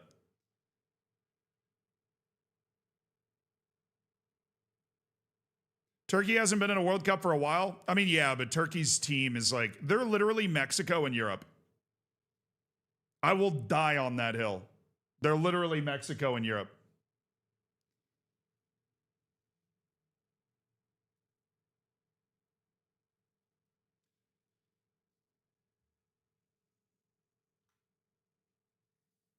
Did I see Elonga's goal? Yeah. Oh, we didn't even look at Italy's goal. I didn't show you guys, for the people that aren't able to actually watch the match, I didn't show you guys the goal. Yeah, it was a bad goalkeeper mistake, dude. It was a bad goalkeeper mistake. Oh, it starts, this was bad. Oi! The Moise Keane with just a pellet of a finish. Oh, man. He got no air on it. You can tell he's like expecting to get air on it, and then it just comes out completely flat. One pass, one shot. What do you mean by that? So I think Mexico and Turkey's national teams are very similar. They're both huge countries that are basically playing like one sport. Mexico plays some baseball, but not a ton, right? Football is clearly the number one sport. They're huge countries with big money leagues where the enthusiasm of the fans literally could not be higher. On the downside, the pressure on the national team is literally unbearable for both Mexico and Turkey. It is like absurd the amount of pressure that is on those national teams. They also have this ability to produce a lot of really good players, but very rarely produce world-class players. Whether it be Arda Güler, whether it be World Cup Memo Ochoa, or, Chicharito, right? Like, they produce a lot of good players and very rarely cross that line. There's a reason for this. You ready? I have a theory. When there are such large contracts in your domestic league, as is the case in Mexico and Turkey,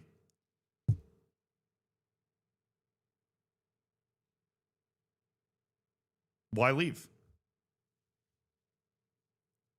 A lot of Turkish and Mexican players never leave the domestic league.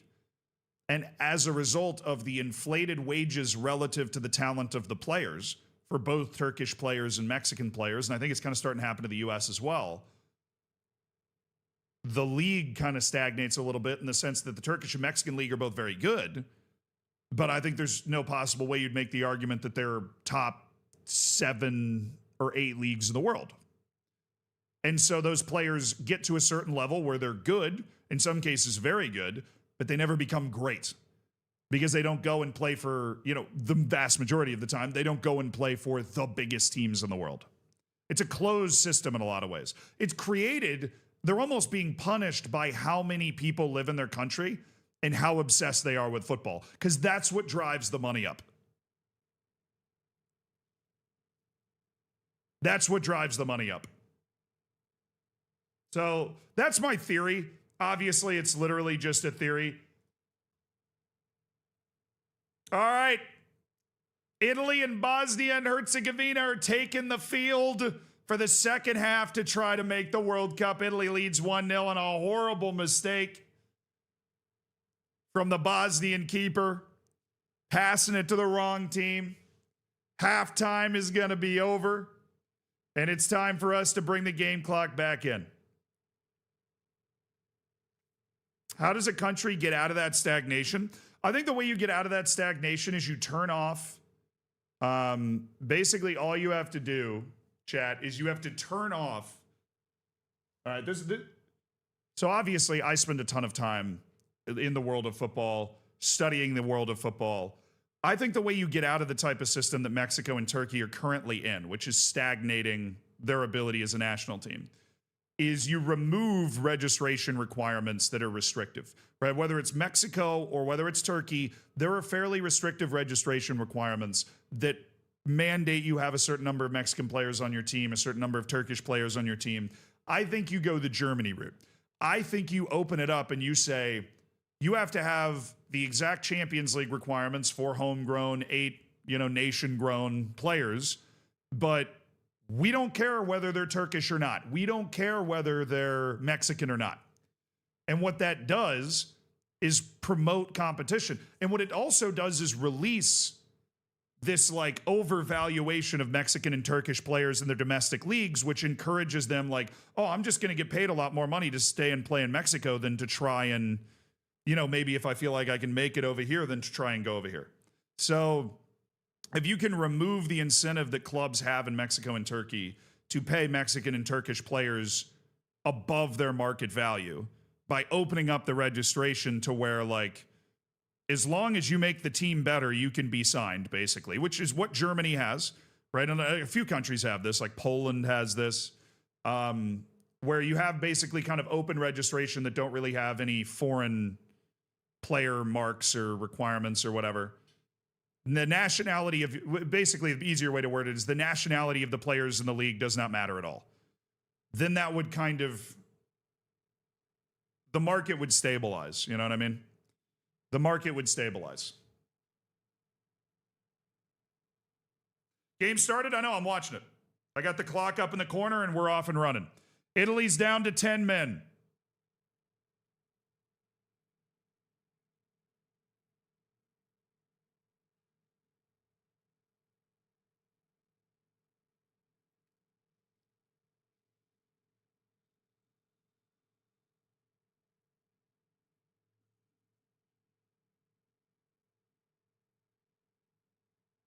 Oh, good ball in the box. Ooh! Oh! Oh, yeah. That was so close. Wow, that was close. Woo. No, that's not a foul. You can't call that, but Demirovic nearly threw himself into a cross, would have bulleted the ball into the back of the net. Italy's got to survive 42 minutes.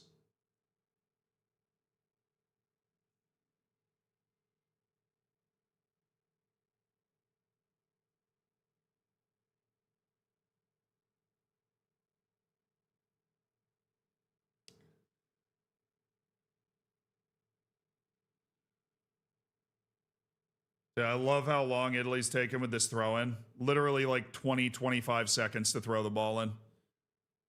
We are in the 48th minute, and they're taking 30 seconds to throw the ball in.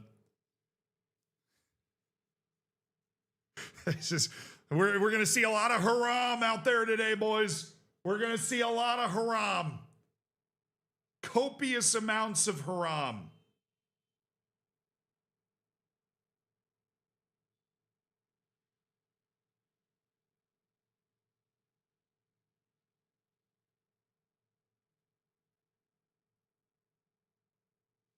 A great possession here for Bosnia and Herzegovina to start this. Dude, there's just an absolute brawl going on in the box. Like, they're just full-blown, legally, I'm pretty sure it's an assault between the Italian defenders and the Bosnian center forwards. They're just bludgeoning each other when that ball goes up in the air. These matches are one-offs. The semifinal and the final of the European playoffs and the Intercontinental playoff are one-offs. It was a tough touch.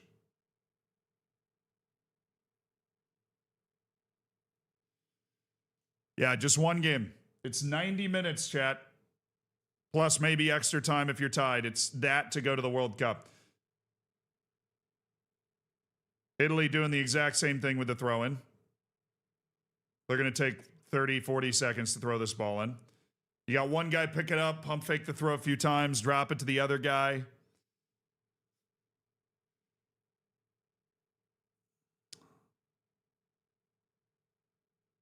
Italy could counter this, though, especially if Bosnia continues to get antsy. But Italy's really just not even trying to have the ball, not even trying to keep the ball.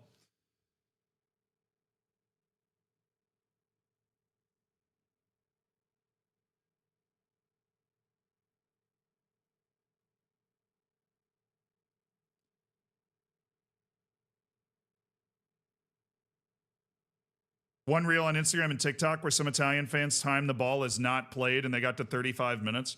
I mean, it's normally at least like 25 minutes in an average game, so. Oh, Poland has scored!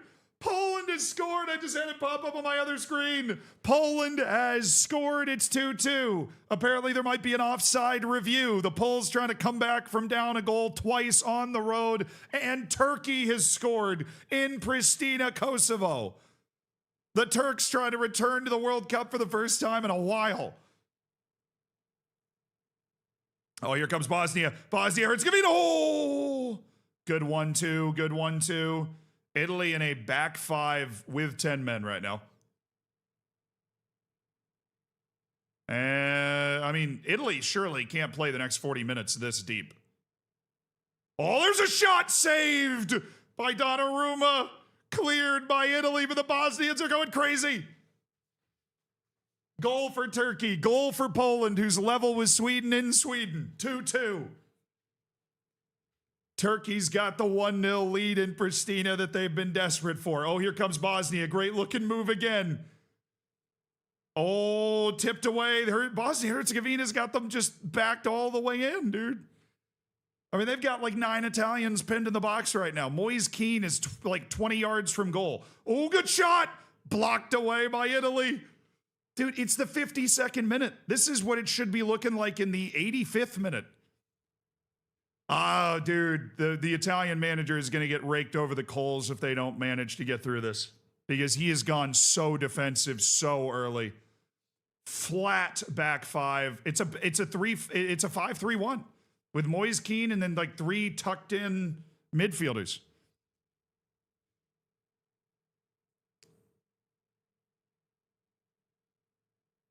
You just need a moment where the ball bounces. And then it's a corner. Ale Begovic, who was great against Wales. Turkey's robbed Kosovo? Wait, what happened? Turkey's goal should have been offside, but it wasn't? Oh, come on. Really? Do we have an all-time controversy? VAR is reviewing the Poland-Sweden goal. Both goals, you saying both goals are standing. Poland goal's been allowed by VAR, so it is 2-2. Speculation about a potential offside. Oh, great tackle! Aiden Dzeko. It's bad. Slowed down the Turkey goal. It was onside. I mean, Chad, we've got a lot of people we got a lot of observers, a lot of on-the-ground reporters in this match. Was it onside or not in the Turkey game? You got to pull up the Turkey goal. It's very close. All right, if we get a nice stoppage of play, I'll pull it up.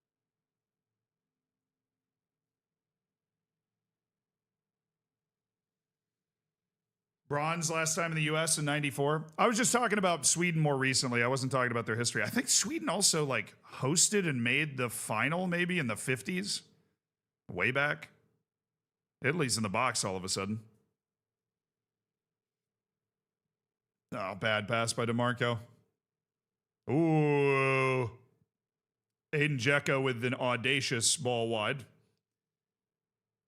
It kind of took the steam out of the attack, though. I don't know about that one. Garden of Aiden Dzeko. Lost the final to Brazil because of that one Pele goal. Ah, there you go. Can you imagine if Sweden just had a sneaky World Cup title from the 50s? That would really just change the way you think about everything. It's so funny to me how few countries have actually won a World Cup. Given all the countries that have popped up in history, like Hungary, for example. So what is it, like eight countries have ever won? Oh, whoa, bad pass. Moise Keane is gone. Oh, bad giveaway. Moise Keane in on goal. Oh, he missed it. Oh, he missed it.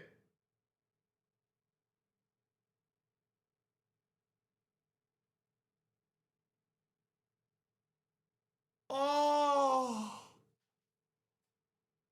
Wow, he could have maybe iced it there. They were passing it around the back, and Keane just jumped it. He was in on goal with the guy in his back pocket. Wow, he just missed the target completely. I mean, the way he's been playing for Italy, I would have backed him to just bury that. I thought it was over, and now here comes Bosnia. Ooh, that was deflected. That's another corner for Bosnia. Wow. 9 when Portugal wins the next one. Yeah, like there's so many nations, whether it be Portugal, whether it be the Netherlands, whatever, that you feel like should have, just some point in the annals of history, like actually managed to win a World Cup. And then, of course, only 2 continents have ever won, which I think will eventually change. Ooh. Because now every continent has gotten at least a team to the semifinal.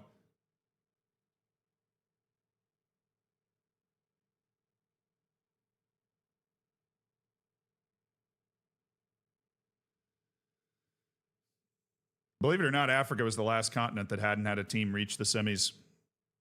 Sorry, Oceania. Dude, Oceania doesn't...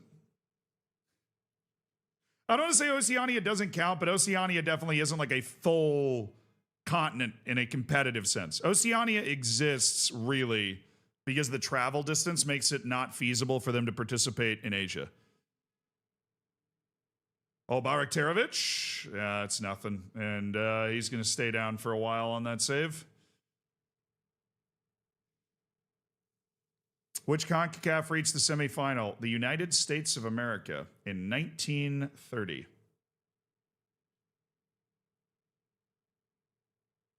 Asia had South Korea in 2002, and Africa now has Morocco in 2022.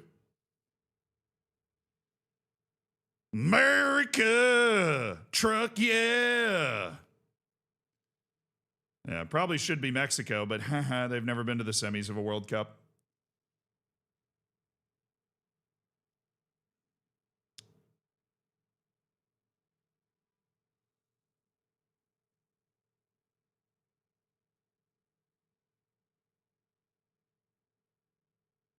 Ball in. Oy, a little nervous moment for Donnarumma.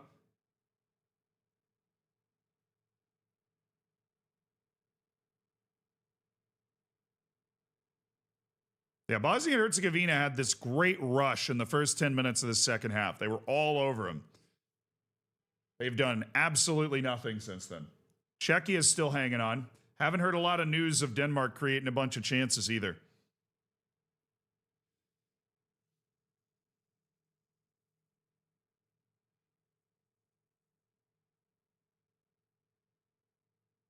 You finished third by table, not by a playoff? Yes, correct. We did. They did not hold a third place game, but the U.S. finished third anyways. Obviously, still the United States' best ever finish. In the modern era, since the United States started making World Cups again in 1990, the U.S. best run was a quarterfinal at the 2002 World Cup, which was a very fun World Cup because you also had Turkey, I think, make the semis. South Korea and Turkey made the semifinals.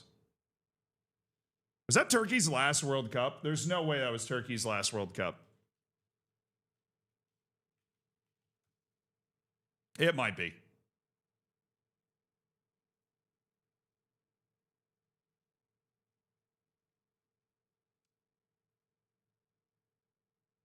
Yep.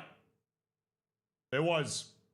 Turkey has made one World Cup since 1958, dude. That is so depressing. Turkey's made one World Cup since 1954. Turkey has made one World Cup since 1954. And they finished third in 2002 and then just never made it again.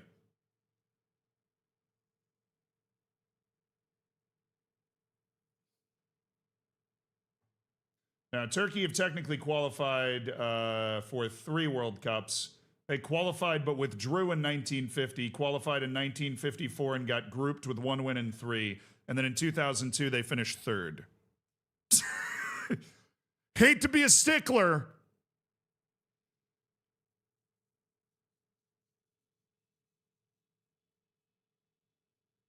I didn't know Turkey had been to so few World Cups, dude. That's actually kind of crazy.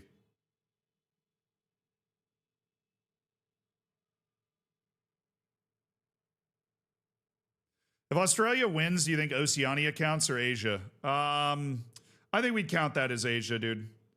Australia and New Zealand, in my opinion, are very unique nations. They're fully immigrant nations that I think are very similar to Canada and the United States that just exist in a different part of the world, obviously. Oi! Bad hit, brother. Bad hit.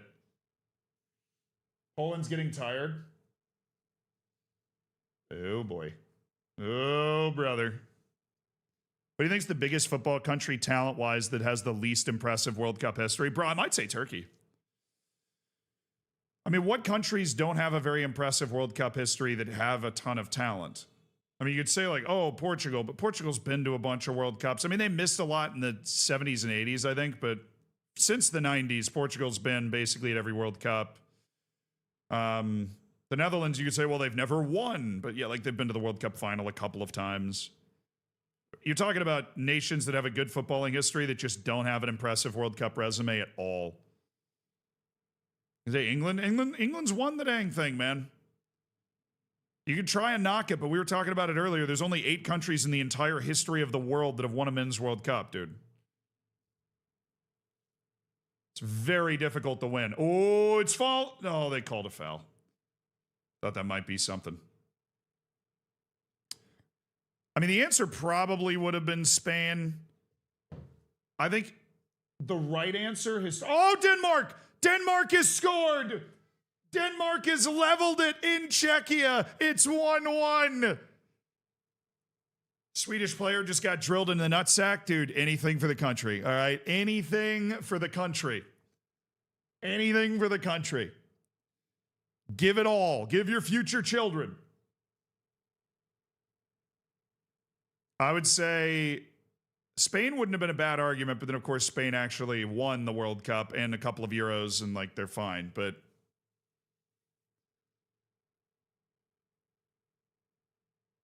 I would say Scotland historically is probably the right answer because the World Cup started too late for Scotland to be able to... But, like, the history of football is impossible to tell without Scotland. The argument is there that Scotland really invented the modern game in some ways, and, like, the Scottish national team for a long time was the best in the world when there weren't a lot of national teams, obviously. But, like, I think Scotland would be a great argument in the sense that they just don't really go to a lot of World Cups. And when they do, they're not very competitive, you know. Kosovo Turkey yellow for Chalik for a sliding challenge to stop a Kosovo attack.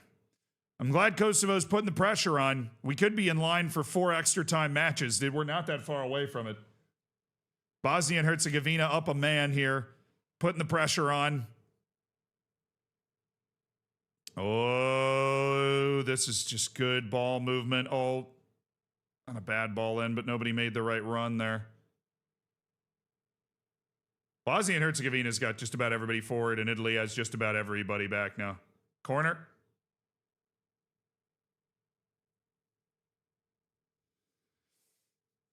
Italy looks a lot more dogged.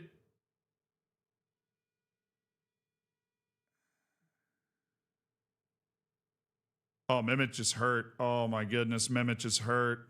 He's going to have to come out. He just hurt his knee, which was already taped up.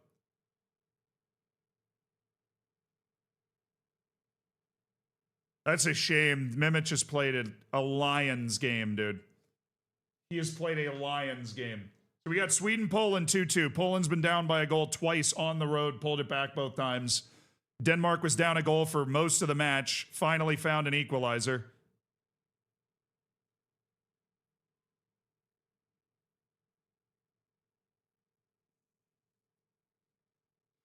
Oh. Would be very frustrating watching Kosovo as a Kosovan right now.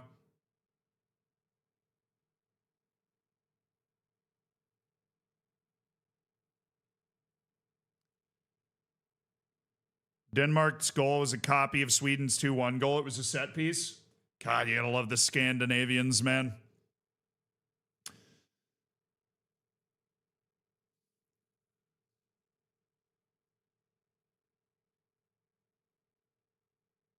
Oh, that deflected header. Not great for Bosnia and Herzegovina there.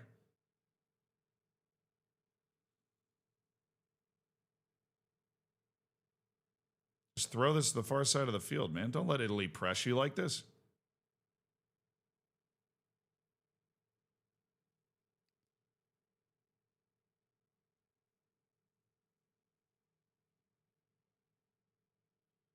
I hope Sweden doesn't qualify. It would be a scandal. I mean, what's the scandal? Everybody knows the rules of qualifying when they go into them, and it's earned on the field. You know, they were a Nations League group winner. That buttressed them, and they still had to show up and win 2 playoff games, which, to be honest, oh my goodness, they're taking Moise Keane off. I don't know if I agree with that. I feel like he's been maybe Italy's best player.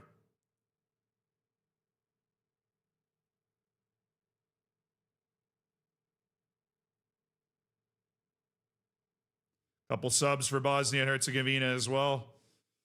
Mimic is off.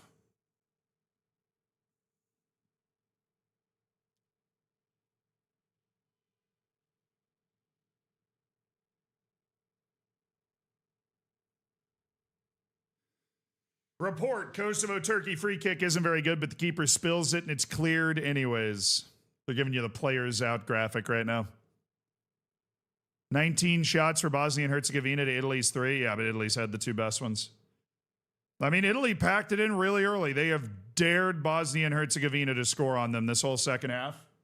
And to Italy's credit, they have managed to keep the ball out. Now, the first 10 minutes for Bosnia and Herzegovina was where it really looked like Italy was going to be under insufferable amounts of pressure, like unimaginable amounts of pressure. But Italy's gotten a few spells of possession. They've been able to win a few like throw-ins, free kicks, whatever. And they've been able to kind of lessen the tempo and the pressure and the like overall intensity that Bosnia has been able to bring.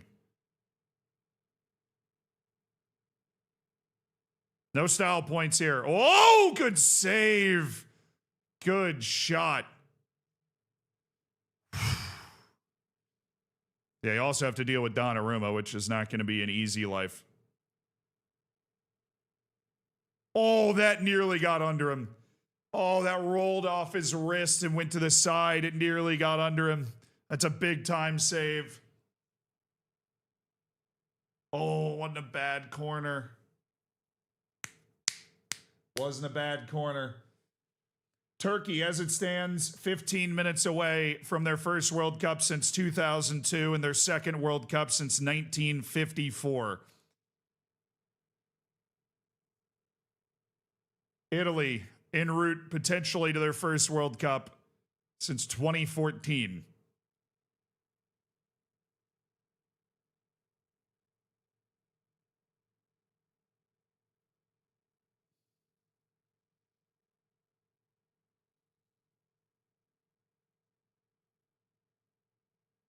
Oy, bad tackle by Bosnia has opened up a run here for Italy. They skied it. Sebastiano Esposito. Nope. Why do you, would you ever do edits to these types of streams to post them on YouTube? I don't know. We just started doing these types of streams, dude. We're just trying, we have an overlay that we can't really get working right now, but we've got this scuffed setup, which is still actually a lot of fun. There you go. There you go. There you go. Bayraktarovic. Back post. Looking for something. Oh, Barella's done unbelievably well there.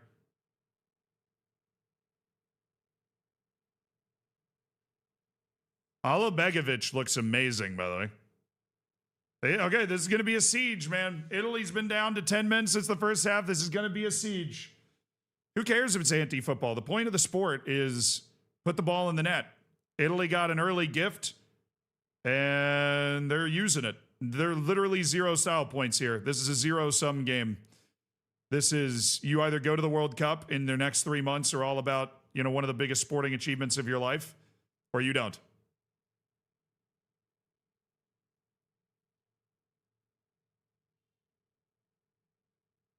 Yeah, it's a foul on the Bosnian guy. I'm going to bring it back to the first one.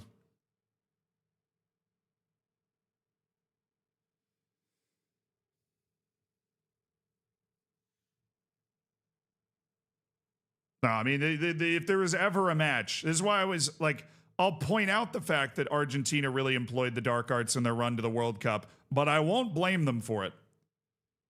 Because if there was ever a time that you want to do literally everything you can to win a match, the fate of nations, chat, the fate of nations is on the line. Millions of people over 15, 20 minutes here.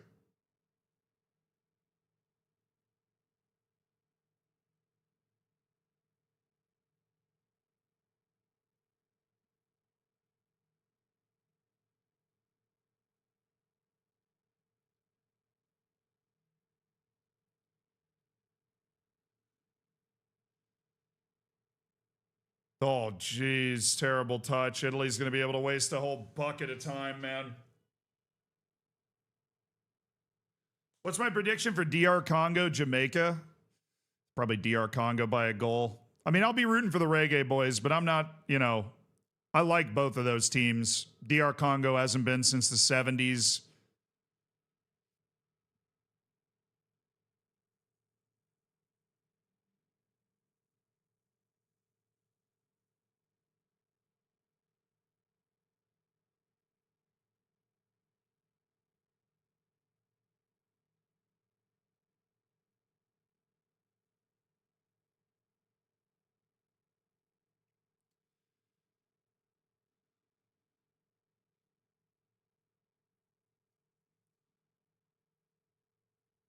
Italy trying to literally go straight back to the corner. It is the 77th minute of play. Oh, they actually got a really good chance, and DeMarco actually just, I couldn't even tell you. He completely massacred that chance. What was that? He had room too, dude.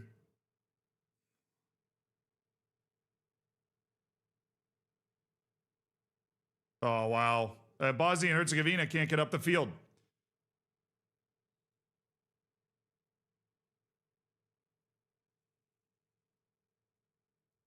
I mean,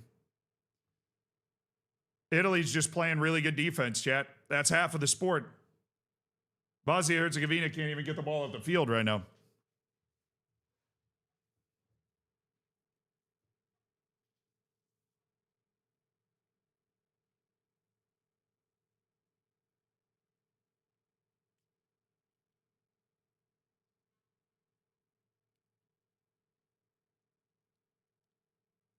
Really funny seeing corners 7-2 Bosnia over Italy. It's the second corner for Italy the entire game.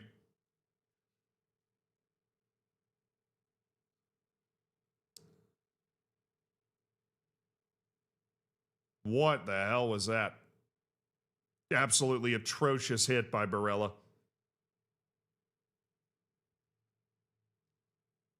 Yeah, pins and needles time now.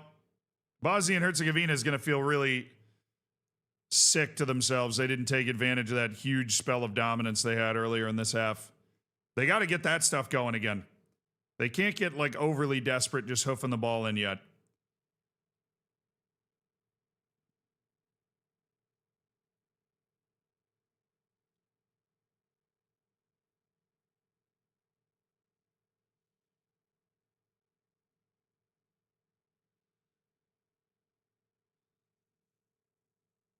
Oh, good ball!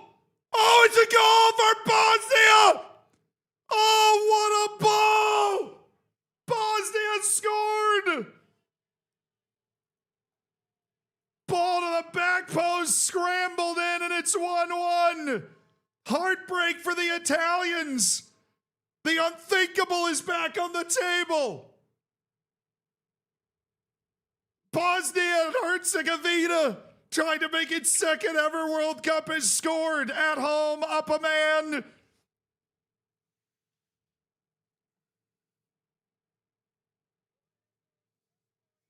The Catenaccio has fallen. The haram has been unharammed.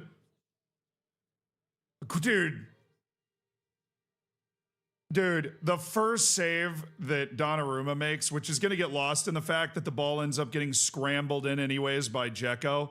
Or who is that? Tabakovic? It was Tabakovic that scrambled it in. That first save by Donnarumma is insane, by the way. Like, it doesn't matter. But that first save is insane. We're now set for extra time in 3 of the 4 playoff matches. Denmark and Czechia level at 1 in the 87th. Sweden and Poland level at 2 in the 86th. Bosnia and Herzegovina. Oh, are they VARing this?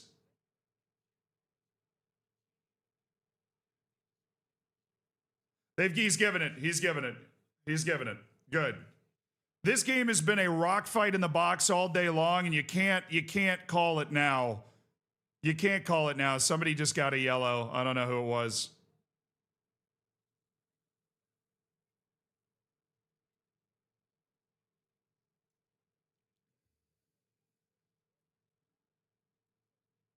I mean, the honest truth is there might have been a foul in there, but the Italian defenders and Bosnian forwards have been beating each other up with metal pipes the entire game. They have been beating each other to a pulp the entire game. There was a highlight earlier where both of them were literally ripping the shirts off each other's bodies. Donnarumma got the yellow. He's been working on that the whole game. He's been working on that the whole game. Dude, Bosnia and Herzegovina deserved that goal. I'm not going to lie. Bosnia and Herzegovina deserved that goal. Italy invited too much pressure. Italy has the quality to possess the ball more. Hindsight's always 20/20, but Italy invited too much pressure. They invited too much.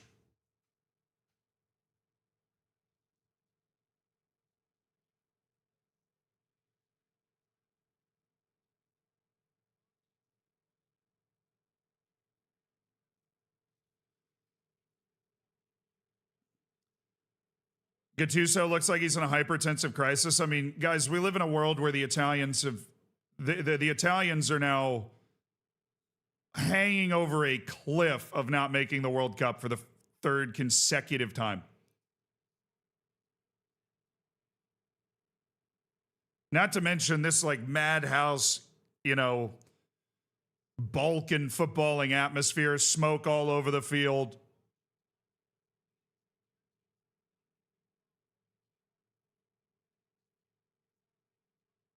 Olebegovic, bro. What? Oh, mistake by Italy. Olebegovic.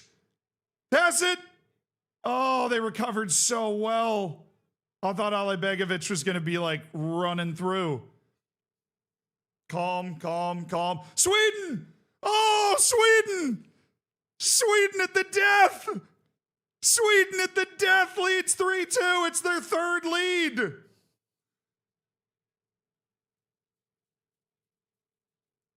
Sweden could be headed to the World Cup in a matchup of 2 World Cup worthy nations and teams, just talent-wise. The Swedes have the lead at home for a third time. Lewandowski's World Cup career might just be over.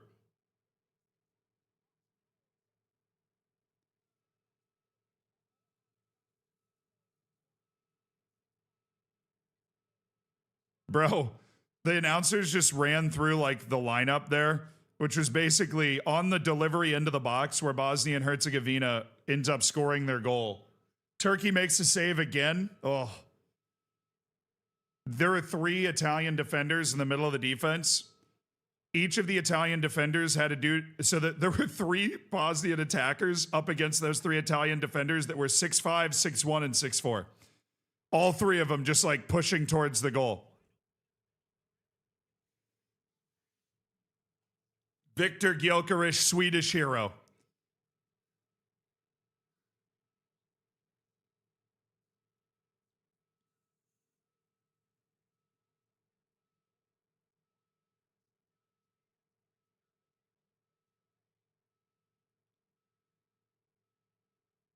Kosovo is laying siege to the Turkish net. They're trying to force extra time.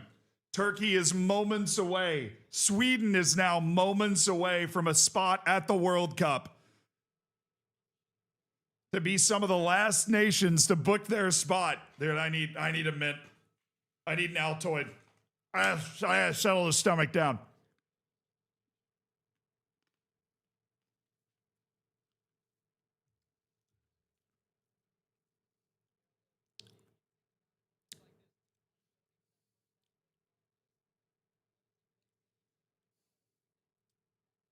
Oh my goodness, DeMarco. No, he didn't get there. Looked like he might for a second.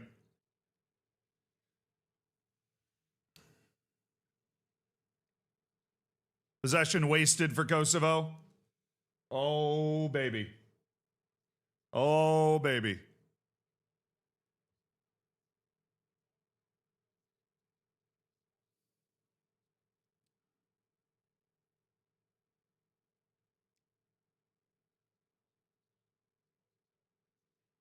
Esposito.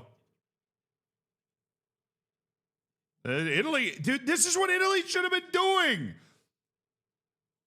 Like, I'm not an Italy fan or anything, but dude, this is what Italy should have been doing. Look at what they're doing. A man down. They're in possession. They're putting pressure on the Bosnian goal. They were so scared of losing that they ended up creating the exact environment where they could lose. Good play by Tabakovic. God, Tabakovic is the slowest dude that's ever put on cleats. There's no way. Oh, good ball. Aiden Dzeko in the 18. He tried to cut it and it got scuffed. Bayraktarovic. Oh, he wanted the shot. There are just too many Italians. Bosnia-Herzegovina on the ball. Bayraktarovic. Oh, no save. Diving save by Donnarumma. Dzeko. Corner. Yeah, the bad news now for Bosnia and Herzegovina is that they're never going to call it. They're saying it went. That ball went out before it was cleared.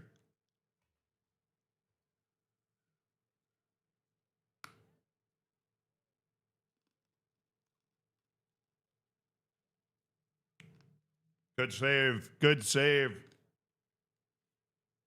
Not a great save. 6 added minutes in Pristina, Kosovo. Kosovo has to score a goal or the dreams of their first World Cup is gone. Shots are 25-6 to Bosnia-Herzegovina. Pure haram from Italy.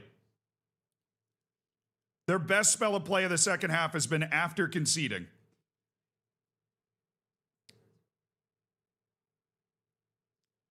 Nine saves for Donnarumma in this game.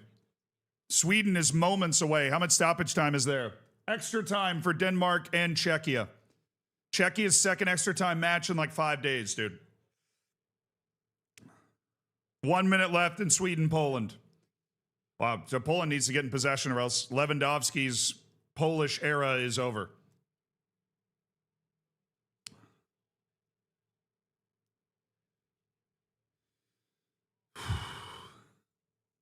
So we got one extra time game. We're set for maybe a second. Sweden could book one of the last spots at the World Cup and come back from the dead after finishing last in their World Cup qualifying group. The first team, I can say this confidently, ever to qualify for the World Cup after finishing last in their World Cup qualifying group. Because it's the first time that World Cup qualifying has included a competition that wasn't directly World Cup qualifying, which is, of course, the Nations League to get the last 4 playoff spots, which Sweden got and took full advantage of if they can hang on. Bosnia in possession. England have lost to Japan. Watch out for Japan at the World Cup. I'm telling you. Those guys are good. Ball into the box again. Donnarumma's there.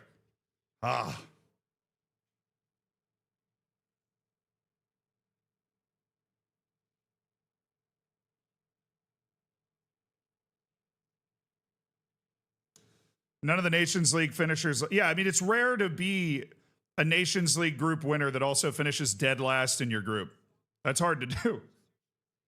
Sweden did it. Sweden was achievement hunting, dude. Sweden was achievement hunting.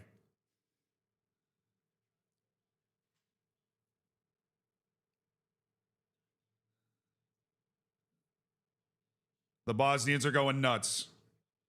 They've got sustained possession like 30 yards from goal. Baraktarovic continues to tie DeMarco in knots. One of my favorite sub-stories of this match.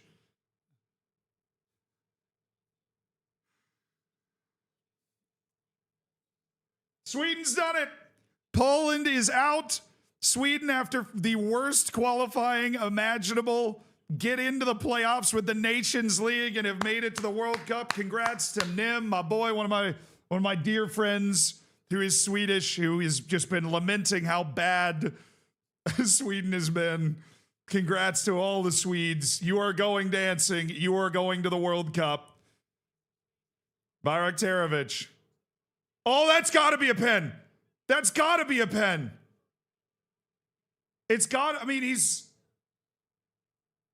too obvious. It's too obvious. He's hugging him.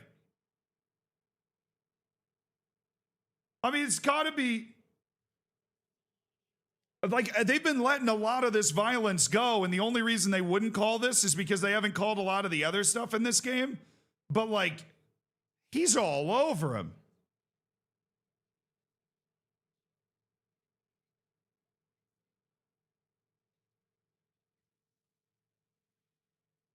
Like, the announcers are saying, like, it would take something extreme. I'm not going to lie. That looked like the something extreme.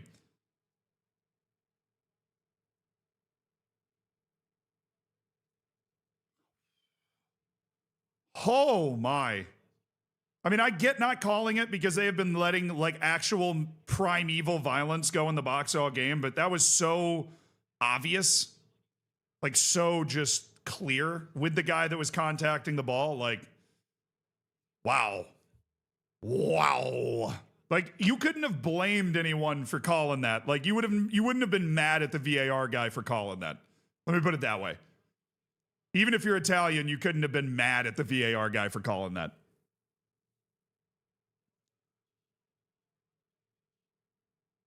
Oh, ball into the box again, cleared away. There's 1 minute left to stoppage time now. 1 minute left. Kosovo is seconds away from making its second World Cup since 1954, by the way. I mean, I know the Kosovo would have been fun, but Turkey still, yeah, that ball's away. That's probably it. Extra time, I think. I'm Italian, but that was a penalty.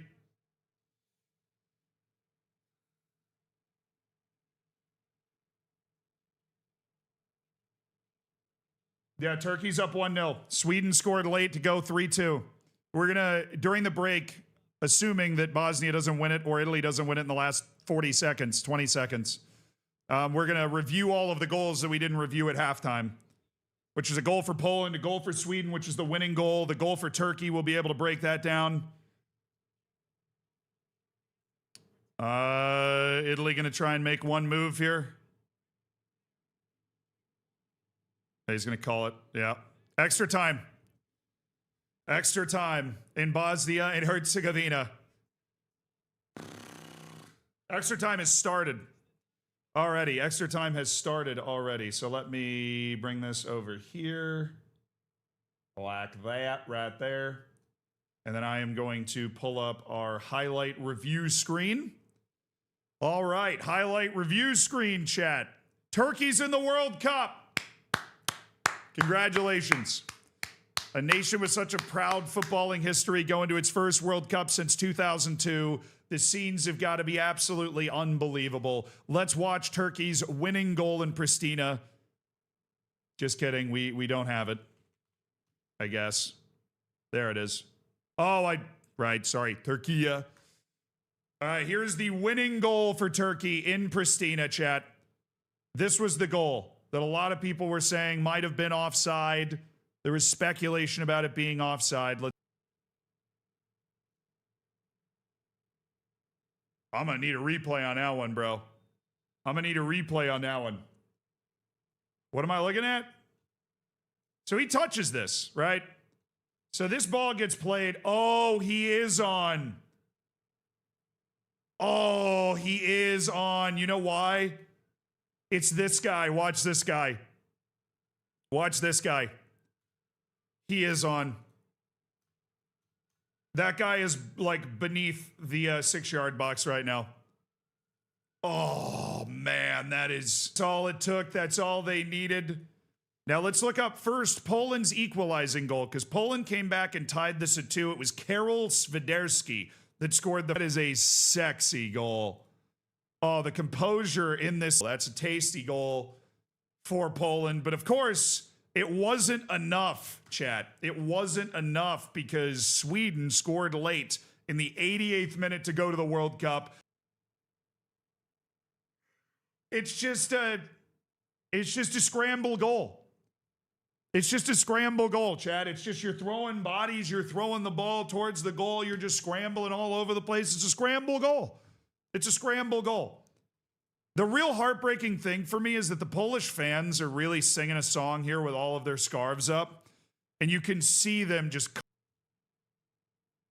Is there no audio? Oh, I muted it. Well, now I muted it here. Potter doing the business, man. Graham Potter doing the business. All right, chat. All right. It's extra time. It's extra time. Focus, focus, focus, focus, focus. It is extra time. Let me mute that. Let me turn this on. A penalty shootout. Oh, can't do that. I got to mute you here. There we go. All right, chat. We checked out the goals. Turkey and Sweden are going to the World Cup. Denmark in Czechia. Extra time. Bosnia at home against Italy after the Bastoni red card that was deserved in the first half. It has been pure haram from Italy since then.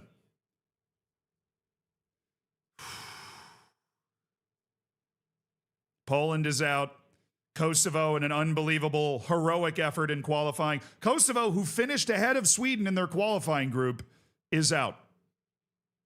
Kosovo was the playoff team out of Sweden's group. Oh, not a bad ball in. Just make the Italians defend that 30 times, and Bosnia is going to be in a great spot. Did I expect differently? No, I picked Sweden. I picked Sweden. I picked Turkey as well. So no, I didn't.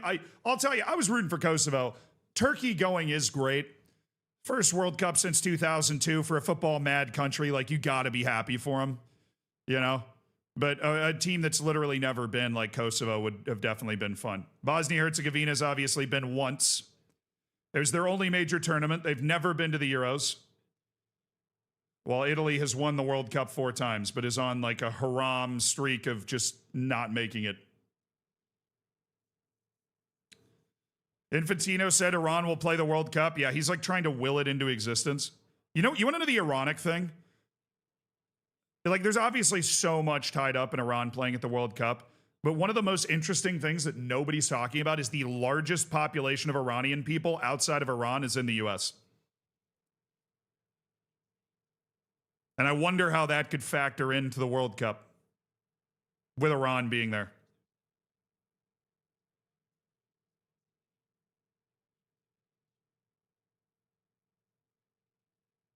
Sweden didn't deserve that win. Oh, it doesn't matter at all what is deserved at this point, chat. Sweden was able to create a really kind of odd man scramble rush, and Gyökeres just muscled his way to the ball and put it in the net, and that's it. Yeah, but they hate Iran. Exactly. The Iranians in the U.S. don't like Iran. And so I'm curious to know, what maybe part of the thought process that I don't think anybody's talking about in Iran not wanting to play the World Cup, of which there are a lot of considerations, would be the political potential ramifications of the World Cup matches being surrounded by political demonstrations by American Iranians.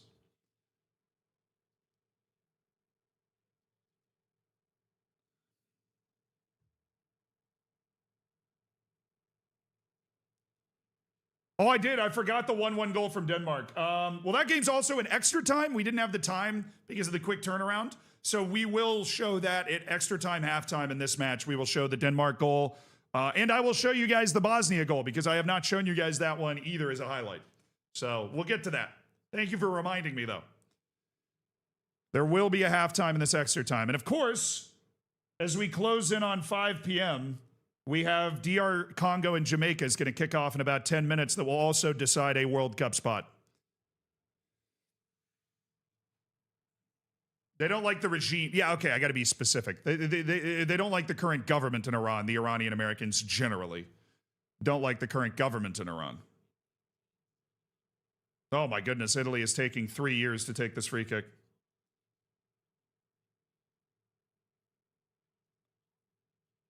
Ball back in for Italy. This could be nervy. Good goalkeeping. Comes out to catch it.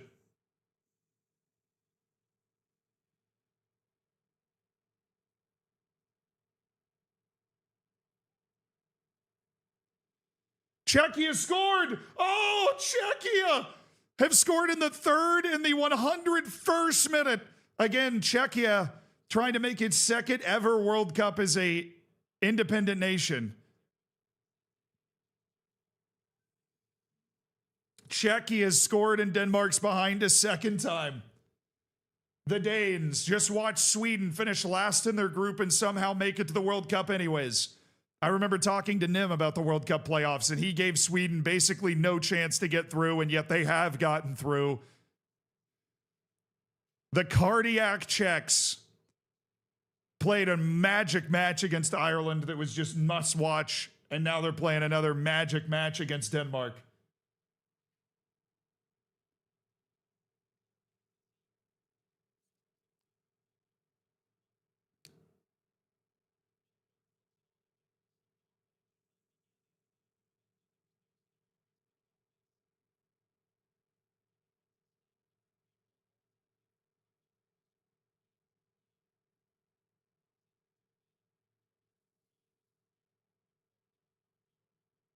Oh, he could have just passed that along the ground. What is he doing?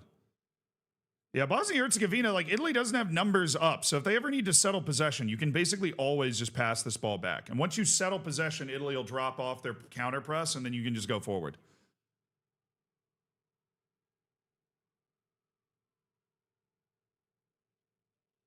You just don't want to give away the ball in the counter press because that's basically the only time Italy's going to go.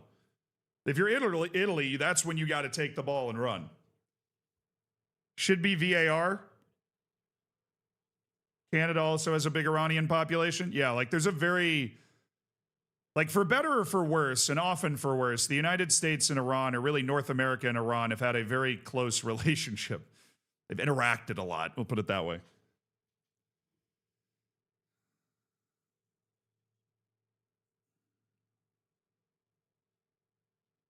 Man, Dzeko is just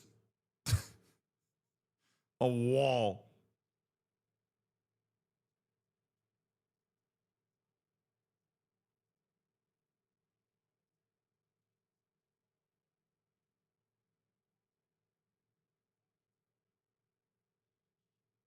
Alebegovic. Oh, he didn't get enough lift on that. Goal confirmed. Goal confirmed for Czechia, who leads 2-1 against Denmark.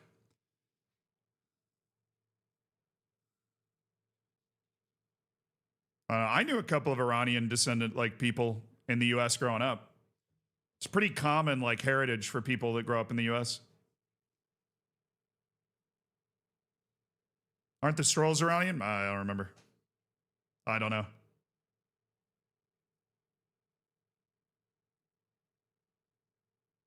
Whose group do Sweden go into?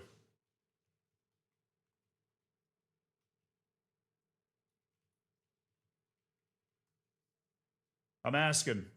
Group F. Netherlands, Japan, Tunisia, Sweden. Oh, that's a nice, spicy group. Tunisia's such a tough out. Japan's good. Netherlands obviously is good. What is Gattuso doing?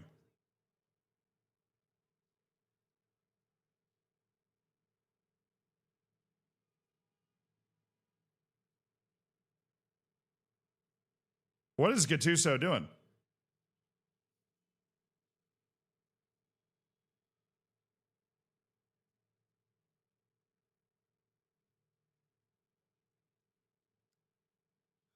Wait, the Italians had hidden the ball under their bench, bro. What in the haram is happening? So Bayraktarevic goes looking for the ball because it went out of play in the Italian bench and they hid the ball, and then Gattuso starts yapping at him. What is this haram? I can't say the word haram enough in reference to this game. That's crazy. Arteta's furious he didn't think of that. Arteta's like, wait a second. We can do that?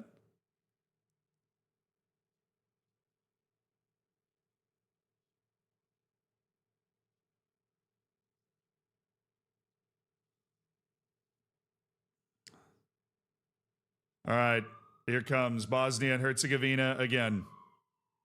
If I'm Bosnia, I'm thinking I got to win this in regulation, dude.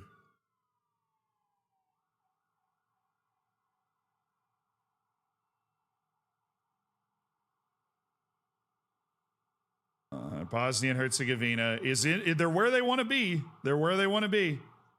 Ball in. That's not the ball you want. Bayraktarevic. Oh! Oh, Bayraktarevic, dude. Esmir. The dirty dog from Appleton, Wisconsin. Dude should be on the U.S. team. But whatever.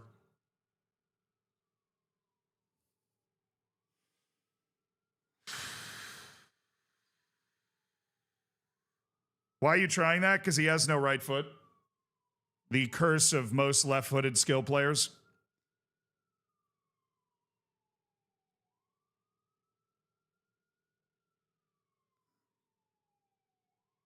I don't even know what haram means exactly, but I know it comes from like the Arabic world. I just know how it's used in popular culture. Like I follow a couple of people, like really funny kind of sports content creators that will refer to like a certain basketball play as like, look, what is this haram ball? And obviously, you know, over the last couple of years, the soccer football discourse has been like, you know, haram's really taken over. Forbidden or sin or bad. Yeah, okay. That was kind of what I understood it to be. Oh, Dzeko, go towards the goal, man. Go towards the goal. It's begging for you to go. Oh my goodness, Italy. Oh my goodness, Italy, straight up the middle. What a tackle.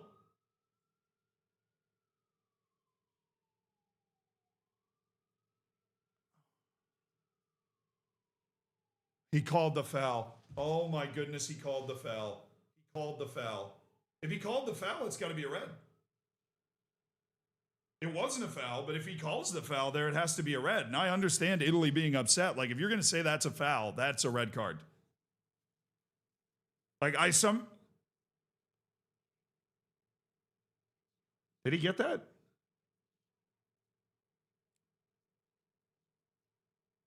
I mean, look, if he doesn't get this ball,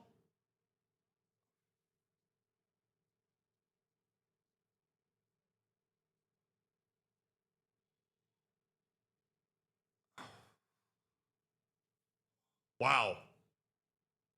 Look, I'm going to be honest with you. Really difficult call for the referee to make. I am so glad I'm not this referee. I think it's a foul. I agree with the yellow instead of the red because the second defender is also there. But I also, if I was Italian, would be screaming through my TV screen that that was a red card.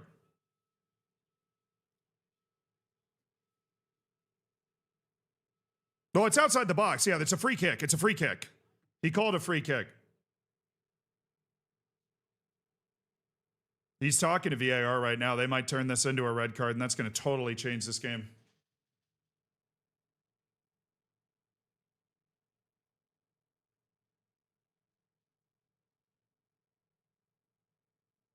All right. It looks like they've settled it with VAR. Yeah, I mean, Italy's losing their mind, but they also have a free kick that you could really easily score from here. Wow, this is crazy.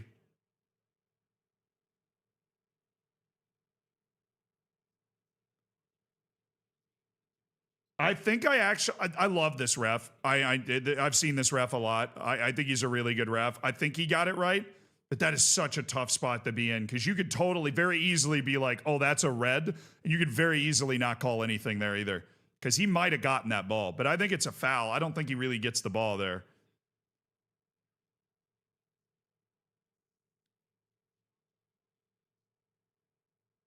Well, Italy's entire World Cup might hang on this. DR Congo, Jamaica just kicked off. Brilliant matchup. Can't wait. We somehow have to find our way through these first.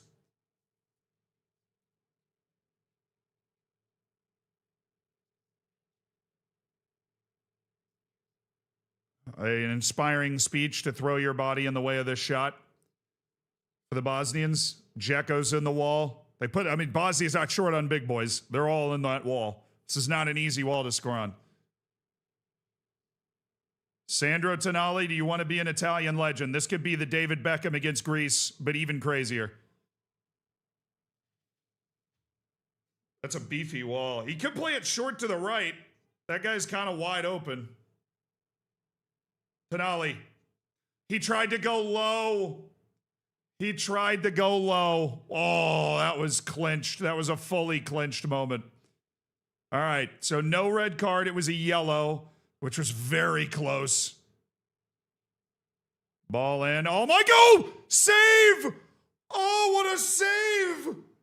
By Vasil! Oh my...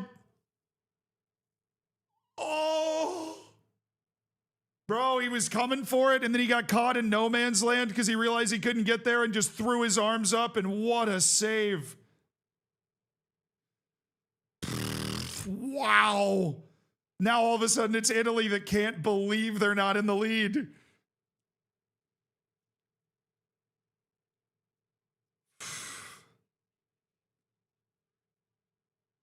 Now the Italy with a corner. Vasil with the stratospheric punch here. Ball's still in the box. Bosnia's begging for a taste of the ball. Oh my goodness. Good, brave defending. They didn't call anything, and now Italy is going to try and press a little bit. Bosnia's going to hoof it. They got decent numbers up to try and win a second ball, and Italy's going to put it out. Wow. Wow, what a match. What a match. A little bit of everything. Come on, man. This is awesome.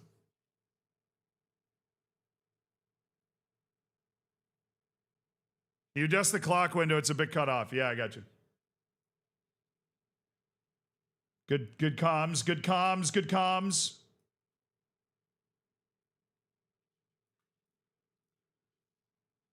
We're almost done with the stoppage time here.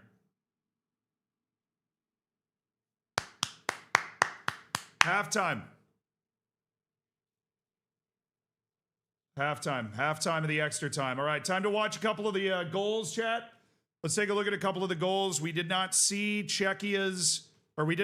Denmark's equalizer. So first, we are going to go over and take a look at Denmark's equalizing goal, right? We're headed towards the second half of extra time. We're going to look at this one, then this one. So this is Joachim Andersen's equalizer for Denmark. Christian Eriksen coming in. Did he take the kick? That'd be kind of funny if he did. Okay. This is the equalizer. That's just a little too easy. I think the goalkeeper probably could have gotten to that one. That's just a little ground. Can't believe it. Thought they might be on their way, you know? Thought they might be on their way. Where was the other one? I thought I loaded it already. No? Oh, that one. There we go.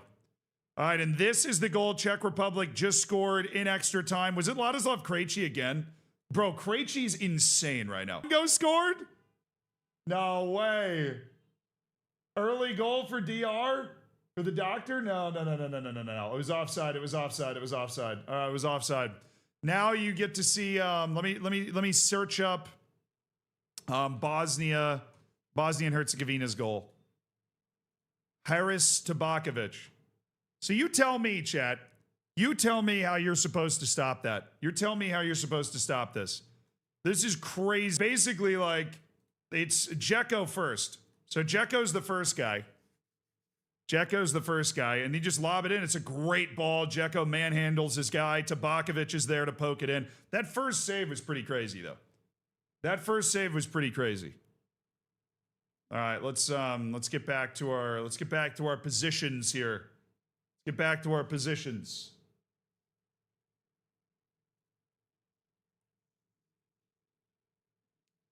Second half of extra time's about to start. Czechia was 15 minutes away. Now Czechia is 9 minutes away from going to the World Cup for the second time as an independent nation. First time in 20 years since 2006. Denmark, wait! I'm getting a dot for the Danes! Denmark has scored! They've come back again! Denmark has scored! The Danes are alive!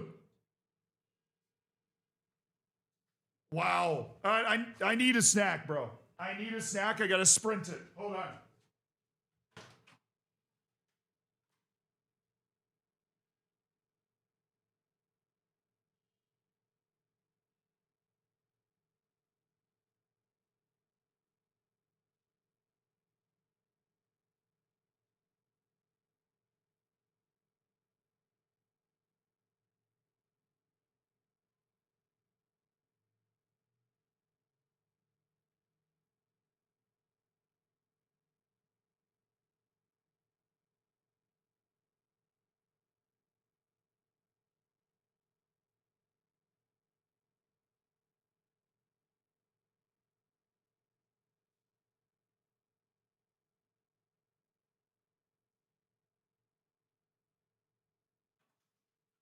All right. Ugh.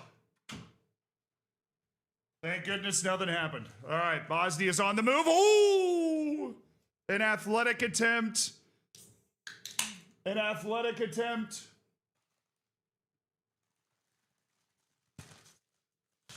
Very good athletic attempt at a shot there.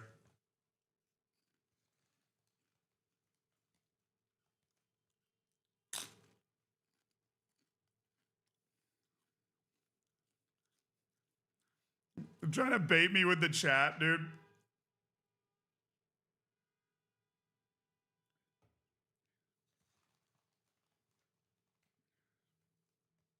I'm unfazed.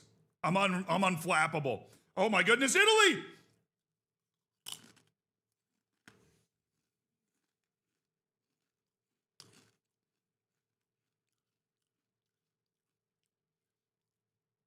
What a play by Muharimovic.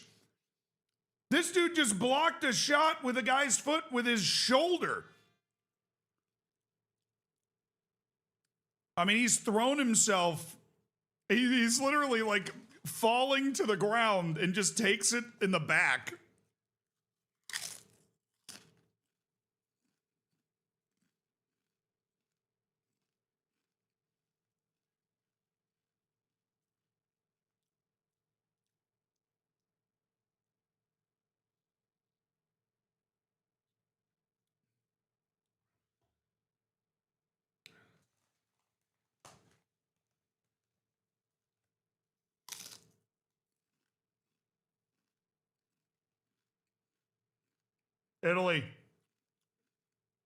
Italy's starting to get a look or two.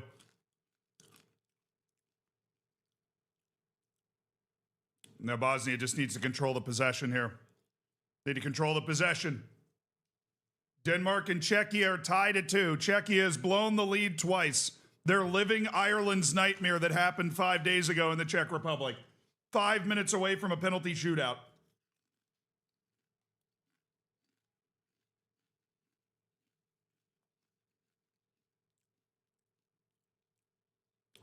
Baraktarovic, a little shot cross wide. I'm wearing my marathon shirt while eating chips and drinking it's not a soda, it's a LaCroix, to be fair. I've managed to kick my soda addiction for the most part. But yes, you know the best thing about running 2 marathons in your life? You can eat whatever you want. I earned this.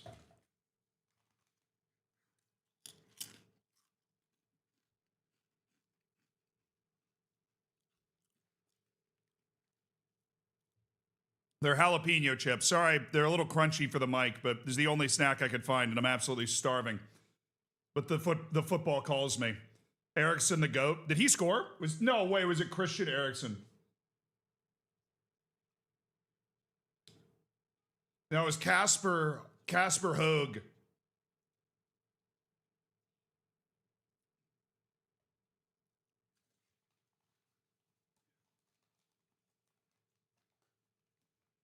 Jamaica piling on the pressure. Oh, I wish I was watching that match, but of course, I'm loving this drama.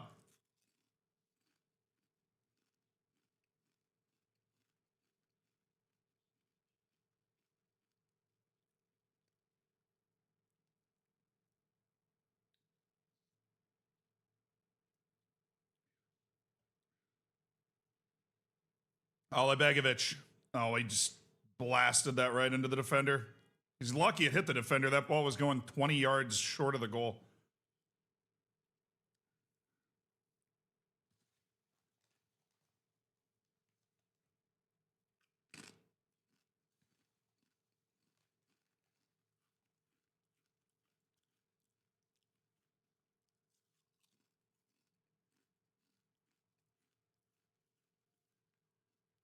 Bro, I'm pretty sure Fertesi just took this one to the colon or something. Like, I don't think he was flopping there. I think he got hit in an organ. It hit him, like, right under the ribs right here. It looked like it hurt. Congo with a great chance. They've already scored one offside goal, dude. Not the colon. What's here?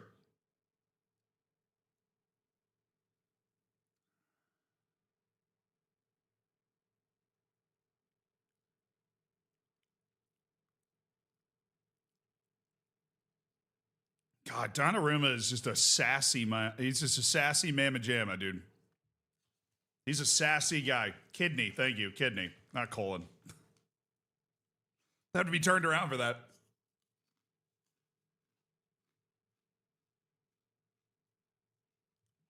He got hit like right here. Like kind of right behind and underneath the ribs from the back. I'm wearing a black shirt, so not as easy to see as you'd hope. I'm going to see if I can find a broadcast of this Denmark game, Denmark-Czechia, assuming we might be in for a penalty shootout. All right, corner coming in. Donnarumma punches. Yeah, that's enough. There are 2 really exciting Bosnian players. Alibegovic and Bayraktarovic are both so fun to watch. Alibegovic didn't hit that one hard enough.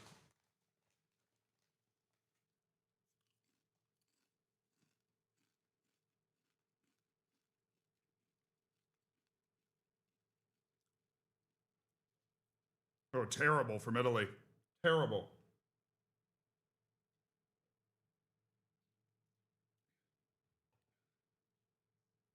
To be on Fox, right?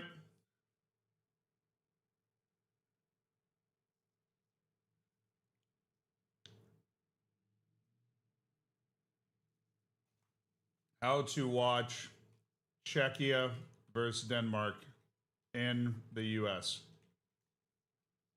Bosnia's in possession on the move now. Oh, it's a Fubo game. I mean, Italy can't do anything. They've been down a man since the 41st minute, and they made their tactical adjustments to basically set up a back five with 10 men. So they're in a 5-3-1. They have been, the entire second half. That was a bad tackle.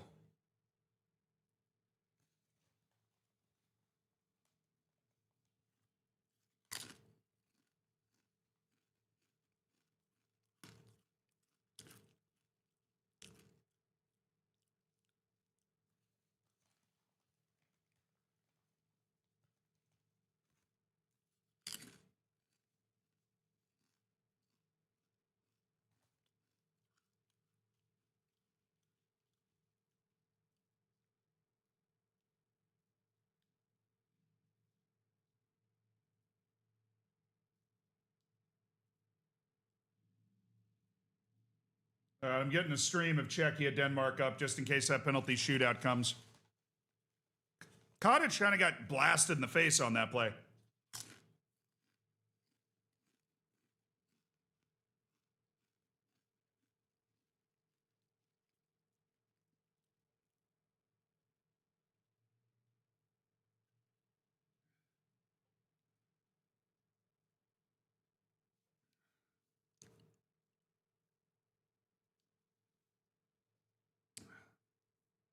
Looks like Denmark's making one last move in the 120th minute.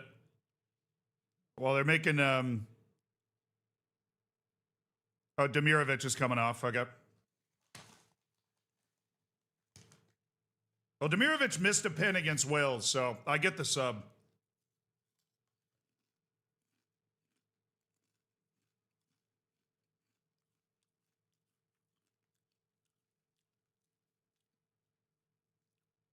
Hadjimatovic. What a name for the guy that just subbed in for Bosnia and Herzegovina. Pens in Prague? Yeah. My stream's a little further behind for that one.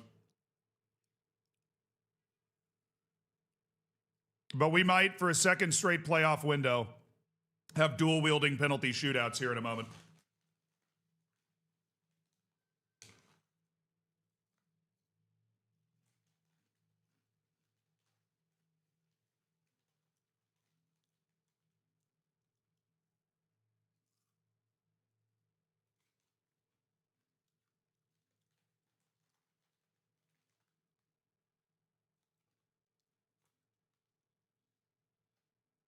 All right. Great ship break. Feeling very replenished.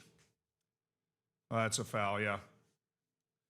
That's a foul. You can't do that. All right, Czechia and Denmark. It's penalties to decide who goes to the World Cup. The stakes could not be higher.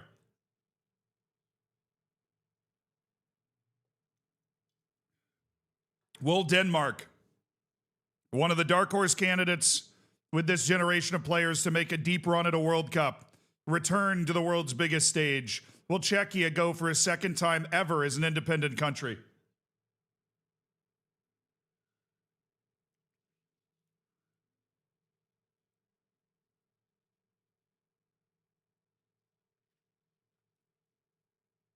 Denmark and Czechia are waiting. I've got the stream up on my other monitor. I'll be able to watch it. Bosnia's got like sustained offensive possession. They're just not getting anything out of it. Italy's not going more than 30 yards from its goal. Man, nobody's making these runs.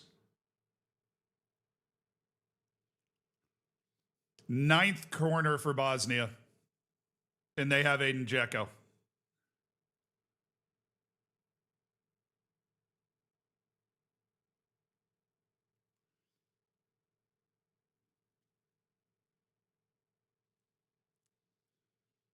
Oh, they're running a play. Oh, Baraktarovic.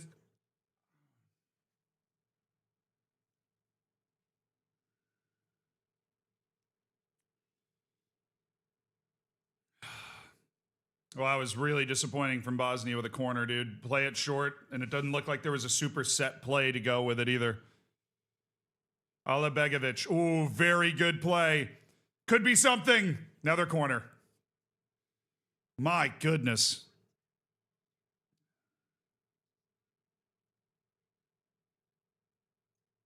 That was such good build-up by Bosnia.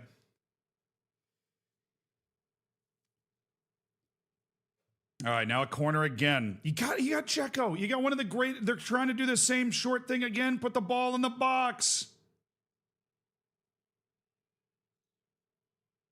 Oh, I'm trying to get a shot from the 18 instead of crossing it to one of the great corner kick scorers of an era.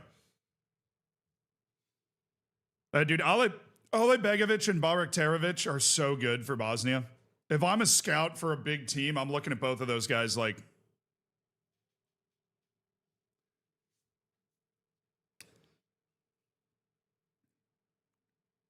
There's a donation. Oh, Bismal, thank you for the $5. Not managed to catch too many streams, so thanks for all the football content. I'm glad your channel adjustment to football in general worked out. The new vids are great, and we all see the effort that goes into them. I appreciate it, brother. I appreciate it. I'm always going to have a lot of Football Manager stuff and love for Football Manager, but definitely, you know, like on the main channel and with the streams and stuff, not just it being all Football Manager 100% has definitely been a move. All right, we still haven't started the shootout between Denmark and Czechia. We could be headed to a penalty shootout to determine whether Italy is out of a World Cup for the third straight World Cup cycle, meaning that it would be at least 16 years between World Cup matches for the Italian national team. At least. As this does not help their world ranking for future World Cup qualifying tables and draws. They are not going, you know, there is a chance, obviously, that the Italians, depending on what happens elsewhere, they're not getting any points for their world ranking from the World Cup.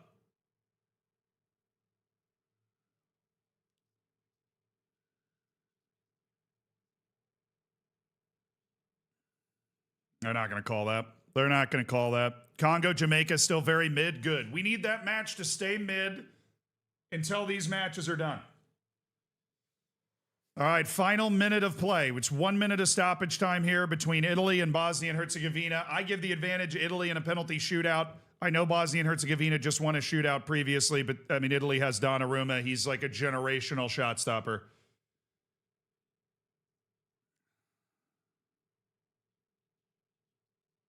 I mean, Donnarumma basically single-handedly won Italy a European championship.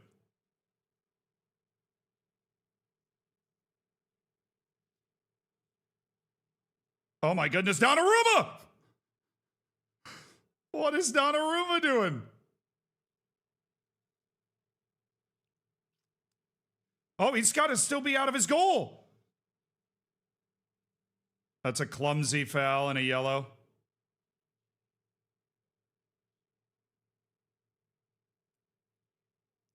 Denmark missed. Oh my goodness, the penalty shootout has started. Højlund misses the first penalty for Denmark. In my opinion, outside of World Cup knockouts, you're never going to see a higher pressure penalty shootout than this. Oh, he hit the crossbar. Rasmus Højlund has hit the crossbar on the opening penalty. We are headed to penalties between Bosnia and Herzegovina and Italy. Bosnia and Herzegovina would have shook your hand off for that at the start of this game. It's a penalty shootout. And now we've got I'm going to switch over just for a moment. I'm going to watch this Czech Denmark penalty shootout. We've got the second taker coming up right now. The first taker for Czechia. It's Chori. He's putting the ball down right now. The Czech Republic have not been to the World Cup since 2006. They've been once as an independent country ever. Denmark, of course, were at the last one and are on a very good run overall as a national team. Cherry. Oh, what a pin. What a pin. Bottom corner. 1-0 Czechia after the first take. Now, Czechia should know very well after a penalty shootout where they were down early and came back to win that it doesn't mean that you're okay. But this is a second straight penalty shootout for the Czech Republic after a 2-goal comeback against Ireland in the last match. Water break in Congo, Jamaica. Perfectly timed. We can all lock in. Eriksson. Unbelievable that he's even here, honestly. Eriksson. Got it. Bottom corner. Christian Eriksson. Dispatched with aplomb. keeper guessed the wrong way and then tried to stop his momentum.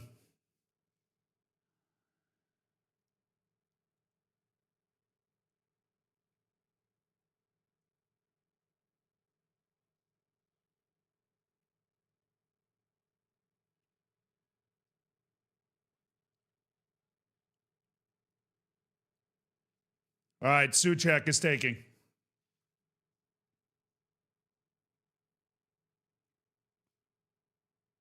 Is Krejci still on the field?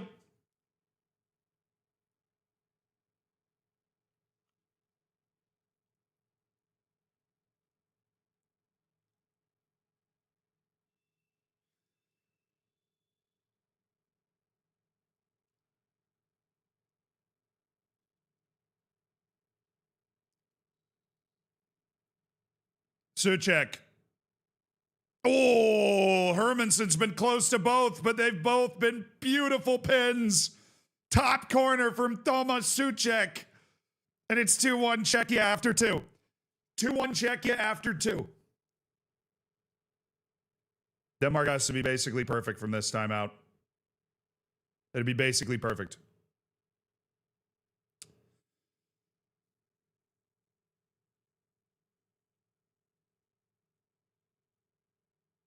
What is he yelling? The Czech goalkeeper's like yelling something at the Danish guy.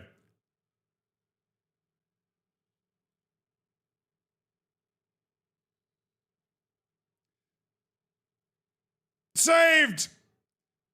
What a save! It worked. I'm pretty sure he was yelling at him the whole way down the field, dude. He was barking at him the whole way down the field, and then the guy went for the bottom corner, and he just read it like a book. He had a freaking campfire in that corner.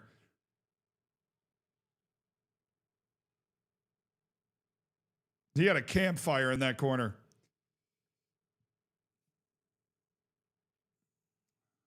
Now Hermansson's trying to mix it up.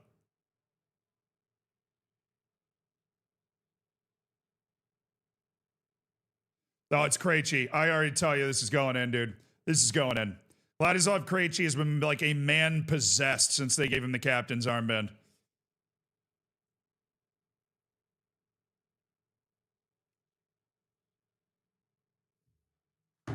And it's saved. Of course. What a save by Hermansson. Wow. What a save by Hermansson. Well, Denmark needed that, or else this was basically over. He exploded into that corner. That was pretty predictable there from Krejci. That was pretty predictable there from Krejci. He just ran up, hips were facing that way. Shows what I know.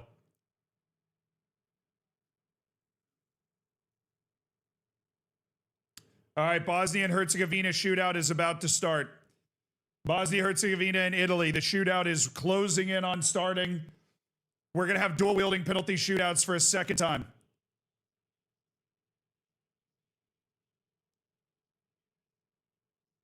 All right, it's Jensen for Denmark. If Denmark scores, they've scored the same number, but Czechia will have 2 more attempts left, and Denmark will have 1 in the original 5. Jensen.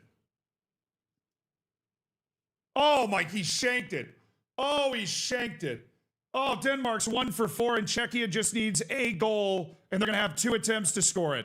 Oh, he missed the goal. All right, Bosnia's going first.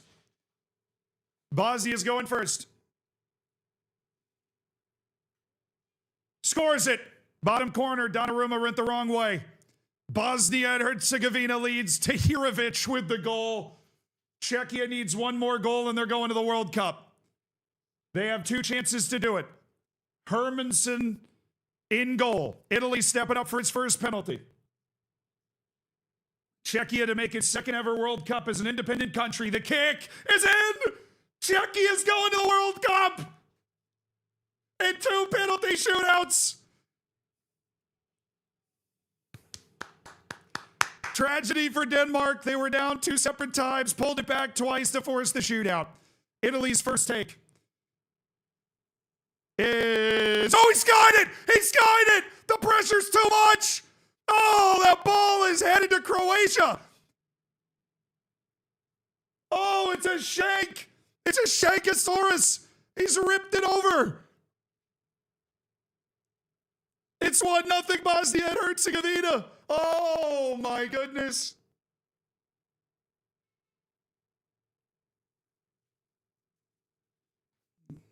Vasil trying to mess with Donnarumma. I don't know what he's doing. The referees are trying to escort him away. Tabakovic now. Tabakovic. Czech Republic. Czechia. Vasil's getting a yellow card for whatever he was doing behind the goal for Bosnia. Okay.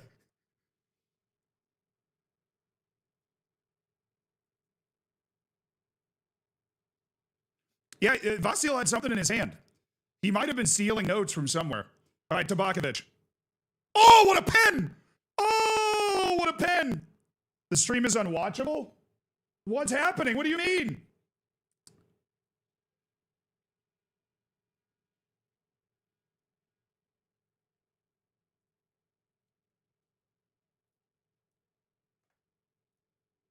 Hold on, hold on. I'm doing something that should help.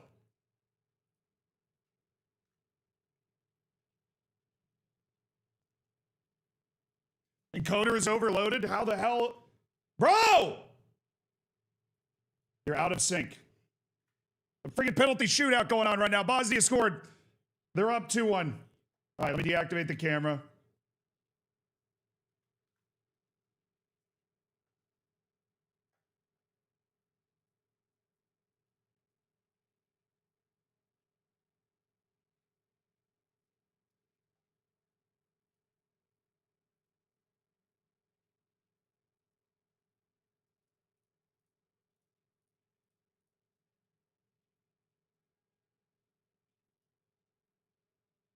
Hold on, hold on, hold on. I'm fixing it. I'm fixing it. I'm fixing it. I'm fixing it.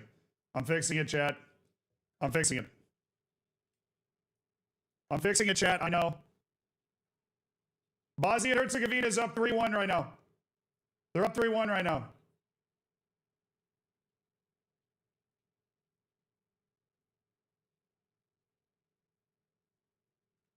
Bosnia is up 3-1. They've scored all three. Bosnia and Herzegovina is doing an incredible job.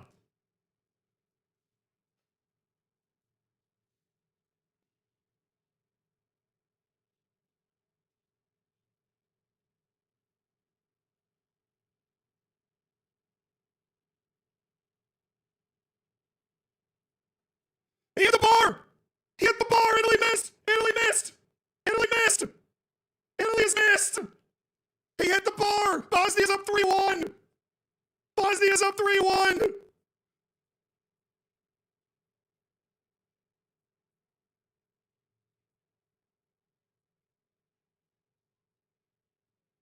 It's the American kid. It's Barktarovic, dude. It's Barktarovic. It's Barktarovic. He scored! He scored! It got through Donnarumma, who got a hand to it! Bosnia and Herzegovina is going to the World Cup!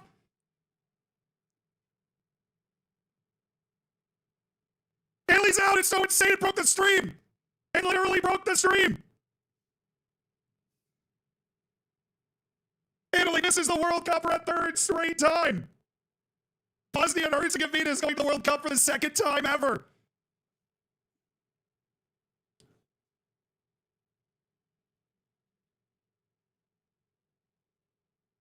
The stunned Italian faces everywhere. Italy, four-time World Cup champions, have now missed a third straight tournament.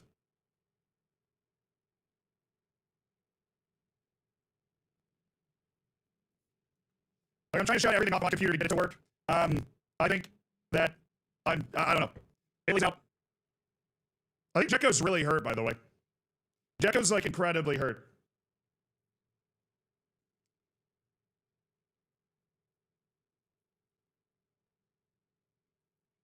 Unbelievable.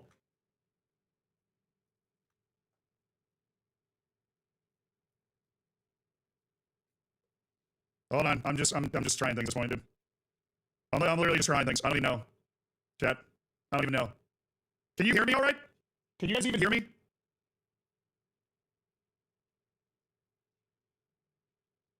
In the middle of two penalty shootouts. The stream has just died.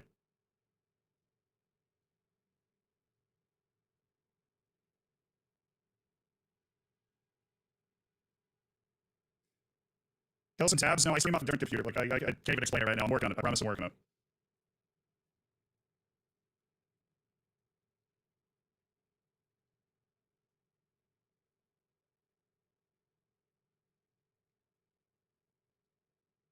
Visually, a slideshow. There. Most of the time, that sounds what I'm not talking about. Yeah, I'm not talking about it, I know.